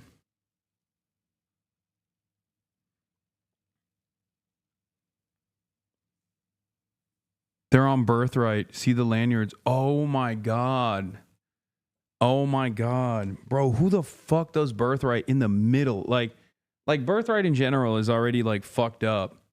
But they were like, oh, now is the time to do it. You know what I mean? Better late than never, I guess. Like right at the fucking heat of the genocide. That's something that's going to live with you forever, you know?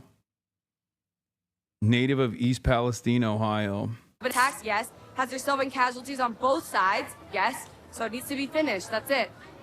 We need to finish now all the terror. If the name is Hamas, now we must. Dude, that's so funny. Like this dude is a unk, bro. He looks identical to like half of the fucking Uber drivers we met today. Like, it's so crazy. You know he's Arab too. I mean Jewish, but Arab Jewish. That's not an unk, that's a Nazi. No, I'm just saying that like this is the insidious nature of fascist ideology. You know, you got unks, Arab unks, advocating for the wholesale slaughter of dudes that look exactly like him over an imaginary boundary that was fucking placed. Like, there ain't no way you'd know. Until he opened his mouth, you would never know.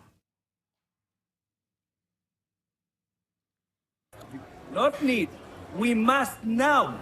This decision by the Prime Minister is divisive. We found plenty of people here who back him, but polls show the majority of Israelis... Arab is not a race. We do not claim these people. They are not Arab. Stop saying they're Arab. It's revolting, frankly. I mean, they literally are. What are you talking about? They're from fucking Arab countries. They just happen to be Jewish. And now they're advocating for the fucking ethnic slaughter of all Arabs, all Palestinians, but just Arabs as a whole, really.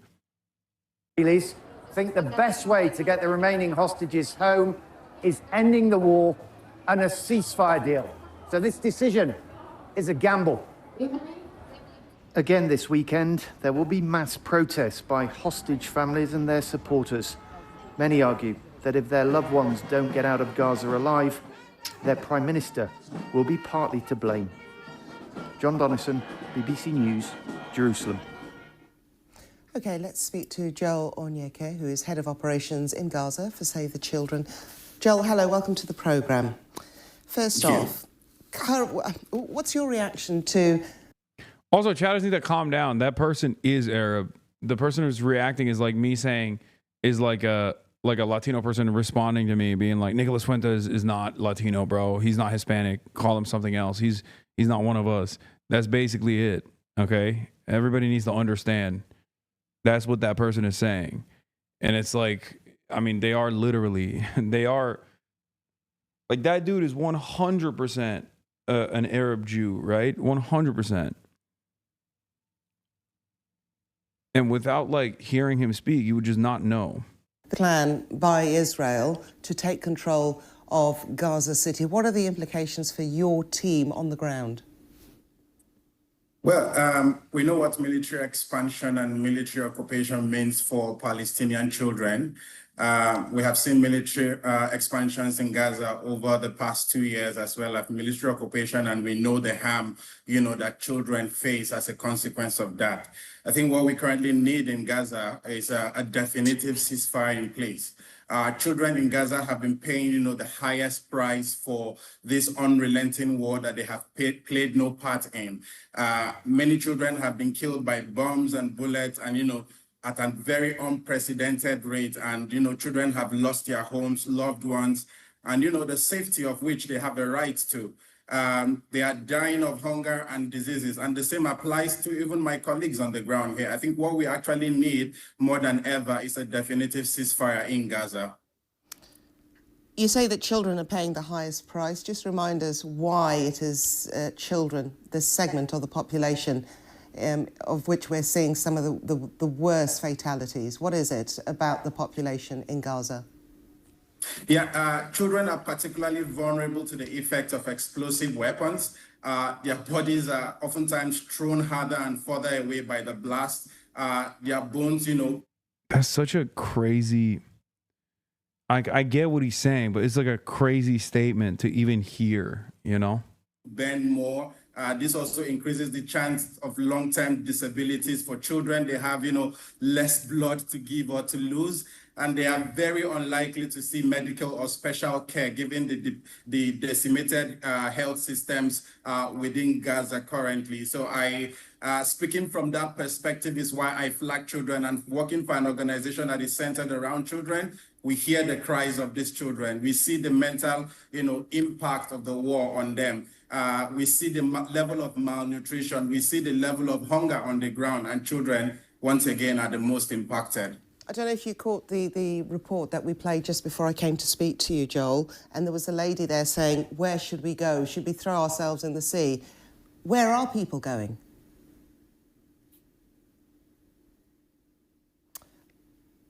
It's a shame. I think we've lost Joel there for a moment.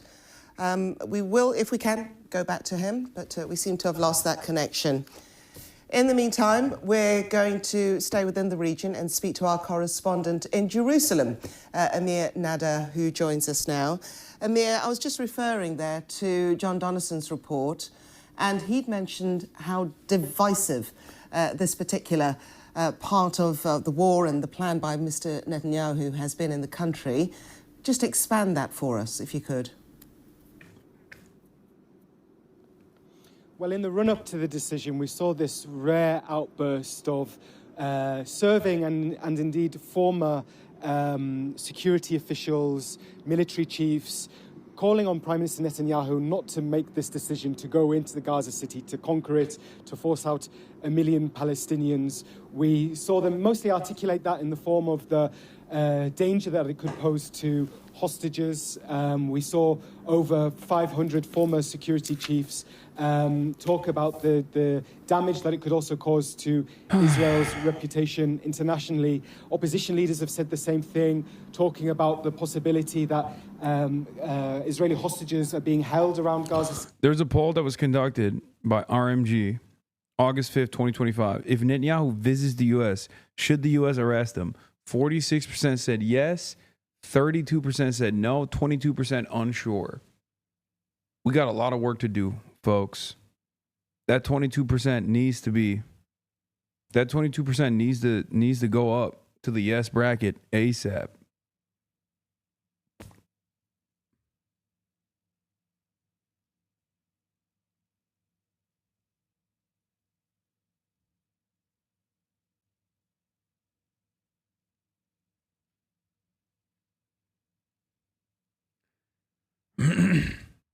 It's believed that's the case.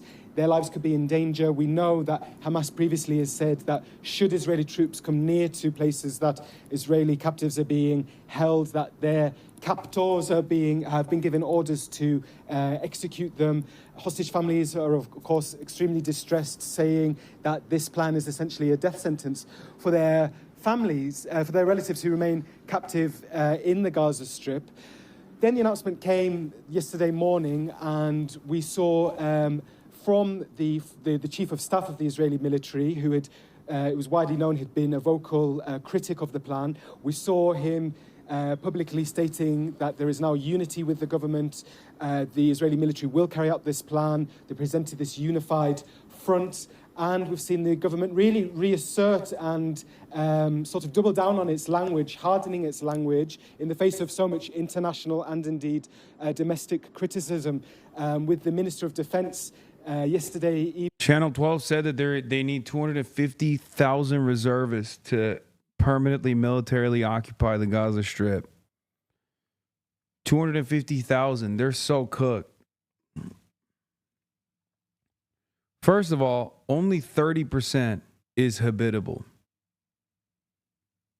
Only 30% of the strip is even habitable, okay? The rest of the strip is completely destroyed. But even then, 250,000, like, they don't have that.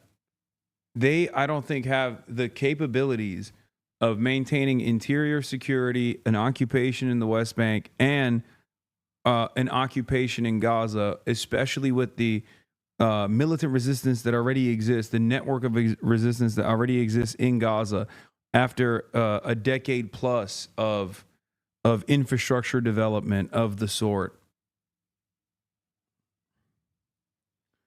So if they can't do it, I guess it's anti-Semitic if we don't. If we don't actually draft to send some American troops over there, you know what I mean?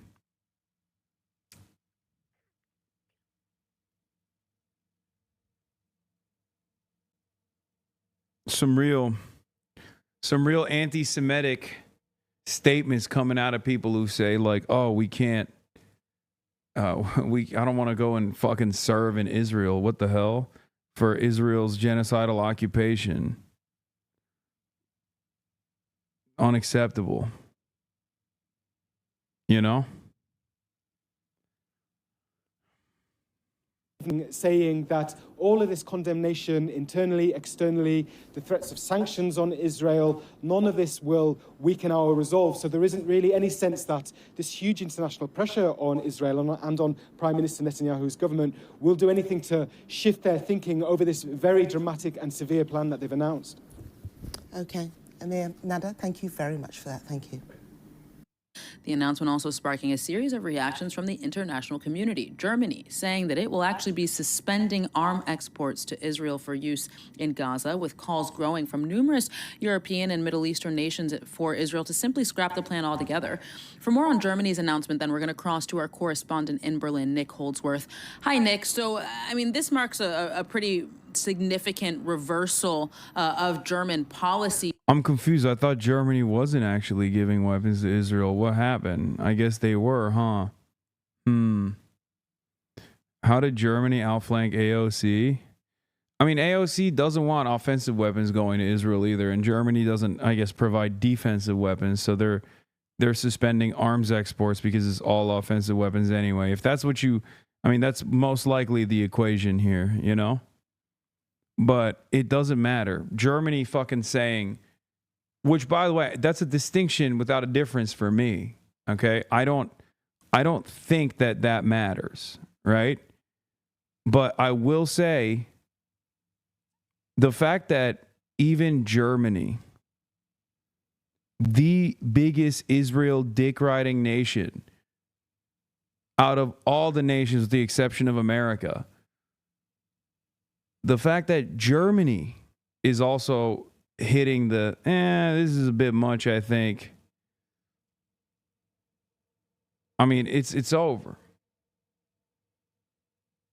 It's so done, dude.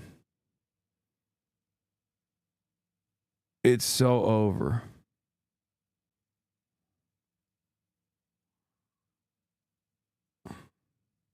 What's happening? Why isn't this working?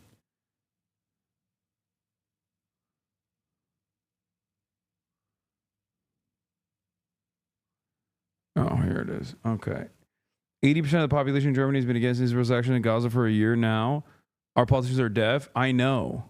Not only are the politicians deaf, they're not even deaf. They hear the calls, brother. They hear the calls. And their reaction to hearing the calls is literally to forcibly suppress those calls. You got to hear the calls first to be able to forcibly suppress them. You know what I mean? So make no mistake when people say, "Oh, they're deaf to our cries." Like, nah, they're not deaf. They hear it loud and clear. They just want you to shut the fuck up. How many images have we seen of like Nazi-ass German police just beating the fuck out of protesters and arresting them? Towards Israel, how big of a deal is it? How much of an impact can it make at this stage in the war? This will be a major psychological blow to Israel. Germany has been one of Israel's staunchest supporters over the past 80 years. I mean, basically going back to the foundation of the post-war state in 1949, supporting Israel's right to exist has been, as Friedrich Merz himself said back in June, just before the NATO meeting, a reason of state, a raison d'etat, he said. And the war guilt that has existed in Germany for many years over the Nazi genocide, the final solution they attempted to bring to the... Interesting. So you don't have any issues calling the Holocaust a genocide. So I guess you just got to wait for the finality, you know? Because they just keep calling what Israel's doing a war. So it led me to assume that they just don't know the term genocide. But here he is using the term. Interesting. So they do know it. It's just they're not applying it. Jewish people has driven German policy for years. Now it's quite apparent. I'm watching today's VOD, and why are you so dismissive? I don't know why they were chirping last week when I was at plans. I had POC on my stream. Like, we literally used the Jam Boys present on your stream, the shield of criticism. Do you think that there's a certain point where you have to realize that, like, I'm friends with a lot of people and that this is perhaps like the most psychotic interpretation that you could have ever fucking imagined? Okay. And then you hit a buy at the end of it too.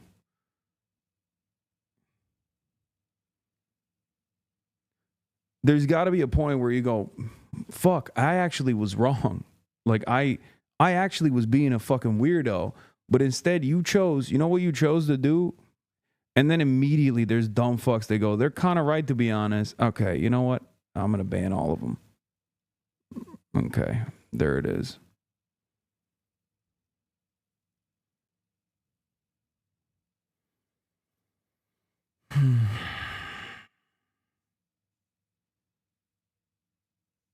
Fucking bozos.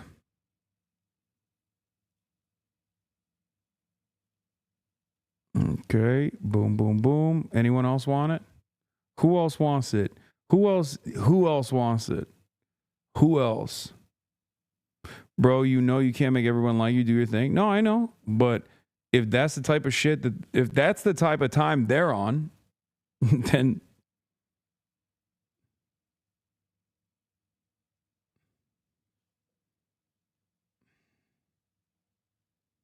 why are you banning Hasan?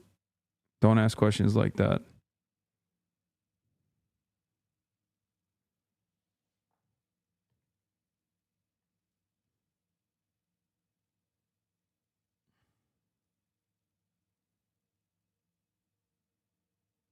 Let's keep going. Israel has stepped over a red line. There's been growing public dismay at what's been going on in Gaza, people seeing starving children, innocent civilians being shot or blown apart by bombs every day for months and months now.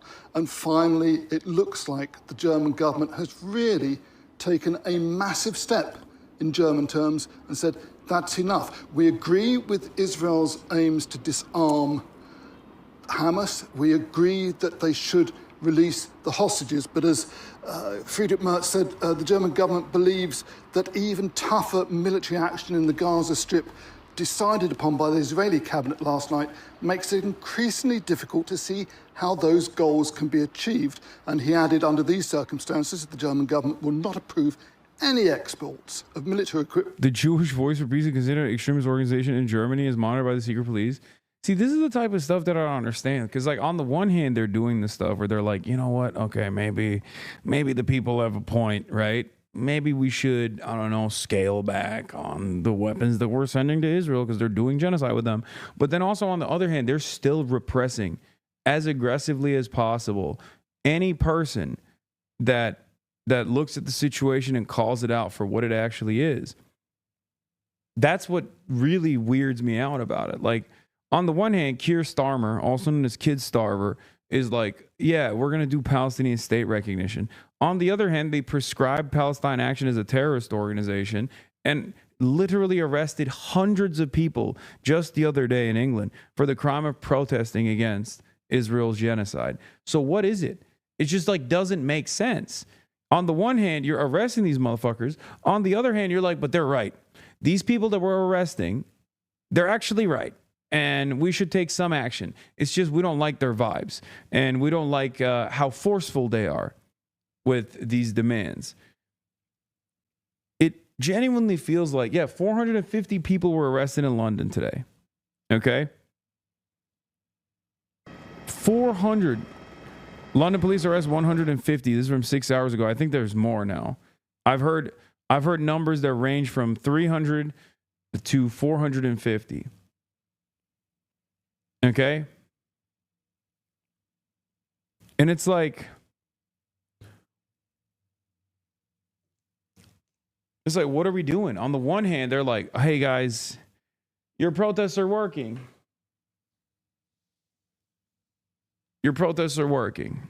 You see? You made us do something on Israel. But shut the fuck up.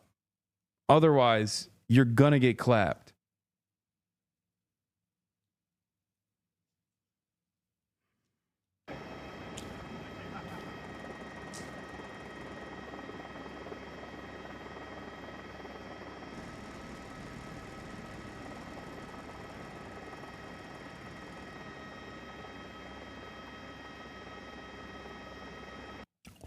Look at this dangerous terrorist arrested. Let me guess, a grandma.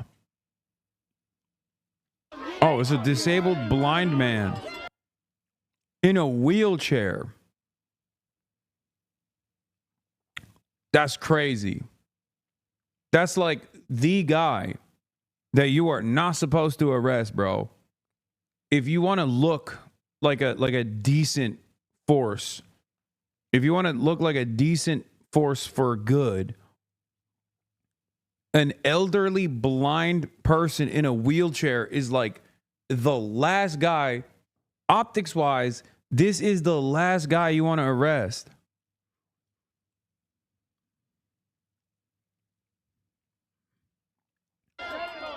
Someone said he's had it too good for too long. Fuck him.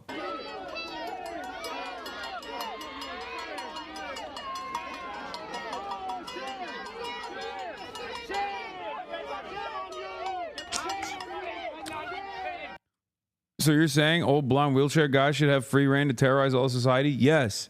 Unironically, dude. What are you talking about? Yeah, I mean, I know you're joking. But like low key, yes, bro. Yes. Oh, there it is. 81-year-old woman was arrested by the Metropolitan Police during a protest in Parliament Square, London, for holding a placard in support of Palestine Action. The demonstration led to 365 arrests as protesters challenged the government's decision to ban the organization.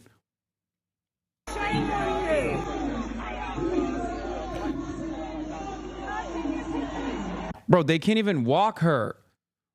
Okay?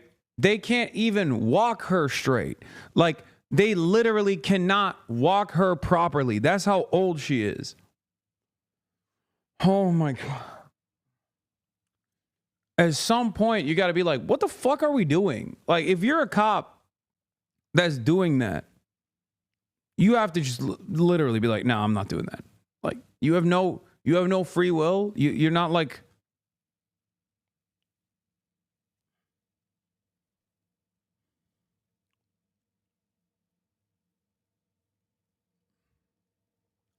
They let far-right protesters go in England today with no arrest? Oh, for sure.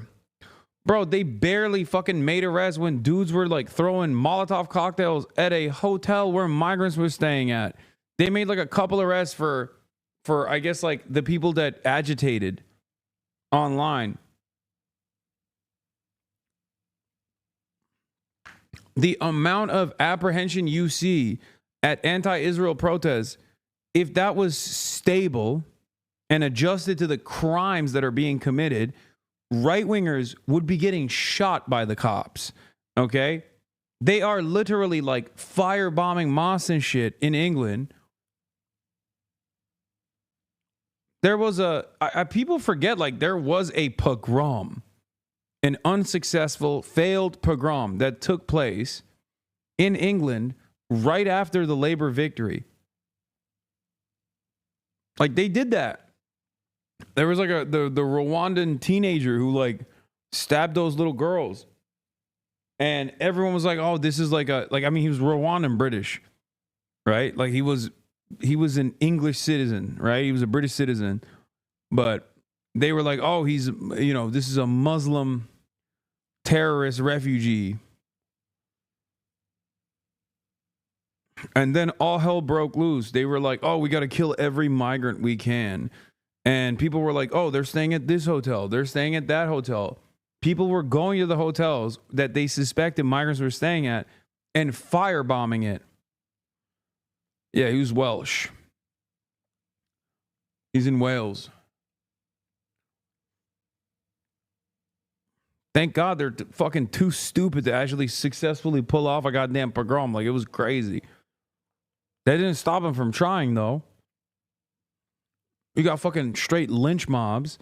Meanwhile, this is the level of attention that we afford to grandmothers who hold up Palestine action placards.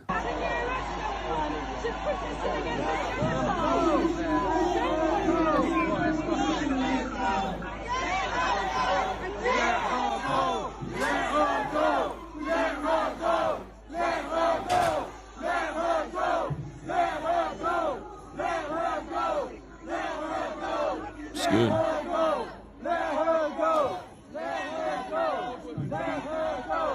Oh my God, look how scary she is, bro. Look at how scary she is. You don't understand. This is the face of terror. A lot of you are demanding this criminal not go to prison for 14 years, which is the charge, by the way. That is, if you get convicted of supporting a prescribed terror organization, which they have added Palestine Action to, you can go to prison for 14 years.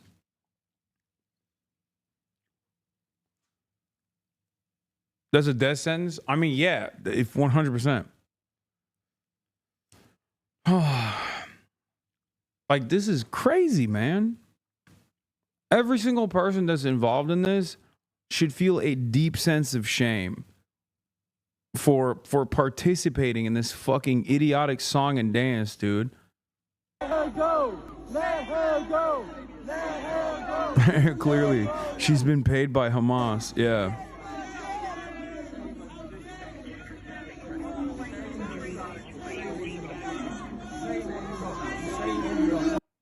Leader of the UKIP. He's doing a Nazi salute at the end, by the way. Fucking Poundland Mosey.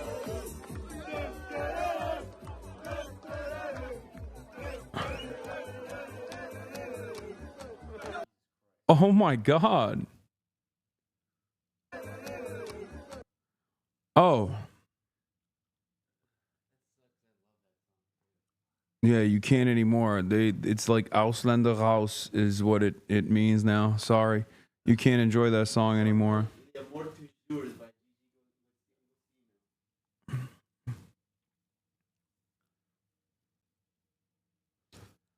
Bro even has the armband, dude.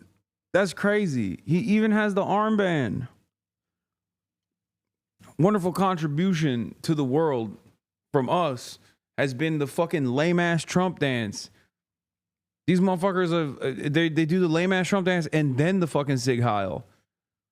Great stuff, man. These guys are way, way too comfortable. Something's got to change. Yeah.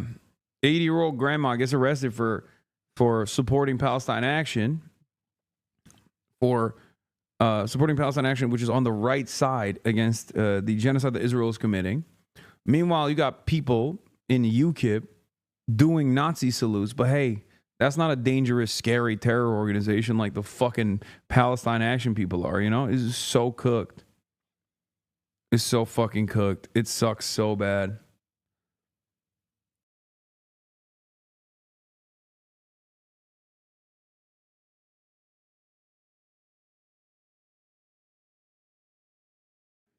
All right.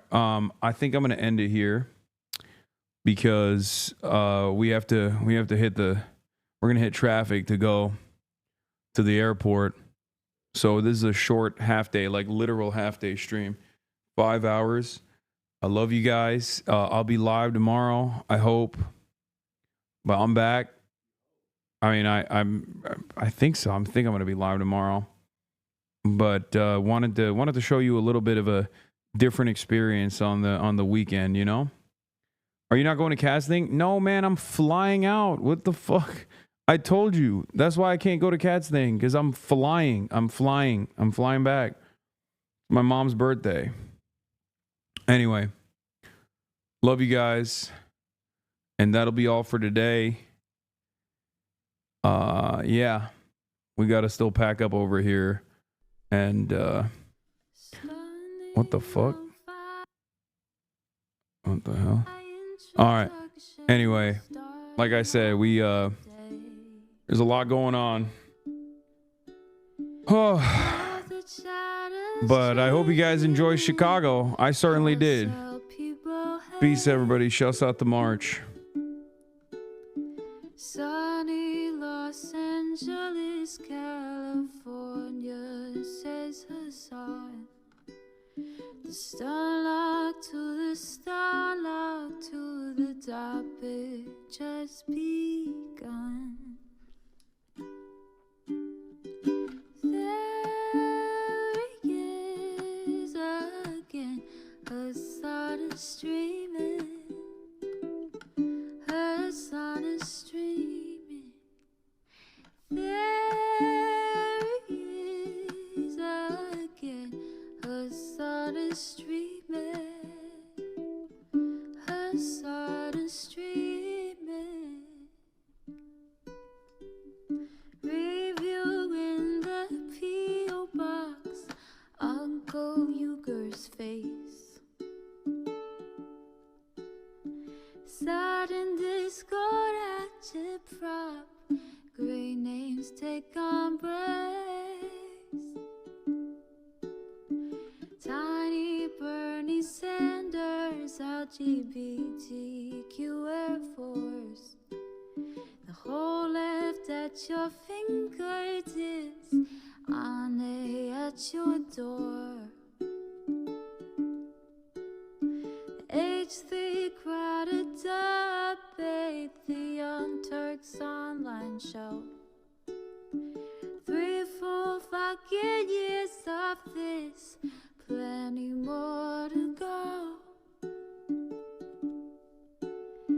90-day fiance talks of champagne bourgeoisie. A Trump rally live reaction, a mass riot at DC. There he is again, Hasan is streaming. Hasan is streaming. There he is again, Hasan is streaming.